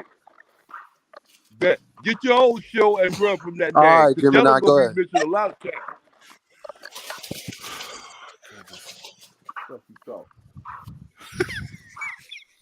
Gemini, the floor is yours. Gemini cooler, man. I'm in the corner, bro. Y'all got it, bro. Gemini, I don't blame you, Gemini. They wilding right now. Listen. Big Al want to set trip. He thinks everybody's against the South, and Gemini is from the South. Uncle Vern is from the Midwest. I went to give. I went to say something. Then, as I went to talk, I got talked over. I try to respect my elders, but Vern keep pushing that envelope right now. But don't keep pushing that envelope. So I'd rather just chill out, and y'all got it, bro. Y'all. All right. Well, let me say something real quick, because I said that I'm looking forward to LaMelo being showing more vocal leadership, and for some strange reason. People think I'm talking about being raw on the court, which is a casual response to what I said. There's levels to vocal leadership. Everybody ain't out there got to be like KG barking at everybody. That ain't the only way to be a vocal leader. All right, LaMelo is often the smartest person on the floor, and especially on his own team. So it's imperative that he's constantly talking to his teammates to keep them up to speed with where he's at in his mind, because he's playing the fastest and he's processing the fastest on the floor. So if he's not talking to his guys, then they're behind. Yeah. Okay. I mean, I did see him coming into the preseason last year, and for the little time that he played last year, I did see him talk a little bit more and kind of. Purple Baby, Purple Baby. All I'm saying is I'm looking forward But to be seeing honest, more Spike of a Lee, to vocal be honest, leader. Spike Lee, in the LaMelo defense, it's hard as hell. And he will be overly exhausted speaking to his team quarter to quarter for 48 minutes, and they still See, you're mentally being extreme, dilapidated. Dex. Dex, you're being extreme now. All right. I'm not sure. I'm not sure why. I'm not sure why my take is being extremified on two ends of No, the no, spectrum. no, no. All You know right. I love you like a brother. But I listen, know, only Dex. thing I I'm know, saying is Dex. that But Dex, LaMelo Ball Dex. would be extremely Listen, exhausted if Dex. he have to be boisterous out there on the court for I 48 agree. minutes. I agree. And I But don't Dex, think that's his skilo. I agree. Well, Yeah, but for Dex, who? sure. I Hold mean, on. Let me yeah. ask y'all a Go question. ahead, man. Out of LeVar's children, who talks like him the most? Yeah, that's what I was gonna say. Yeah, Lamelo for sure. All right. So what Lamelo I'm is saying definitely is boisterous. he is a boisterous personality. All right. What I'm saying Outside is the court, not on the court. Right. no. Because No, on the court, Hold he on. be talking people shit, Hold on. man. Melo be Hold on. talking No, shit. All LaMelo right. is. Y'all got it. Now, listen, hold on one second. Let me. Okay. Listen, LaMelo is very zany outside the court. He's a wild child. We already know that. But right. on the court, he's more focused on getting the job done. Now, when he talks shit, because he's being activated by somebody who's trying to heckle him. That's a difference than coming out with hubris like Kevin Garnett or Draymond Green. That you're not going to get. LaMelo can play a quiet game and still bust your Right. ass. I won't say nothing. Listen, Right. His Dex. actions don't. Dex, His we actions don't. show Dex, in what he do, not in his Dex, words. we don't How need he a be we talking. don't need a quiet quarterback, Dex. We don't need that. His talent is Hey, gonna Well, you speak for can't be him. a quiet quarterback. You can't. You I mean, can't come on, be. that's unheard You of. can't be a quiet quarterback. That's all I'm No, saying. that's That's all I'm saying. impossible. You can't be a quiet quarterback. That's all I'm saying. I'm But not. I'm not. I'm Listen, not we don't. saying that he's quiet because he I'm, do have to say the plays. He have to call out the plays right. when they do run plays because we already know what Charlotte is, a scrambled eggs. But nevertheless, when they do Let me run ask plays, y'all a he question. have to shout out the plays or put the number up Right. on his Absolutely. hand with hand signs. So that I mean, he Even can't be quiet, but I'm even saying as far coverages. as like he said, shit talking or what you call that? It's a damn. My mind is stuck right now. Yeah. Outside of shit talking, what you call that on the court when you go back and forth with your Jaw jabbing. no, not jaw japping. It's another term they use. Oh my God, how is this escaping me? Because I was one of those type of guys. But I'm not anyway, sure. Talking Trash smack. talking. yeah, trash talking. There you go, Yeah. trash talking. Yeah, Yeah. thank you, So thank that's what you, I'm Big Al. saying. See, Trash talking. there's When you out levels. there trash talking, LaMelo is activated to trash talk. He don't go out there initiating trash talk. It's only a response. Let me ask y'all a question then. Considering LaMelo's personality, is there room for him to be more vocal with his teammates? Of course, everybody has All room to right. grow. Dex, Everybody has that's all. room to grow. Room for improvement. Dex, that's Yes. all I'm saying. And I'm No, saying no, we I'm rocking with looking you. forward to seeing that. Spike, That's we it. That's rocking it. with That's all I'm you. saying, But y'all. I was only just giving a more insight of LaMelo's Hey, mental makeup when it comes to playing ball. That's all I hey, I'm agree. saying. hey, But all I'm Yeah. saying That's is hey, all. I'm wait, hold looking on, We're hold forward on, not to hold knocking on. that. Let me ask We're you not this. more knocking vocal. you. That's all. Whoa, hey, Yeah. Dex, please, man, will we all stop doing that? When he asked you a question, Dex, you answer that, let somebody else answer. Because he said, y'all, Dex. I'm Okay, not well, even then hearing what stop you're with saying, that. Uncle Vern. Dex, Hold no, on. Dex, Wait. please. Let Uncle Vern Because go. this Go is ahead. conversation, Dex. Let's say you want to jam again. But Dex, when we ask you, okay, look, no, Melo gonna do it. He gonna do it through his play, young man. He ain't gonna be sitting out there be just talking and jaw jabbing like you were just saying. It ain't gonna be that type of party with him. It wasn't that type of party with him with Miles and Bridges and the rest of them guys. It wasn't like that. He was proving everything on the court. It wasn't about the jaw jabbing. It was Facts. what Yeah. he Okay, was I saying, what mean, Melo Laverne, well, and what were they you attacking me or were he you was agreeing with me? even better. Because I'm confused. Yes. I mean, why you want in the okay when they asked you the question, you was feeling.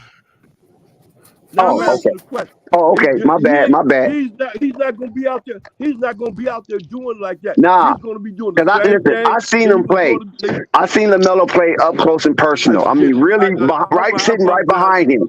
Right, we streamed it on Flight Sports TV, and I watched every move. I watched his interaction with James Borrego and things of that nature. LaMelo was sitting on down on the bench, not even to me, he didn't even seem like he was focused on the game. That's what it seemed like to me. But I know different. I know he was playing the game in his head in his own solitude. So when he got back on the court, he was busting ass. So you understand what I'm saying? So what I saw, what I thought I saw, or what I thought I observed was LaMelo drifting off. But he wasn't drifting off because when he got into the game, he was on point and he was busting ass. And that was against the Clippers. You feel me? And that's against Kawhi and what's his name? Paul George. That's that. You know what I'm saying? When it was healthy. Poole. Who? Powell. Powell. Oh, Norman. But you understand what I'm saying? So that was a highly contested game. Clippers was in the playoff hunt.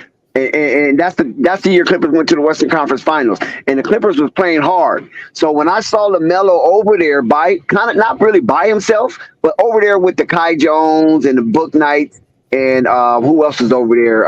PJ Washington. You know, Miles Bridges wasn't even sitting in that area. Miles Bridges was sitting up there with Gordon Hayward, Plumlee, Ish Smith, and Cody Martin. You follow what I'm saying? Melo was over there with the youngsters. So I was like, damn, this looked like some kind of dichotomy right here. Why does it look like it's a separation? Those guys and then these guys. You know what I'm saying? But nevertheless, I thought he was drifting off, wasn't paying attention. But to my surprise, he wasn't. He was just playing the game in his head. And I said, damn, this little youngster's a cerebral dude. You know what I'm saying? Now I see what his pop's talking about. Because when his pops say stuff about him, of course, I'm thinking his pop's just embellishing. I'm going to be honest with you. I'm thinking he's embellishing. But as I watch these guys play live, I'm saying, nah, he is on point. You know what I'm saying? It's just that I wasn't looking at the game in that way. So what I'm saying is LaMelo not being as vocal as most people want him to be. Now he can be, but it seemed like he plays the game in his head before the game unfurls before him. And that was surprising to me because I'm sitting there watching him every move. I'm right close to him. I could touch the back of his neck if I wanted to. You follow what I'm saying? And I'm watching all the interaction with Borrego. Borrego and the Hornets at that time seemed disassociated with each other. But my main focus was on LaMelo, and I thought he was drifting. He was not drifting. He was just playing the game in his head. So when he went out on the court, he was one step ahead, what makes him a genius. But to me, he was two steps ahead, what makes him crazy. Mm-hmm. I just wanted to give a little, take on the vocal leadership stuff. Because, I mean, LaMelo is a pretty young guy coming into a situation with a lot of older guys or people that have a lot more experience than he does. So I think when it comes to being a vocal leader, it's all about being comfortable enough to voice your opinion. And as it pertains to LaMelo, I do think he has the traits and qualities to be that vocal leader. Like you said, he has a very similar personality to LeVar. So he has the qualities and the traits. It's just about giving that opportunity or being given that opportunity. And I think this year with the contract, the $260 million and everything else around it, I think he's probably going to be put in that position to be the vocal leader. And I think if anything, this year will be the year that we actually see whether or not he actually will be a vocal leader. But I don't really go off of what we've seen in the last 3 years because I think there's a lot of different contextual things there as to why he wasn't as much. But I definitely do see him. If he's not a vocal leader, he'll still be a leader on the floor. Multiple ways you can lead by example, lead vocally. So as long as he's engaging in some type of leadership role, then I think everything will be fine. You know, vocal leadership is more like this narrative thing that ESPN and everybody kind of gravitates to, but leading by example is also equally as important. So yeah, that's pretty much it. But it's pretty fun talking to you guys. I'll talk to you guys later. All right, Juju.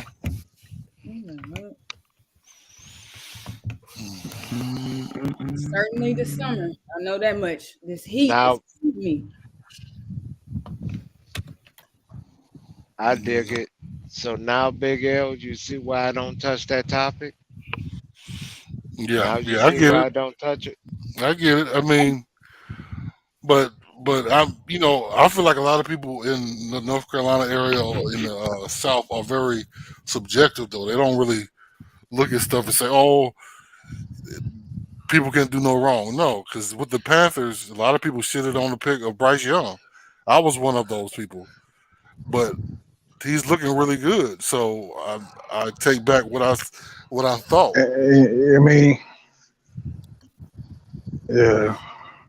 So And some of these players that get overly criticized. Yep. I think some of these players get overly criticized compared to other players that do the same exact thing. But for some reason, people got be biased for some odd reason. Sometimes you can blame that on the narrative on ESPN. Sometimes in the truth, yeah, the you know media. what I'm saying. But Yeah, people gotta stop. People gotta stop believing the narrative all the time and see for themselves. You know, because I mean that's what right, happens when some people don't know basketball. You don't know right. basketball, and you know, and some of those fans don't understand basketball because they never played it, or you know what I'm saying, they just don't know.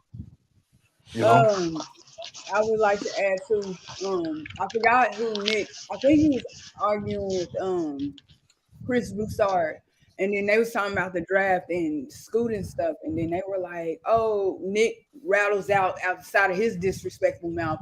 Oh, LaMelo's not a franchise player. He plays AAU ball. He didn't get that from nowhere but YouTube, first of all. But in general, I was just like, dang, like, Nick White, I don't like that dude. I don't like the. Yeah, I like to give him an uppercut when I see him. you know, not a, I swear, because he tried to, you know, he talked shit about Michael Jordan continuously. He talked shit about, you know, I don't like that dude, bro. Well, I really don't. that's just like Rob Parker. Rob Parker do the same thing. yep, So, I mean, that's why for a lot of them I fall back right, and I look up the information myself to right, make sure it's actual factual. Because if I go off of just what Rob Parker said, no, damn near nobody will have a gold jacket. right, Mm. right. You're right. And that's for every Right? sport they talk That, about. that, yeah, but Parker is that crucial of like Yeah, everybody besides Michael Jordan and Magic, like the few ones he do like, he's crucial about everybody else. There's no if he don't like you and you don't make his list, you mm, don't deserve a gold jacket. right. I And know. it doesn't matter what numbers you have. So I'm gonna it be is honest what it about is. something, and this is pertaining to Black people that are out in white media spaces. Like Rob Parker and sometimes Chris Broussard a lot. It gives me, oh, I'm gonna give you this money, but I need you to say this, and he goes out and because I don't want to use the language, you know, that type of language on here, but it gives Uncle Tim Scott. Just yeah, use it Uncle gives Tim that Whoa, Scott. whoa, energy. whoa, whoa, whoa! The Uncle Tom, I said. I mean, No, it's no Uncle it's He no Tim gives secret. Scott. that he It's no gives that secret. But come on, man, it's no he secret. gives that energy. He I don't gives like the that Uncle. energy a lot. Like Yeah, I be looking like, what the fuck is wrong with you, dude? shit. The book Uncle Tom. I read the book. The Uncle Uncle Tom's. Tim Scott. Oh That's the man. new version. The Uncle Tim Scott. Yeah. Like, I don't want to speak disrespectful on their name, but I think the two Black women, you know, that was supporting Trump, one of them I think passed away. I think, Yeah, she did. She yeah, did. but it was like, I mean, you can stand for what you stand for, but that's the energy to me that Chris Broussard gives off. Like I just be listening to him sometimes, and I haven't listened to him in a while. But when he do, it's like I really wanted to know. Okay, why you supporting Lamelo now? I mean, you can have your factual rights, you know, about Anthony Edwards and stuff, but like, what's going on? Like, No, no, no. He changed once he got off of ESPN. You didn't notice that. I don't know. I know the. Go no, no, no, no, no. Run back the tape. He changed once he got off of ESPN and became a part of Fox Sports. Run back the tape. Run back that tape. Please do. When he became a part of Fox Sports One, that's when he changed.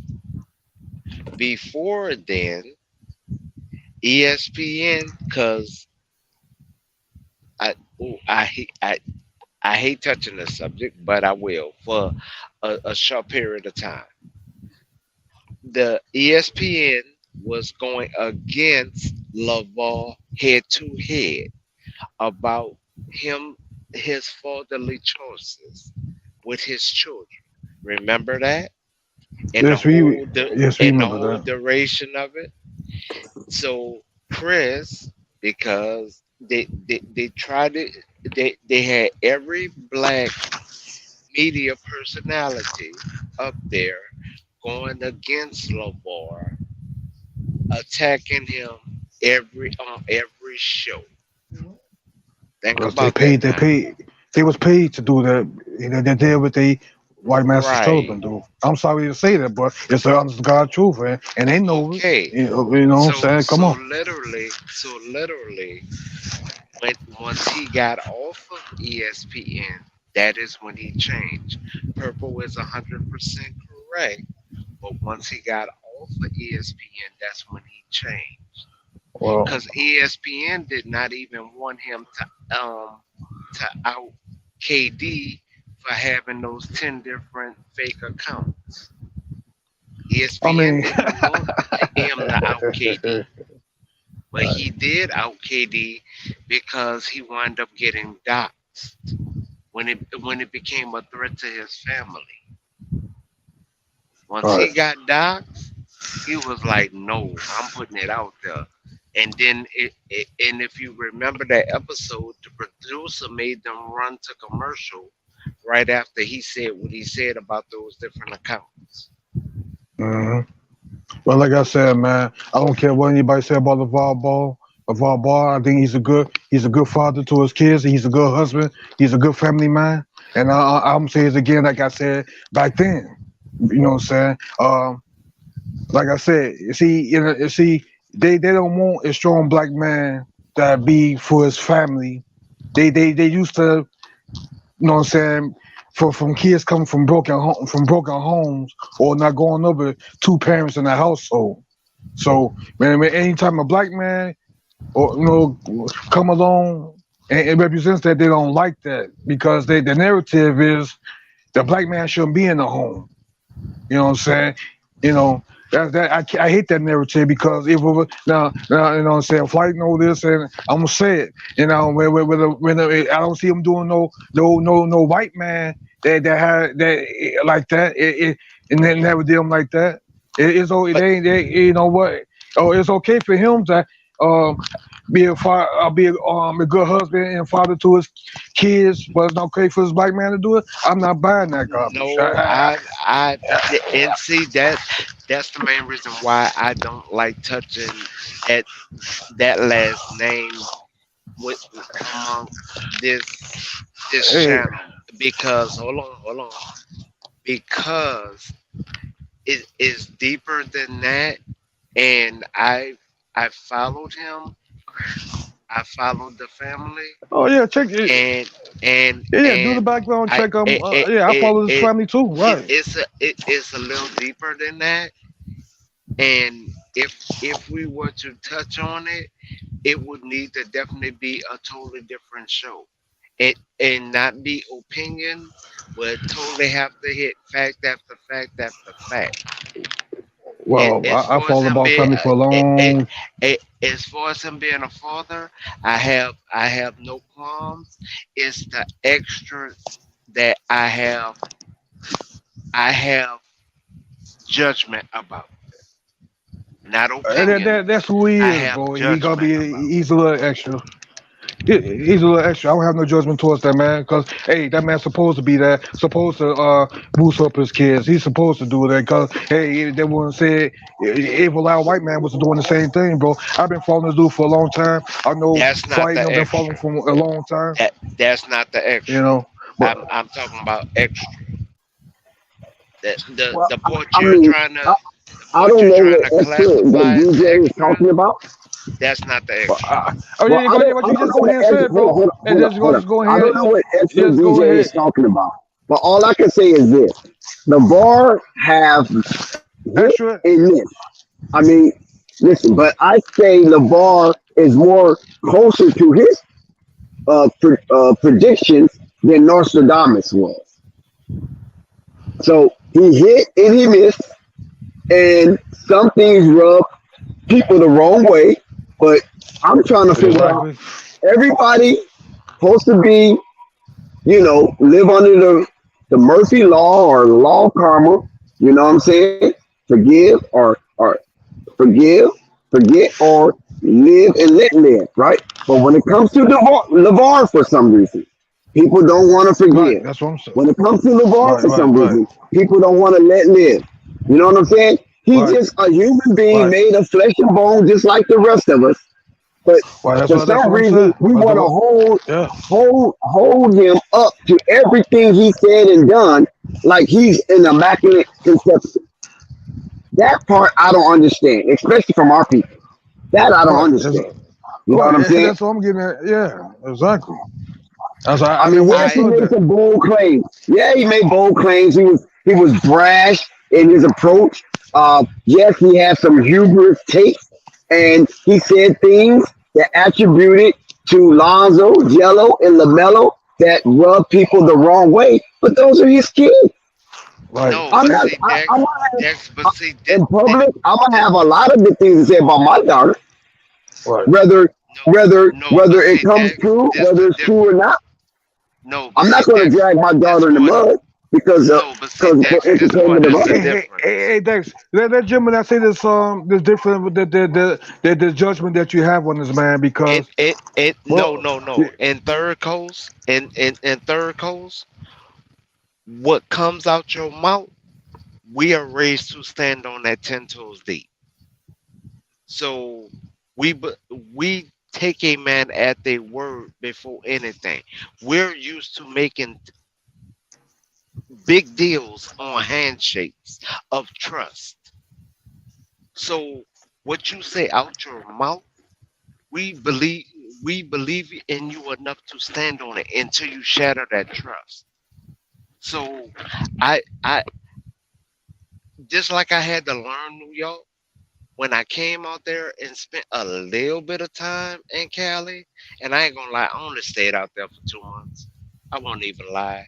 I stayed a year and a half in between time in the NY area, in the boroughs, more than I did in Cali.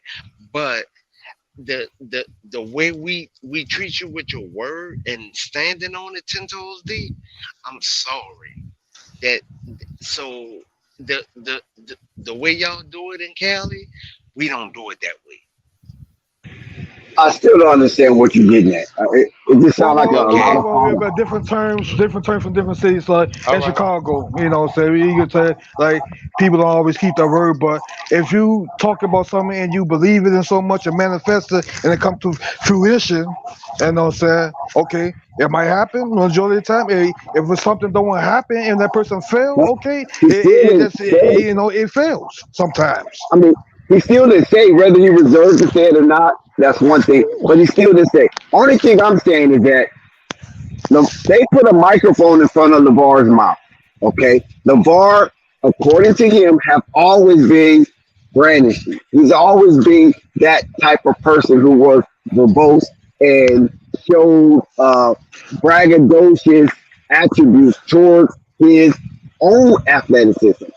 So Right. when he produced his children, I'm quite sure some of that vicariously lived through them. But we can all say, regardless of what he said out of his mouth, both of his both of his basketball kids, 2 out of 3, have gotten NBA extensions. And I'm Right. talking about a lot of money. LaMelo just broke the bank. We understand that. But Lonzo got over his value according to a lot of people. You follow what I'm saying? So whatever he said or did, most of it came to be somewhat truthful. So why is there so much despise toward LeVar when all he do is talk? He ain't threw nobody out no windows. He ain't spit in no kid's face. Every time I'm around him, kids come up to him, not grown ups, Kids. You understand? Grown-ups seem to be the one that have the problem. But the kids don't have a problem. They don't look at LeVar Ball as a pariah. They don't look at LeVar Ball as a megalomaniac. They look at him as an adorable dad who loves their kids. These are kids. Hey, You understand what I'm saying? Kids know the frequency. Kids know the energy. You cannot really deceive kids unless you're giving them something and bargaining for their innocence. Outside of that, just being around kids, they love this dude, man. They love his kids. Yeah, I don't understand. I wish I could have met LeVar when I was back when I was in my 20s. You know, they helped. You know, say give me the boost in the basketball tournaments and JBA tournaments and stuff. I wish I could have been around for that. Okay, but D, back then, you know. But notice exactly That's what not I D. That's stated. Calfani. That's not D. That's Calfani. You're mixing devastating with Calfani. That's Calfani. That's Calfani? Yeah, Calfani. That's me, bro. Yeah. Oh, okay. My bad, Calfani. If you notice, what did I say? I don't have a problem with him as a father. I don't. It's the extra. I gave you the definition of what I think the extra is. Dex say he don't see it, so he's gonna look over it. That's fine. I'm going off the way I was raised. So and I agree. We all are raised differently. I'm only going off the way I was raised. Who have that feedback? Cause it's killing my ear. Might be me. Okay, but all I'm saying is I'm going off of the way I was raised. So I was raised to stand on whatever comes out your mouth, stand on it 10 toes deep. If you cannot stand on it, don't say it. Well, that's kind of tricky. That's kind of that's kind of no. challenge, man. Hold on. I was raised. This is the way I was raised, and being a man, that's the way I was raised. And also, Gemini, you got to remember this is what he probably felt in his heart. Now, just because somebody feels something in their heart about me doesn't mean that I'm going to do everything that they felt that I have the capability of doing. You follow what I'm saying? And by him sharing what he felt in his heart to the world, now you guys want to hold him accountable because if his kids didn't live up to that height.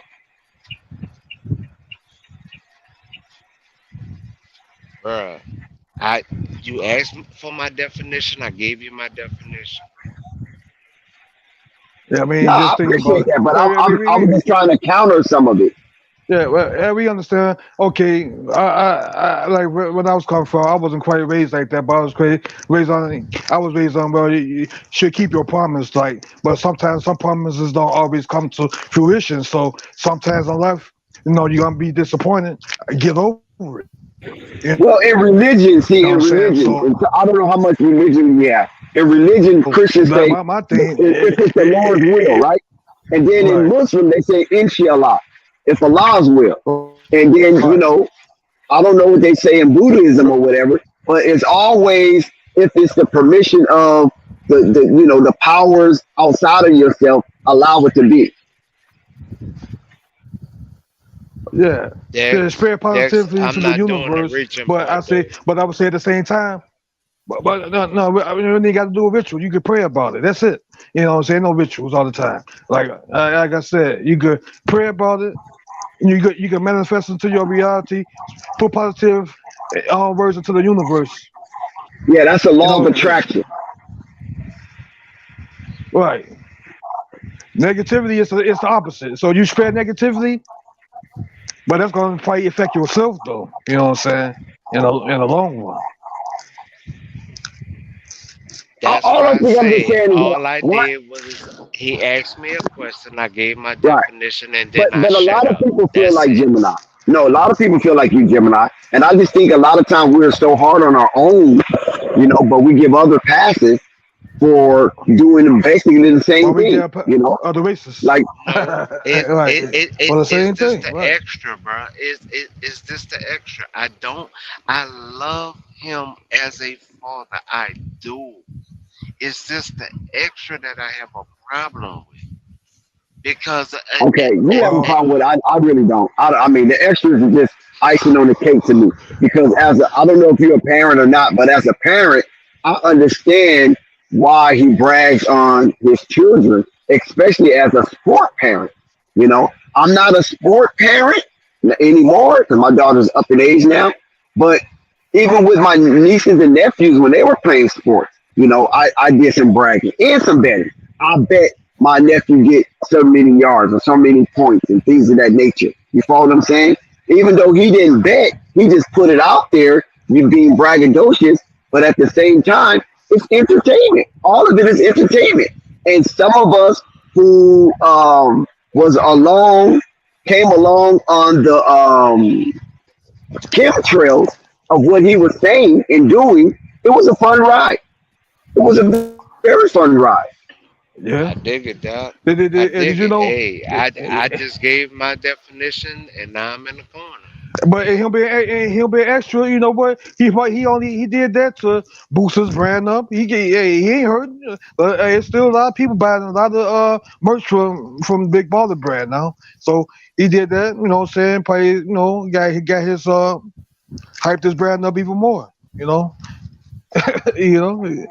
And then he had chat me, and then what really brought me to his corner, not so much the entertainment part because it was enjoying, especially when Lonzo was at UCLA. That's how far back I go with it. You know what I mean? I don't go back too much to the Chino Hills thing, not much, but just a little bit because it still was a unproven commodity to me. You can do a lot of great things in high school, but wait till you get to college. What you gonna do? You do a lot of great things in college. Wait till you get to the pros. What you gonna do? That's how Yeah. I evolved the hype amongst these young players. So I don't Yeah. buy too much in the high school thing, and I don't buy too much in the collegiate thing. But I buy a lot in the professional thing because now you're paying for bread and meat. If you don't win, you don't eat. Yeah, So exactly. Yeah, so Gemini. I know these guys back from the Chino Hill days. So, I know. I seen them all from the Chino Hills days. So all the way up to now. So yeah.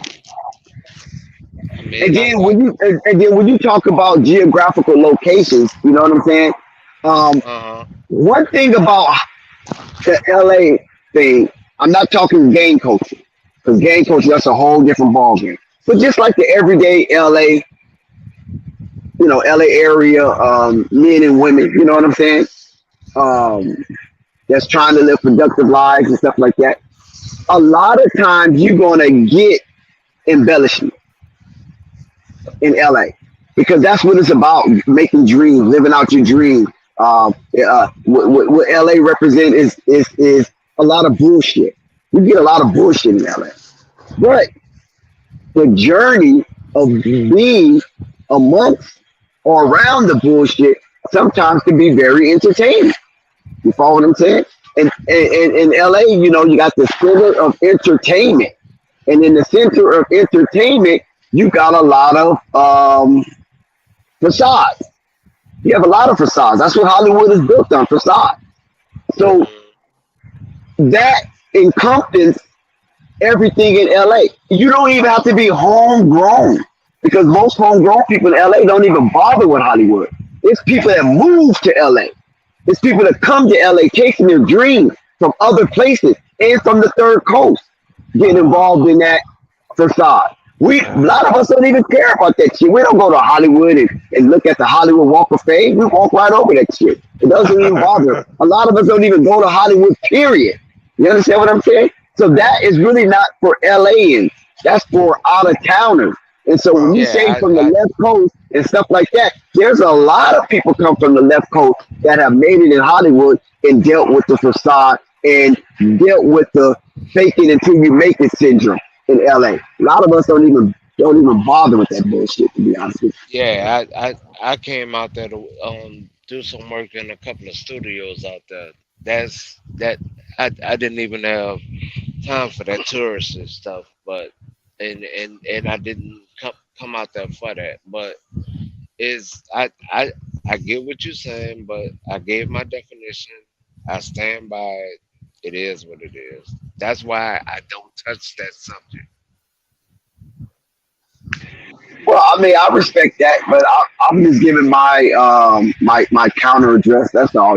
It's like red and blue state. You know what I'm saying? Democrat, Republican, liberal, conservative. We just give our counter to the State of the Union address. That's all. Well, It's yeah, all I guess good. you. Nah, I What dig it. you meet you need to meet I'm not LeVar Ball going against himself. You it, bro. need to maybe one day you get a chance to talk to him. You need to talk to LeVar Ball himself. He'll tell you all about what you think and all that. Like, No, I yeah. gave. I'm going off of what I've heard out and seen out of him. I'm not going off of what I've heard from someone else. So even within a personal conversation, you're talking to someone who has been around entertainment for over 22 years, dog. Even with me being in the army, I've still been around your highest performer, your highest rapper, 9 times out of 10, I've been around that individual either within a party or within a event. I have had that conversation with them. But I've been rapping is around the No most Limit. embellished lifestyle in the history of Hold on, mankind. Dex. Hold on, Dex. I've started with No Limit, Big Boy Records before No Limit got big. I've been around Cash Money before they got big. I still go to their parties, even these 20-year anniversary. I've been around Dungeon Family before they even blew up. I've been around these people. I still can get invited to their parties. I'm still a nobody in my city, but everywhere else, I can get invited to these parties and events like water. How you think I can talk about the person that is one of the biggest people in promotion at Def Jam, Radio Raheem, but I Yeah. don't know nobody. But I'm a nobody. I can bring up a whole bunch of other people. But me and Radio Raheem had a stronger relationship than a lot of the other people I had. I mean, for That's New why I York, used to go back and forth to New York. New York, I know you from New York. Yeah, where you are, here. But Yeah. but but what I'm getting at is this: a personal conversation will not change because why? I heard it out of his mouth. I seen the X from him. I didn't hear it from you and then throw in it on him. That's not the way I got my information. I got my information from him doing him. So I don't get starstruck. Just like I be around NFL players, I be around basketball players, Yeah, I bro. don't get I starstruck. be around the industry. Hold on. I'm not being funny. I be around these people, bro. I'm not starstruck. I'm not either. I met Craig Hodges. I So seen Michael Jordan up close. I seen BG Armstrong back in the day. I seen if you. I ain't been around like you have. I ain't never got a chance to do all that stuff, man. But that's great. so so me and them having a conversation is not. It would be different if I would hear it from somebody and then run with it. I see it from him. I have no qualms with this man. Really, I got no dog in the fight. Because what did I originally start with? I enjoy what I see him as a father. The extra, that's the only thing I disagree with. But I love him as a father. That's why I can go back in the corner and have no dog in the hunt, no disrespect to it, no nothing. I'm just raised a different way. I'm raised where I can be in a business meeting, do a presentation, or I can go around hood and be hood all day and be comfortable. I Yeah, respect your versatility. they're in the hoods. So I mean, I'm I'm not trying to be funny. we can go to a 5-star restaurant, have a nice meal, or I I can go get a $2 half and half and rock with you. What's up? So I mean, it's nothing for me to have a difference in opinion of how you feel about him, or and that's what I say, especially when it comes to basketball. I I look at facts, stats, chemistry. I don't put emotions on players, and that is the difference. So when I get into it, is not the emotion that I put into it. I say, show me the facts, the stats, and how the chemistry rock. If you can't show me that, and you just tell me you cook me, you think you cook me, show me it. Well, like Well, I no said, panic Gemini. hasn't came up here yet, so I don't know about anybody cooking. Man, I don't. Dex, please don't. Because every time y'all do that, that's the same person that said Kevin Love shot a lot of threes at UCLA, and I don't even follow college, and I knew that was a lie. And that's where all that stems from. Well, yeah, I was trying to look at. I was trying to look that up. You know, what I'm saying I didn't know he shot threes. Well, No, he did no. take in college. But I King, remember that couple. that's where that started from. Kevin Love man the paint. That's where he was. He was a low post player. No, yeah, he was But a low post that's player. where that started from. Right. To answer your question the other night, that is where that started from. When No Panic said that about Kevin Love, and I don't even follow college, and I knew that, and I don't follow UCLA. You yourself follow UCLA. I don't, and I knew that. What does that tell you? So you saying he don't know what he's talking about, basically. Okay, here's the prime thing No Panic does. And if I'm lying, I'll never jump on the panel again. Well, I know the And only I thing. promise you this. I promise you this. No Panic will either add itself on the topic or bring itself or make up a topic. When he know he's losing, he's gonna give you a metaphor. When he's losing in that metaphor, he's gonna add another metaphor and then never come back to the original topic, and then he's gonna say he won. Well, yeah, yeah. That's true.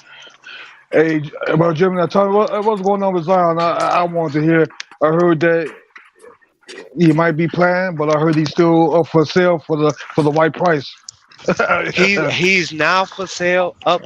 He's Shout out to now Coffee. up there. He's now up there for the right price because of Okay, what the stepfather is doing. We're tired of the stepfather. We're not tired of Zion. We're tired of the stepfather, bro. I knew it was We're the tired of stepfather. that MF. We're tired of that MF, bro. We tired of that MF. We So tired. wait. So Gemini, you saying that the stepfather trying to sell off Zion? Man, the stepfather is over. You're sweeping down the way the stepfather trying to talk. That the stepfather is the one on the court. We're tired of the stepfather, bro. We're tired. Hey, somebody need to get a security team and just hit him in this grill and shut the hell up. man, we're tired of the stepfather, bro. We're tired. Yeah. We so tired of the stepfather that it's ridiculous because really it's not what y'all are worried about in the media. Man, we don't care nothing about that, bro. We could set Zion for a whole year, let all that die down. You heard me? Real talk. We could let all that die down. Sit him down for a whole year. Let all this die down about the girl, everything. Both girls, well, all three girls, everything. The problem of it is the stepfather keep making it seem like he is actually the manager of Zion, and he is not the manager of Zion. All I'm saying is all Zion got to do is get on the court, play basketball, and who cares about his extracurricular activities? Uh, Because right now he still got to work on his. He still need to work on his con- conditions. All right. conditioning, but And his mental makeup. The mental. orthopedics.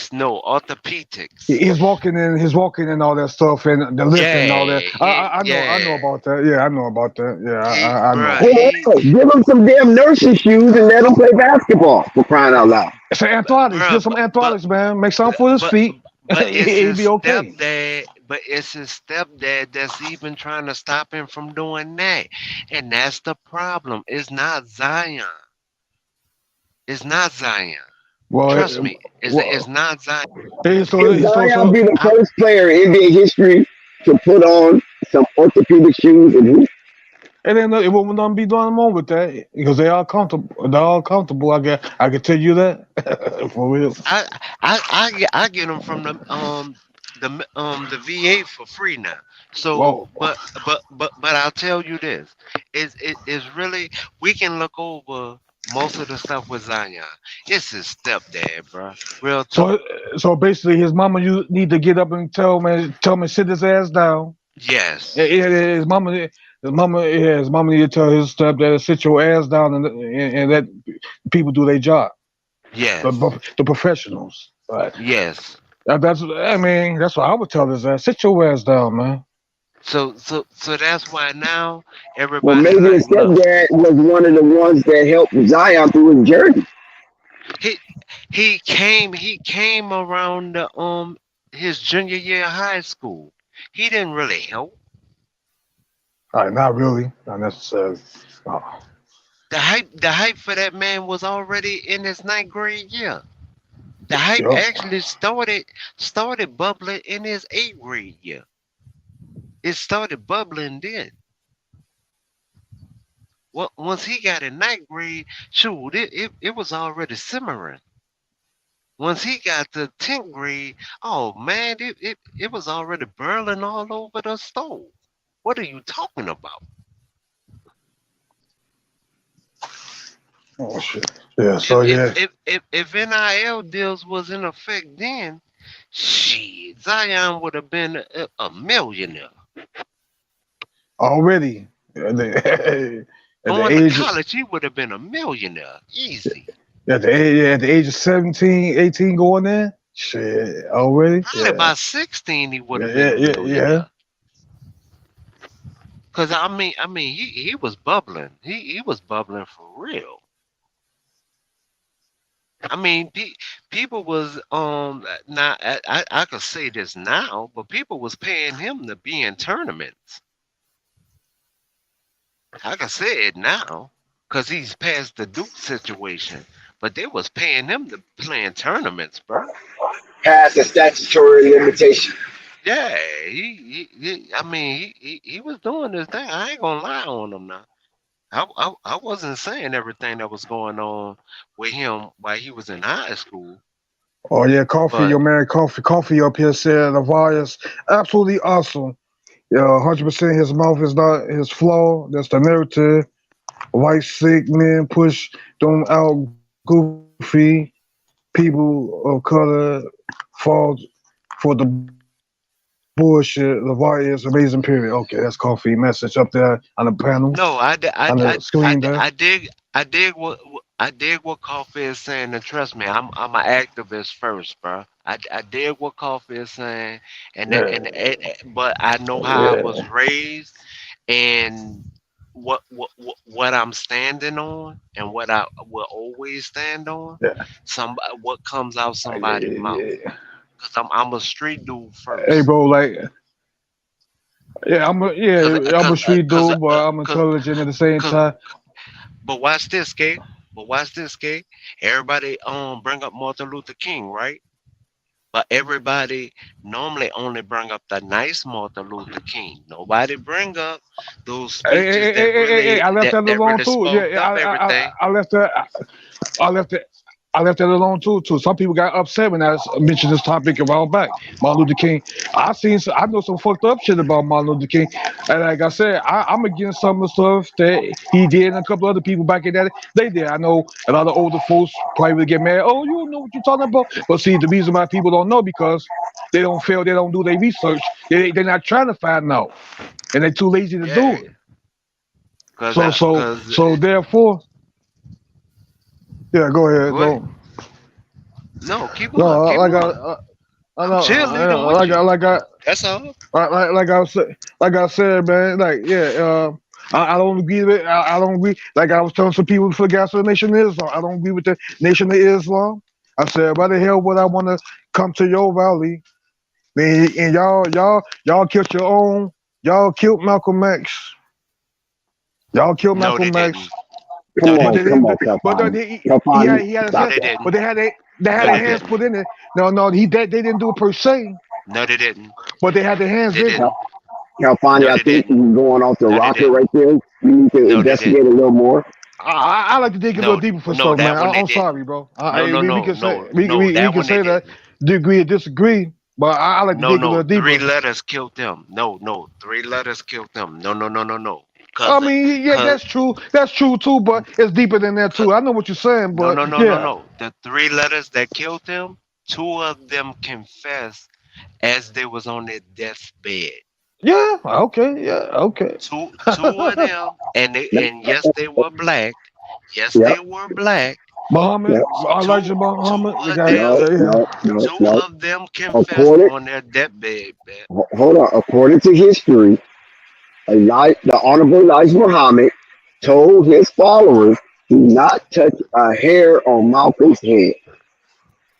He told his followers to stay away from Malcolm because he already knew by the way Malcolm was moving that he was bringing the death merchant to his store. The way that Malcolm was moving. Well, all I know is they say that man had too much power and something had to be done. So okay, hold on. Kalfani, hold on, because you're getting a little excited. I can tell because you're stuttering. Hold on. When they say he had to listen, that you might know a little bit more, but I dig a little deeper. But you've been around longer than me, so you might know a little bit more than I know. So yeah, go ahead. Okay, but only thing I want to share with you is I'm not upset at you having that narrative because that happens sometimes. But I'm saying to you, if they said, and who is they, first of all?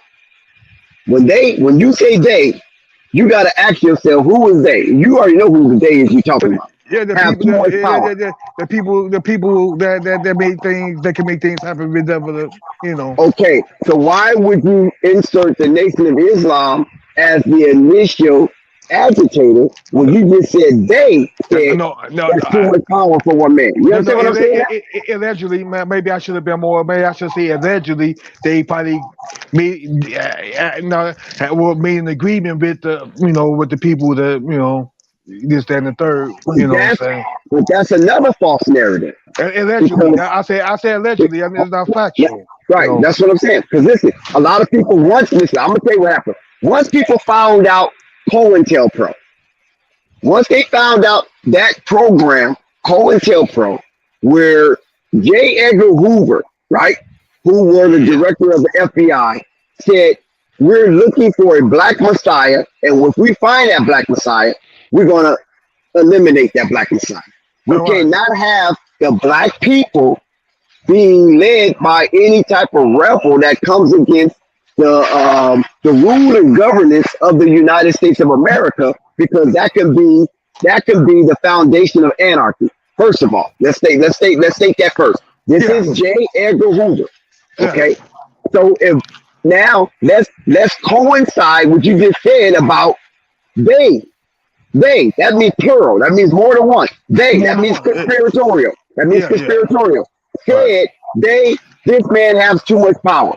So if the they is connected to the COINTELPRO, that means those people saw Malcolm X at the time as a possible messiah for black people. And that's something they were not allowed to have. The same as Martin Luther King. That is something they cannot allow to have. Now, when Malcolm X took himself outside of the hedge of protection of the Nation of Islam, because remember he had bodyguards and things of that nature, they were killed for Malcolm X because they were killed for Elijah Muhammad. He put himself in harm's way because his main man was an undercover New York police detective. Think about that. His main man, his head of security. Head of security, yeah. That makes a lot of sense too. That's is it the police department a part of they? Because the police department, we're not gonna go too deep into this, but the police department is the patrol, right? It's the state patrol. So if it's let me finish, bro, because you said the shit. Let me finish it. I don't need no amen, because I know what the fuck I'm talking about.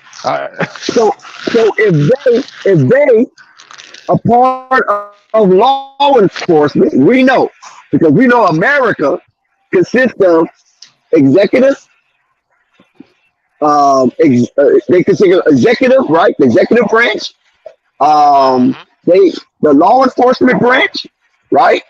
And what was that other branch? The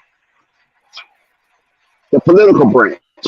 You know, the senators and congressmen and representatives. Senator, Congressman, Legislative. They consider their executive branch, legislative branch, and you got, you know, like I said, the law enforcement and military and all that type of stuff. So they're responsible for him getting assassinated. They are responsible for him. Well, you saying? Listen, I'm only going. I don't know why you keep interrupting me, because you the one said they. I didn't say anything yet. So I'm showing you who the they are if you don't want to say it. No, I'm listening. Yeah, go ahead. Yeah. So the they are those powers that be that's in power, whether it's executive, legislative, or military. You follow what I'm saying? So that's the association of they. Now, also, if you said they said, that's too much power for one man. So that means they disagree with his power or his influence. Yeah.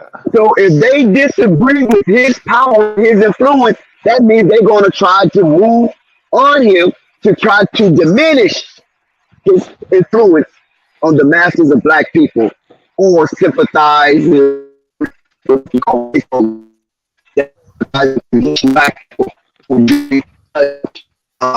organizations and become a liaison to peace. So they don't want that. So that if that's what they moved on to try to eliminate his influence, and then he leaves United States and go outside of the United States to bring friends to the plight of Black America. That's where Malcolm signed his death certificate. When he went outside the United States, tried to petition the UN. Why you keep stopping me? Because you didn't know this information. So you don't want to know it? You just want to have that belief? I know. I don't even know this. So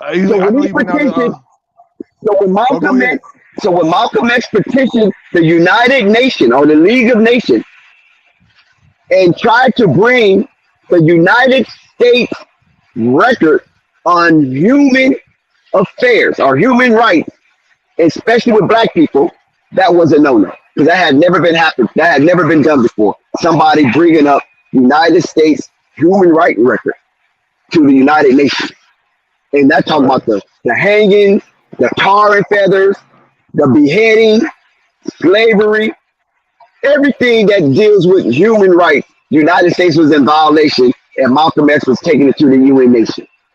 Did you know that when Malcolm X was in Paris, France, they did not, he was on his way to Paris, France, they did not allow his plane to land in Paris, France. And the reason why, because the president of France said, I do not want Malcolm X blood on my soil.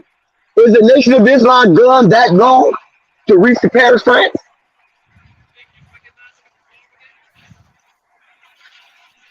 Is the Nation of Islam influenced that deep to influence the president of a sovereign nation?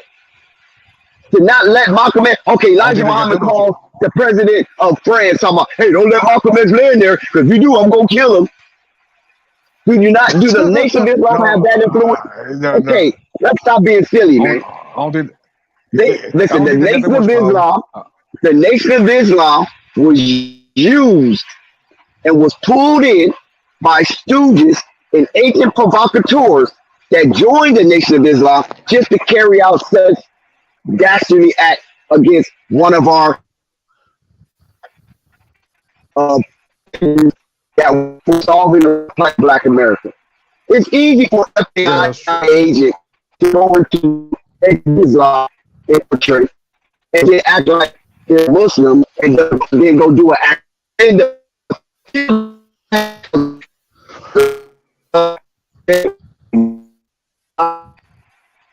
And they sue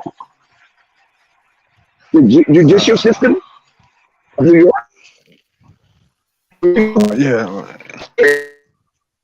Yeah, you was going in and out, Dex, but yeah, you cool. Yeah. Yeah, waiting for Dex to come. Yeah. I agree. I agree with you because this happened back in 1965. So if I was Malcolm, he should never came back. That's my agree. I mean, that's what I would have. I would never came back. Well, see, the thing about Malcolm, I'm gonna be honest with you. Malcolm was bullheaded. He was bullheaded. He was stubborn. You know what I'm saying? This is something that Malcolm had to work on and didn't work on. Because even when Elijah Muhammad told him do not speak on the assassination of President Kennedy, he still spoke. And that what got him put out the nation for 90 days.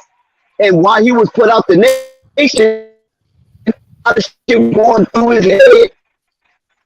And that's when he went in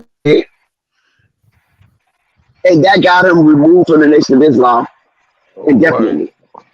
And that took because when he was put out the nation for 90 days, he still had the FOI guarding him. But when he made those statements against the Honorable Elijah Muhammad, he removed that hedge of protection, taking the FOI away because he knew that Malcolm X was on the verge of self-destruction. I know it don't sound fair. But that's what happened.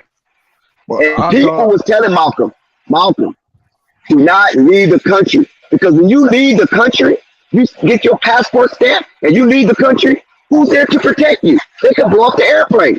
They know the manifest of the airline that you're on. And they was telling Malcolm, stay here, stay on US soil. You're more safer in US soil than you is going out of town. But lo and behold, they did not let him land in Paris. That saved him. And then he went over to Egypt and he went over to Mecca. So they wasn't going to do it there because those are Muslim countries. And then when he came back, that's when they said, enough is enough. This man has to go. Well, if he was smart, he should have got his family and went out and never came back. That's what I would have did if I knew they were going to come back to kill me. He had to know they was going to kill him when he got back. He don't know this. Malcolm don't know this. But Malcolm do know he was bugged because he was informed that his conversations were being bugged. And that's when those FBI agents came to Malcolm X to try to get him to defect against the Honorable Elijah Muhammad 100%, Malcolm recorded that conversation. Do you guys remember that? He recorded everything that took place in that meeting with the FBI when they told him, leave Elijah, get away. And he wrote a speech about it. And he wrote a speech about that situation. The Nation of Islam wasn't bugging his house. Yeah, I wasn't born in 1960. So that happened back in 1965. So, and I wasn't even born when Martin Luther King supposedly got assassinated, but he didn't ever get assassinated as they claimed. Though I got facts on that. He died in the hospital. He died in the hospital. Now look at this.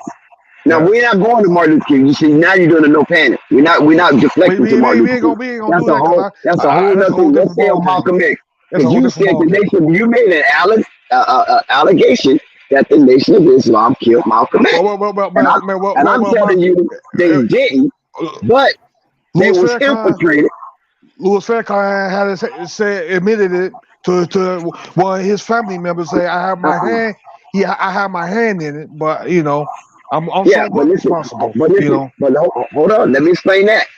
When the Honorable Minister Louis Farrakhan said he had his hand in it because he was part of the kerfuffle. He was part of the controversy, speaking, Yeah. throwing gas on the flames. That's what he meant. Not that he had his hand in planning, Right. because he would be in jail right now. So people say, "Oh, reason why Minister Farrakhan ain't in jail because he's cooperating with them people." Oh, come on, man. So just because you don't go to jail means you're cooperating. So that means you're giving all power to those in power right now. Outside of that, I don't care if you're Christian, Muslim, Jew. Outside of that, you saying there's no power higher than the power that's in power right now? We already know who those people. You? We already know who those people are, but I ain't gonna say it though. I ain't gonna say No, it. but, I don't want to fight to get no strikes on his channel, so I ain't gonna say it. What I'm saying is this. No, what I'm saying is this. A lot of times what we do is conciliate. Listen to what I'm saying. A lot of times what we do is conciliate power to people who really don't deserve it. And we take out the aspect of the power of all powers. See, we negate that there's a power beyond the power that you see. And that power is control of everything. That's what I believe. So, listen, one time I got shot at, right? I'm going to give you the story. Me and my homeboy Big Mike. Man, you. Man, okay. Listen, it's the crazy something. Me and Big Mike in the street, digging out the mud, you know how that goes. And we encountered some Mexicans, right? Because the place that we are was dominated by Mexicans, but we make Mexicans. First action of these Mexicans, like my accent. They don't like niggas. You understand? That's what happens. I mean, it happens. And so they went on an onslaught of attacking us to some degree, right? We go down, and I'm telling Big Mike something is not wrong because there was a deal that went bad. So I'm saying, Big Mike, why are we dealing with these people on this level when they got a whole country that produces this shit? So why are we fucking with them? There's something not right about this. Big Mike greedy. He's a big old motherfucker, right? Big Mike is about 6'5", damn near 300 pounds. So he just thinks he's so invincible. You know what I'm saying? And so, okay, we go down there. Okay, Mike, we go down there. Mike, this is on you. So we go down there, we go try to make a deal with these Mexicans, and gunfire start exploding. Now, I'm right there in the face of these Mexicans. And these Mexicans rolled down the back window of their car. When he rolled down the back window of his car, I knew that was the suspect in itself. That was very suspicious because I'm talking to the passenger while the back window's rolling down. I know it's foul play. So I get off the car, right? And they explode with gunfire from the back seat. Point blank range. Listen to me, Calfani. Point blank range. Nothing hit me. 5 hit Big Mike. Boy, you was lucky. 5 hit Big Mike. And I'm a little dude. Big Mike's the big dude. 5 hit Big Mike. Mike tried to hop a fence. He falls down. Blood's coming out of his body. I'm knocking on these neighbors' door to try to get assistance. And these are Mexicans. And nobody helped us because they saw their people engaged in gun violence. We didn't have an opportunity to retaliate because we was being attacked preemptively. And so I run. Y'all didn't have a gun. Y'all didn't have a gun on you. Y'all didn't have a gun on you. Listen. Calm your mind right now. Show some equanimity, please. What happened was I ran behind the tree because I was a thin dude. I'm a small 5'8" thin dude, 135 pounds. I run behind the tree, and the tree saved me from any type of bullet being plugged into my body. Because they couldn't see me no more. They couldn't see me, even though they were still shooting. But Big Mike went to go hop a fence, and so they could see his big ass body. So they aimed towards the fence and plugged him 5 times. No neighbors helped him. Big Mike bleeding profusely. I put him in my car. I'm like, fuck, man. I'm thinking the guy's going to die. He's going to die right here. There's no way he's going to make this. Too much blood is coming out. So I put him in my car, right? Drive him to the hospital. We get him into the hospital the emergency ward. He's bleeding everywhere. They put him on the gurney. They push him into the hospital. Next thing I know, 5 police cars come to the hospital. Yep. And the detective, shooting a victim. right. So the detectives came, pulled me to the side because I gave the hospital $1,500 to start on. Right. I gave him $1,500. Mike had money, but I couldn't give them permission to take money out of his pocket. So only thing I can give him permission is for his ID, so he can be identified. So I gave him permission for that, right? But I gave him the hospital $1,500 to start on him, to get him on a hospital bed. The police came. Listen to what I'm story. This is how it connects. The police came, and when the police came, they interviewed me, and they said, "Listen, Mr. Crockett, let's steer away from the bullshit." And so the police told me who were the exact shooters and why they shot. They didn't even ask me what happened, blah, blah, this. Only thing they said was, let's steer away from the bullshit. And then they told me exactly what went down. How the hell did they know? Because they in on it most of the time. They in on it and told me to get out the town immediately. This is the police. Mm-hmm. They told me what gang did it.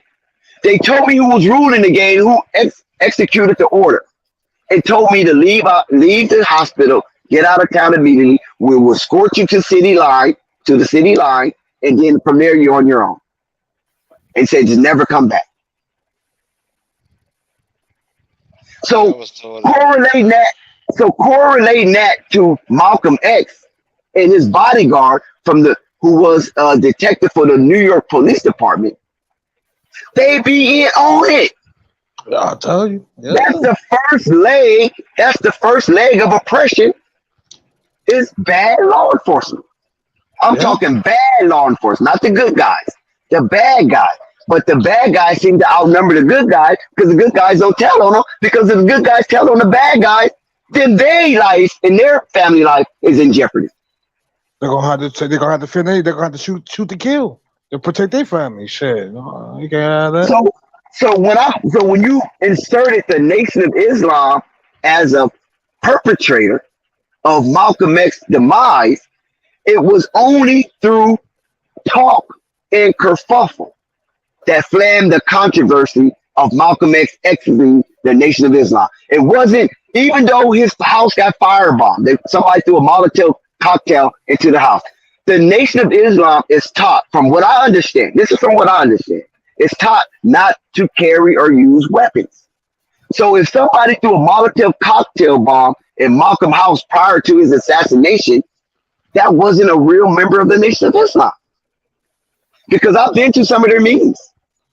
Well, and one thing they stress, do no weapons. They check you when you go in. There's no weapons.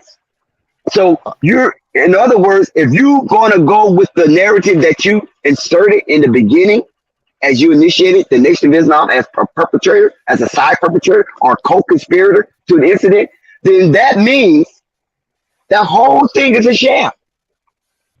That's what you basically said. That whole thing is a sham, and it's a cult of violent proportion. Yeah, it's a little quick cult, but the only reason why I said is some of that, because I thought when Malcolm X found out about Elijah Muhammad raping some underage girls. Why would, whoa. Rape? That's all I've been. Are you serious? Rape? Rape. You're going to insert I thought that was one of the reasons. I thought that was one of the reasons why. California, I don't know who the hell you've been talking to. Rape? And he never got arrested? Rape? I'm talking about, even on the rap store, nobody knew about it. But now, I understand the women were, according to some underage, Yeah, I'm talking about but the it women. wasn't Yeah. illegal. It wasn't illegal.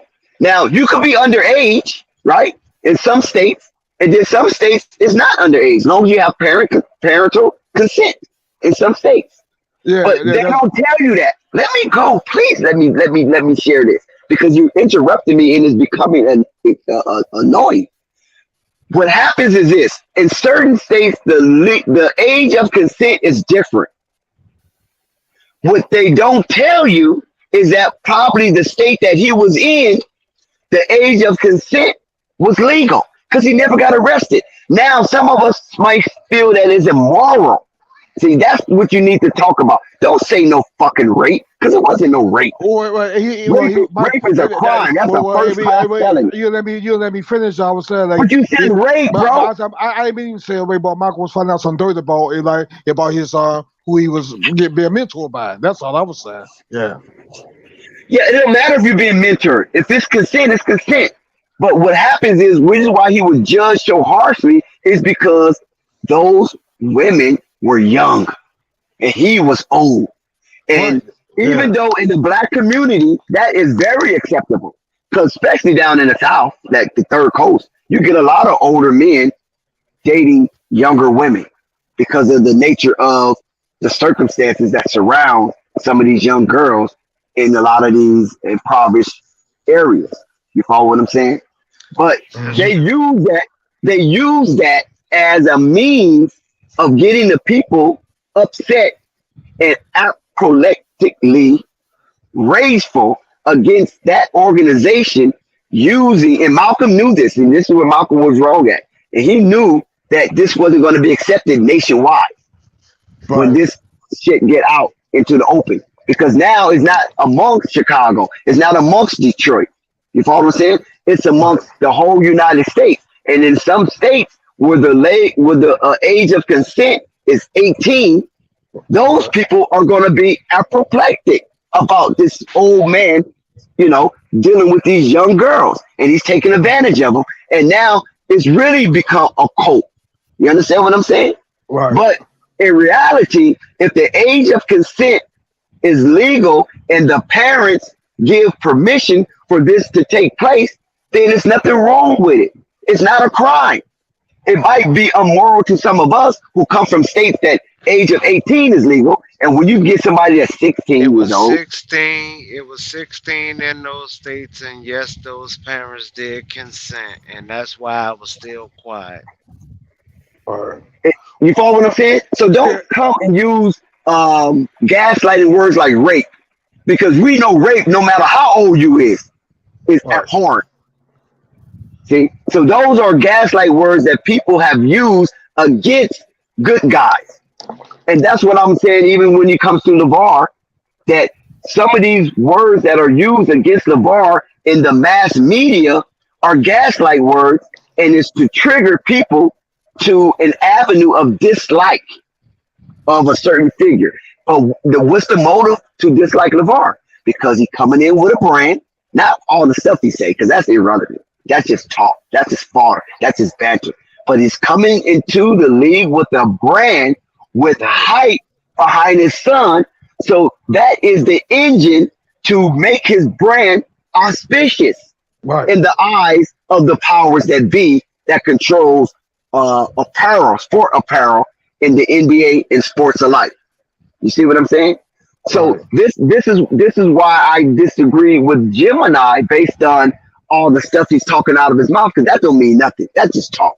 But what meant something to those that Avar had opposed their agenda, these people were the powerful people who castigated his son and also tried to decimate LeVar Ball based on the stuff that he said out of his mouth, which was a lot of hot air.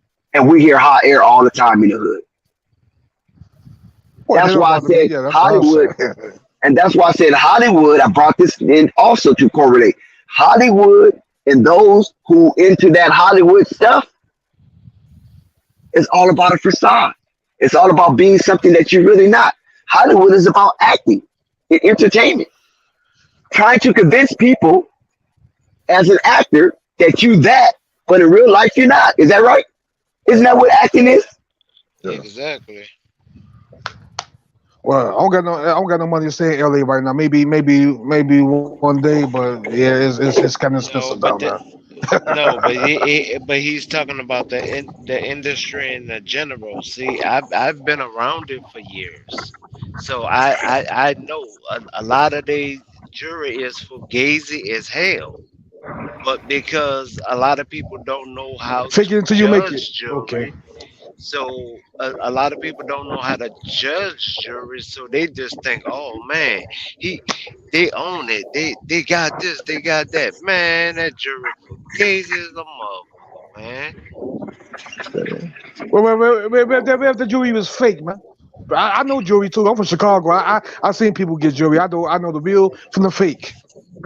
Okay, so yeah. Bro, you say that, but this new fugazi, I'm telling you, this new fugazi, it's it's close, but it's I ain't still going for it. fugazi. Trust me.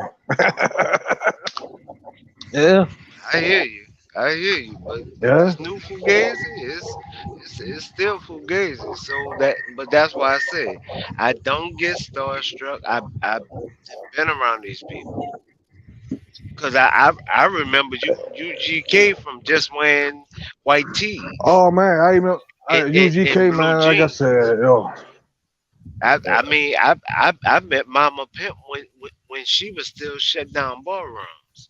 So I mean, and that's who was the manager of Pimp C. So I mean I go back that far. So I'm not trying to say it to show my age. I'm just saying I'm not starstruck. we kind of know you. I mean, yeah, you were about 40. You probably a couple of years older than me, so you know. But literally, I've been around these people for years. I've been around these circles. Hell, I've been to these parties that you can never mention in certain sections of the house and this, that, and the third, Oh where man, certain things move. I get, I And get, I get the idea. I get the picture. so I Ah mean, man, I literally tell them, nah, I ain't going to that side. Nah, I'm cool. I'm only gonna be here for about another 30 minutes and I'm out. Cause I didn't come here for all that. I came here just to show my face. I'm out. you was a smart man. You was shit. You was always thinking. That's what Yeah, you got cause to do. I was taught. I was taught. Watch what you eat. Watch what you drink around these people. Do this. Do that. Like watch what you're doing. Keep your eyes open. Cause nobody wanted me in bad situations. So with the people that I was always around, I had to stay vigilant with what I was doing. I always had to think business.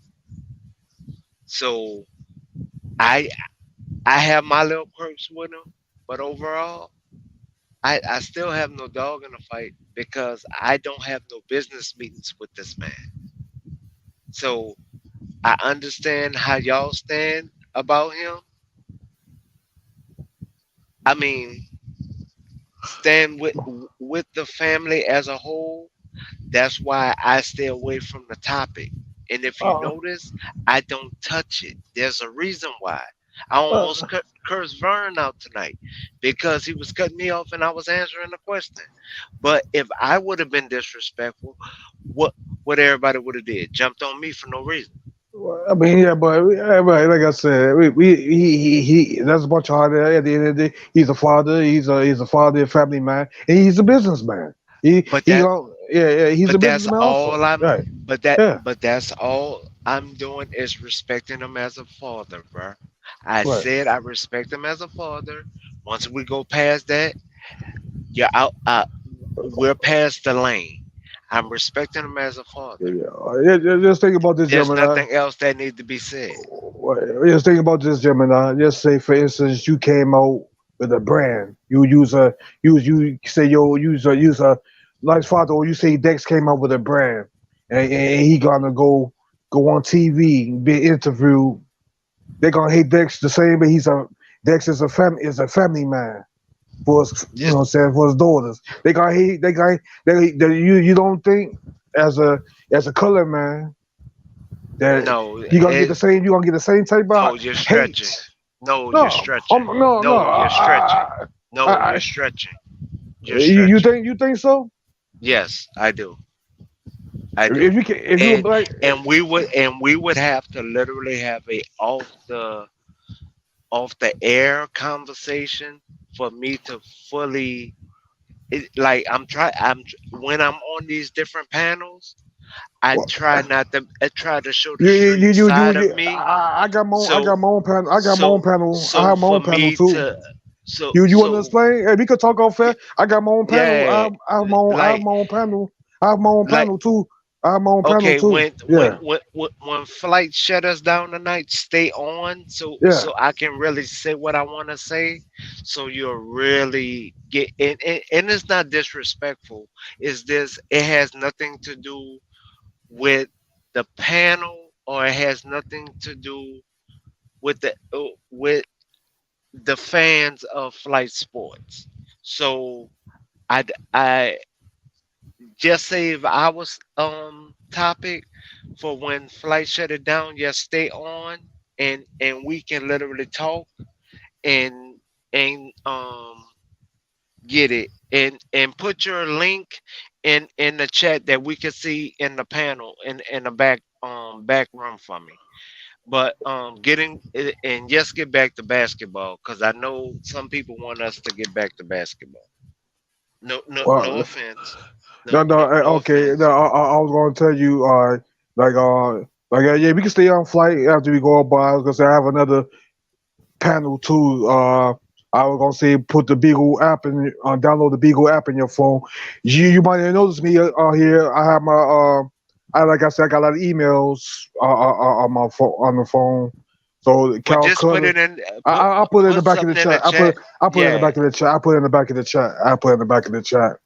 so I can Yeah, get it. Well, yeah. at least put the YouTube in there because I don't do a lot of Well, social I'm not media. gonna. I'm not gonna be on YouTube per se. I'm be on another site, but it's just as good as YouTube. It's just as good. Okay, Yeah, we'll just put the link on there, and I'll work it out on my end. yeah. Just put the link on there. Okay. Yeah. But basically, what I'm getting at is, when it comes to sports, unlike most people in in Texas, Louisiana, Florida, I cannot speak for Mississippi, okay? But I can speak for Texas, Louisiana, and Florida. Okay. The, these sports for us are a religion for real fans. Not what I mean by real fans that even if they don't follow the money when it comes to contract, they follow the player stats, okay? At least the stats. So if I have one friend, he follow college sports. I don't follow college at all. I don't. I'm not gonna sit here and lie to nobody. I used to, But man. I don't anymore either. I don't anymore either. So yeah. but if I have any questions, I know he follow college football. I have another partner, he follow college basketball. Okay, so they know I follow basketball. I have another partner. I have another two partners who follows football, NFL. So within our little I guess you could say friendship arrangement, whatever kerfuffle you want to call it. It doesn't matter because we've been friends since knee high to a grasshopper. When we have questions, we run it by each other or just something about a certain player, whatever. Okay, so when you bring a when you bring an emotional statement to the table, we know it's emotion. When you bring a stat to the table, we know the difference. So when people say, "Oh man, I cook you because," and you can't bring the stat to the table, that's the difference. We cook people with stats, but you can't bring a stat to the table. But you know how people say a lot of people say on a lot of these panels, oh man, I cooked you. No, you didn't. Where's the stat? Nah. I cooked you Yeah, just the stats for tell us my everything, opinion. man. Like, No, but I'm just saying I cooked you because my opinion. okay, the stats, That's not cooking me. A stat. Show right? me Like, show me in black and white where you cook me, and they can never do it. like, like, like, like some of these people, like you talk about, salary caps on the team. You know, what I'm saying some people still don't understand that only certain players can be moved. I mean, if it makes sense, okay, like if the team can afford to do that. But like we was talking about the other day, is that sometimes the NBA will put their Have foot to put in their thumb on the to scale help to help. it, to help them make things happen. You know what I'm saying? Even though they can always do that because they can. You know, that's the only way that Right. certain deals could be made. Sometimes at the yeah, like if But they notice I when don't they know. don't put their thumb. Notice when they don't put their thumb. That do that trade go through? Nope, nope. Cause But like I cause just said, think some about team. it. Collins, prime example. Collins was $25 million. Hmm. Gay is $6 million. Simple math, that does not add up, correct? Right. Simple math. Okay. There was no cash considerations within that trade. None at all. Exactly. And So so that yeah, trade wouldn't have went through. at all. But they let you know that the NBA put they stamp on it to make that happen, regardless of But the money difference. You know. okay, so when I brought that up to No Panic, he told me I was a lie. I didn't know what I was talking about. Oh, And well, that was why I disagreed with him. no, I no said, pending notice, no pending notice, man. Yeah, I think he be trolling sometime, but I told no pending that the other day that sometimes if the NBA wants certain deals done with certain teams, they gonna move it. Even if the money doesn't match it, we've seen this a lot of times over the years. Yeah. but there's normally that not the NBA would never put what the dollar amount is, but they normally say cash consideration within the trade. It is what I'm getting at, but they would never say what the cash consideration is. Okay, They don't have to, but right, but they will acknowledge that it is cash consideration. consideration. Yeah, because think about it, they gonna make their money regardless. They're not losing no money off the. I mean, if they do those favors for certain teams. I mean, they're not losing no money. They're gonna get them. I mean, they're gonna make the money if the little money that they do. They're gonna get that back in no time. I mean, Okay, it's, so it's, but as a fan on the outside looking in, if you see at least see cash consideration, you at least know, okay, somehow some way they're gonna make the money match, and it's gonna do good. They're gonna make it right. Okay, cool, fine. But when you see a trade 25 mil and 6 mil, you like, whoa, hold up, that ain't right. That right. math ain't mathing. What? Like, yeah. And then somebody tell you, oh, this always happen. And it's like, come on, man. Hey, let me tell you the bias. It's not a video game. What? Yeah, yeah. Let me tell you all the buyers that I don't like though. Like, okay, you're like Tyrese, like we was talking for the last couple of weeks about all these crazy contracts that some of these players was getting. Okay, okay. A lot of people didn't want on this panel. I don't know who. Some people on the panel then won't LaMelo Ball getting $260 million. Yeah, okay, but it's okay for Tyrese Halliburton to get $260 million, or it's Stop okay right there. for Stop right there. Stop right there. Stop right there. and not you, Dex, Man. but I'm just saying. No. You good. I like what you're saying, but you can't gloss over the fact that there were detractors on LaMelo Ball's contract. But you brought in Tyrese Halliburton. Right. Oh my God. I know. I just had to Who have spark. suffered injuries? I had to spark to Who has some people's suffered pockets. injuries and still got the 195 to Listen, to Tyrese 210? Halliburton. In my trained observation, I don't see it. I'm not saying he shouldn't have got no extension, but a max extension.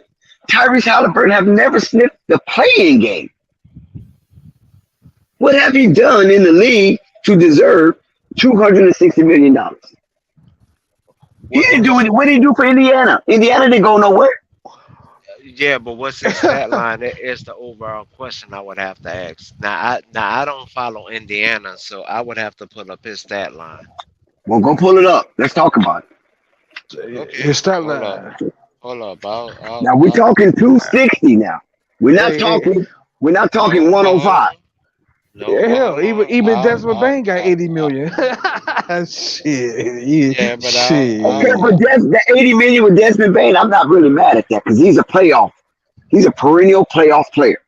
Well, he should have Right? got so With he Memphis. should have got 100 mil for the play. Oh, okay. He should have got. Well, 80 is not bad. I don't think 80 is bad. But I It's not think bad at all. Desmond got 100, right? Did Desmond get 100? Maybe they get 100. Maybe they upped it up a little bit. I thought it was 80, I but think he got 100. it might be No, 100 mil. Dylan Brooks got 80. Dylan Brooks got 80. 80 million. Dylan Desmond Bain got 100. Him and Draymond got 100 as well as Kyle Kuzma. So Dylan Brooks scored 14.5 points a game and got 80 million. Okay. And actually, they inflated Dylan Brooks' points a game. Dylan Brooks don't average no 14 mil. They inflated it. But see, one thing, reason why I'm not mad at Dylan Brooks, because prior to Ja Morant coming to Memphis, that was basically Dylan Brooks' team, wasn't it? No. Not really. They traded all the old players out. That was Collins' team. Collins? Yeah, the white boy? The point guard. He's on the Jazz right now. He's on Collins? the Jazz right now. I don't think remember that's how you Collins pronounce winning his that. name. No. Conley. You talking about Conley? Yeah. You talking about Conley? No, Mike Conley was gone already. He was gone already. Mike Conley was gone. But you say who team it was? They traded him away. It was his team. It was him. So and, Dylan Brooks never had it for like a year or two. No, he was with Conley. He was never the face of the franchise. He was never the face of that. Well, he was moving towards that. That's what I'm saying. Dylan Brooks. Yes. He was never. It was Dylan Brooks. Hold on. This was. It was Dylan Brooks and the guy that kept going to jail. Who was that dude that from Memphis? He was the Ja Morant before Ja Morant. That's when Dylan Brooks was AKA Pretty Ricky. Dog. He was right. I agree. I agree. Yeah. I agree. He was never gonna be the. He was never gonna be the face of that franchise, bro. But who was it? But in that era, Dylan Brooks, his name was popping in Memphis. Nah. Defensive wise, yes. Offensive wise, no, dog. No, I'm talking about offensively too. Nah. Check it out. Listen, I know what I'm talking about. Dylan Brooks was damn near averaging 20 points a game. I mean, he's stepping it. Nah. Yes, look it up. His offense is stepping up a little bit. Before Ja Morant got there. Yeah, good. Jim, you got to look at the game. Hey, Jim, you got to look at his highlights from back then. You got to look at them highlights. Somebody help me here. Because I remember Dylan Brooks putting up numbers. Man, he was not that dude like that, bro. He was not that dude, bro. I'm not even gonna sit here and lie to you. I'm not even about to sit here and lie to you like that, bro. You got to look it up. Listen to me. I'm going out on the line, Gemini. I know you Right. disagree with me, but Right. He Dylan was not Brooks was that going dude to be like the that. face of that franchise because they were deplorable. Remember, Memphis was deplorable. That's why they got the Yeah, number 2 pick. yeah. They was And deplorable, Dylan Brooks was but putting he up was not that numbers dude like those that. 2 years when Right, but he Conley was left. not that dude like that. He was No? not that dude like that. Okay, No. Gemini. Who was the other guy with him that was a John Morant before John Morant? Was his name Jackson or something? Yeah, it was something Jackson, but Brooks wasn't that dude like that though. He really wasn't. I don't know, Gemini. You might be trying to shade me on this one. No. I trust me. Pretty Ricky, no. I Pretty Ricky, understand where you're no. coming from. Because Dylan Brooks was putting up shots. Even when John Right, Morant got drafted, right, there was a tug of war between the two. right. I'm telling you, I remember. Listen, I'm not a Memphis guy, so I can't go hard on my opinion. But I Because the remember people Dylan I Brooks know being the in dude Memphis in was Memphis. even mad at Brooks for the shots that he was putting up. I agree. We was like, he He was shot stumping. that? What? Yeah, he was shooting with confidence. But when I'm saying he was averaging like 18 or 17, he was averaging some good numbers. He had some really good games. Hey, yo, Man, let me say this. Halliburton Let me say got this. 20. Let me say this. Let me say this Uh, right quick. Okay, in 2021, Dylan Brooks, his highest scoring game, he scored 37 points. In 22, highest scoring game, but what was his average for the season? for those 2 years, I think for those 2 years that Dex was talking about was probably about 20-some points a game. Then it's dropped to back down to 14.5 this year. This year. I mean, because you got John Morant there, of course, and some other guys. So of course the points gonna drop. John Morant and Desmond Bain and the boy with the defensive player of the year. So Jackson, Dylan Brooks, yeah. so Dylan Brooks does have offense. He's not gonna he's not gonna be the focal point in the offense. He's there. That's why he's on defense. So I mean, No, his shooting percentage was horrendous though. It was yeah. So he got to atrocious. work on that. He got to work on that shot a little bit more. I agree. I just That remember Dylan Brooks was being that dude in Memphis. I'm not saying he was all world, but he was going to be all the right. I'm glad you And cleared then once that they up. got John Morant, it was a wrap for Dylan Brooks. But I remember in John Morant rookie season, there was a tug of war between Dylan Brooks and John Morant because Dylan Brooks didn't want to relent up his power on the floor with the Memphis Grizzlies as being the primary offensive guy or something to that nature. I just remember something going on right there because I'm not a Memphis guy, so I can't go hard on it. So I'm not going to fake the funk.